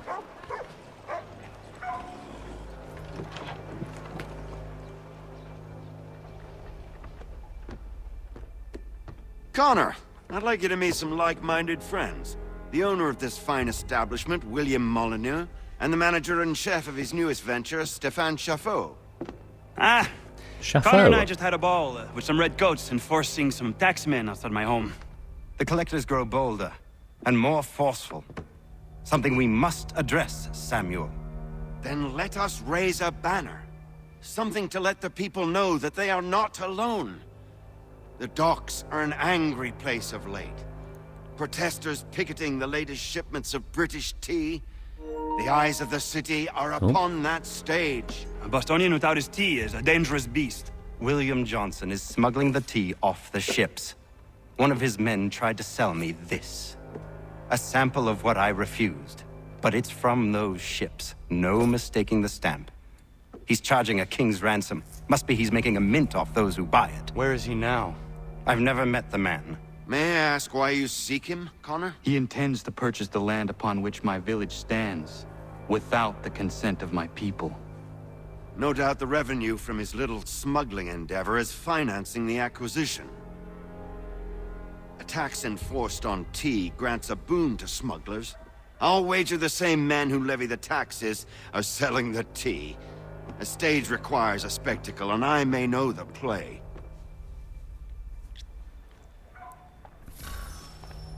Okay. Connor, head back to the docks and see to the destruction of the tea. If you should need us, return here. Okay. Go on. Let's go and see this through. This will be our last mission for today.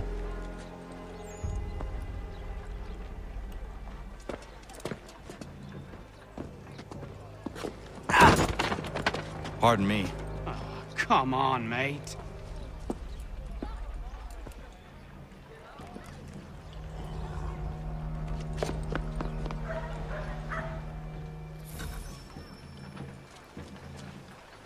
Tea Act. Okay, we'll read all about this at the start of the next episode, but let us just fulfill this. Got all manner of databases to catch up on. Head back to the docks.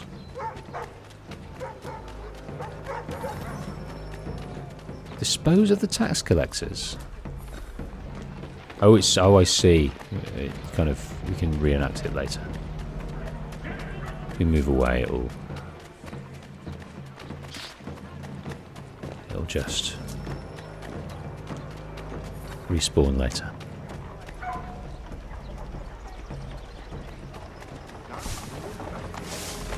Someone jumped in there.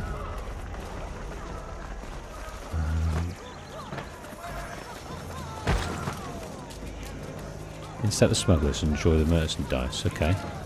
We got rid of that one. Right, we're going into a foggy area. Is there anything to... No. Not yet. Limit firearm use to 6 instances. Use powder kegs to destroy the smuggled cargo. Wow, this boat building. None of this in the bay where the Equine? Forgotten the name of it. Our ship didn't have this type of equipment, so it must have been some task to repair it. Okay. Right. Restricted area. Pick up object. Destroy the smuggled cargo. So put it down here. Draw weapon.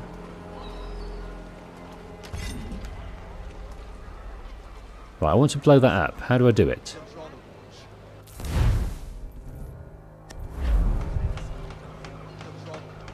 I want to blow it up. How does one do that?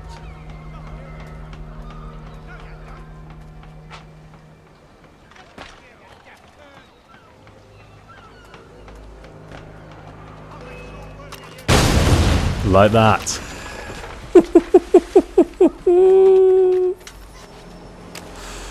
It was just like that.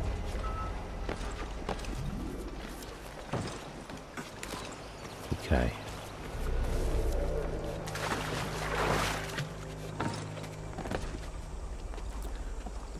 Okay, where's another red powder keg?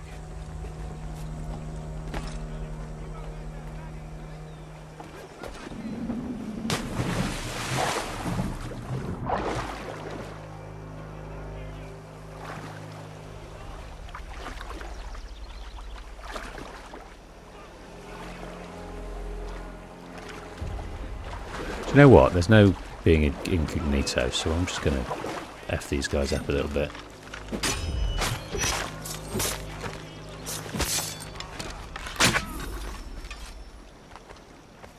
Slight waste of bowage, but now we are very discoverable. Right, where is the powder keg?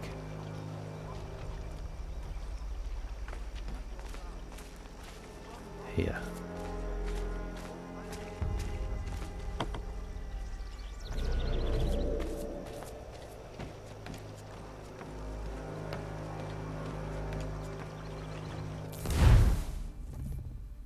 Am I out of am I out of I'm not, am I? There we go. Right. Just reload. Just got to reload. There we go. The next one's over here. I'm going to take it over the top here. See if this might help. Come on. Frustration number 2. Drop down the side of a ship. Okay. Right,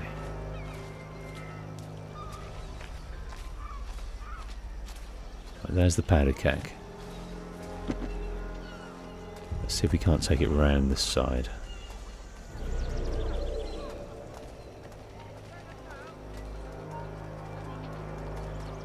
There's one right by it.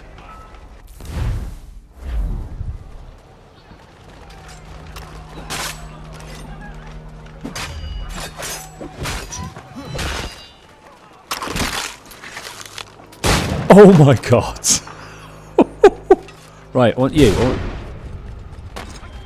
Managed to stop him there. I haven't got the reaction speed to grab someone as a shield. Nice. You are now incognito. Is there any more? No, we now return over here.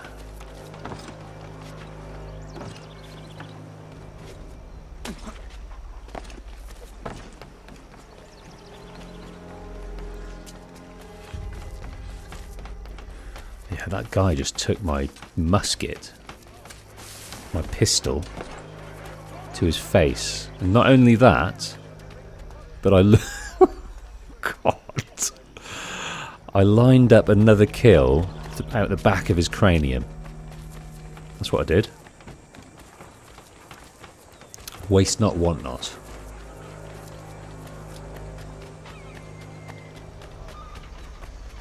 Now, liberate the district from Templar influence. Okay. I'm using...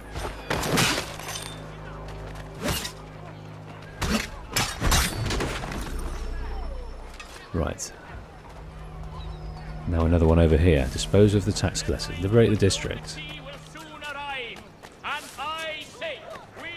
Right, let's go. Let's bribe this guy. Let's free ourselves.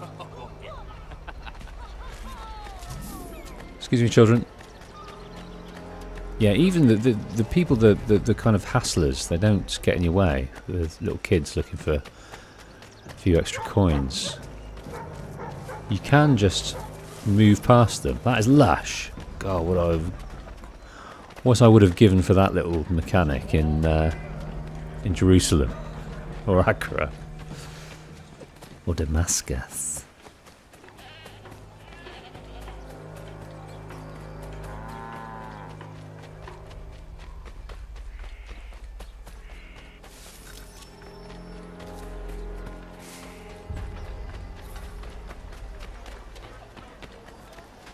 Right.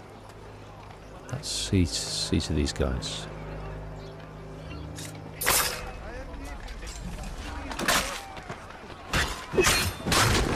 Oh.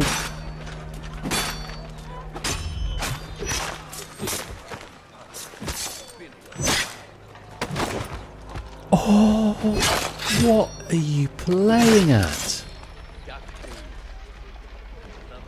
Okay, that's what we've done. Now we're going back.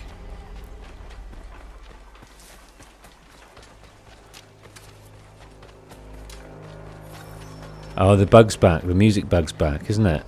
Bloody hell. How often does that come back? Okay, this is our guy. Fine. Right, let's just let him slip into the night here. Just very gently. Just slip into the sweet, sweet night. While we're at it, let's just go and grab this. Mission complete. Let's go and grab this chest.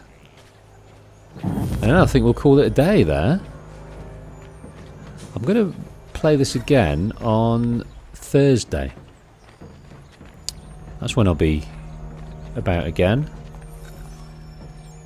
Is this dog guarding it? No, little pooch, you ain't guarding shit. Got some spirits, some cold medicine. What else? And some quilts. Okay. It's been a pleasure as always. We're into the open world now. We're getting distracted, which is always a good thing. Jagged hair. We are going to... Ooh, we're going to go to Fort Hill in a minute. Yeah, we're clearing the way of Templar folk. We're finding Johnson's trail. We're trying to stop this land being sold out from underneath us. And we're generally just getting a handle on the Templar influence in America at the moment. It's a long journey, one that's spanning a few years, but we're here in our assassin's uniform that we've earned over time. We're a long way from the tribe, but we're getting on with things. Okay, yeah, gave us own. You get to sleep. You get yourself to sleep. Right. Thanks very much, folks. Always a pleasure to hang out with you guys, and so much fun to play here with you. Discover it with you, and you've been so good not spoiling things. Been so good. So lovely. Thank you so much, guys. I shall see you on the next one.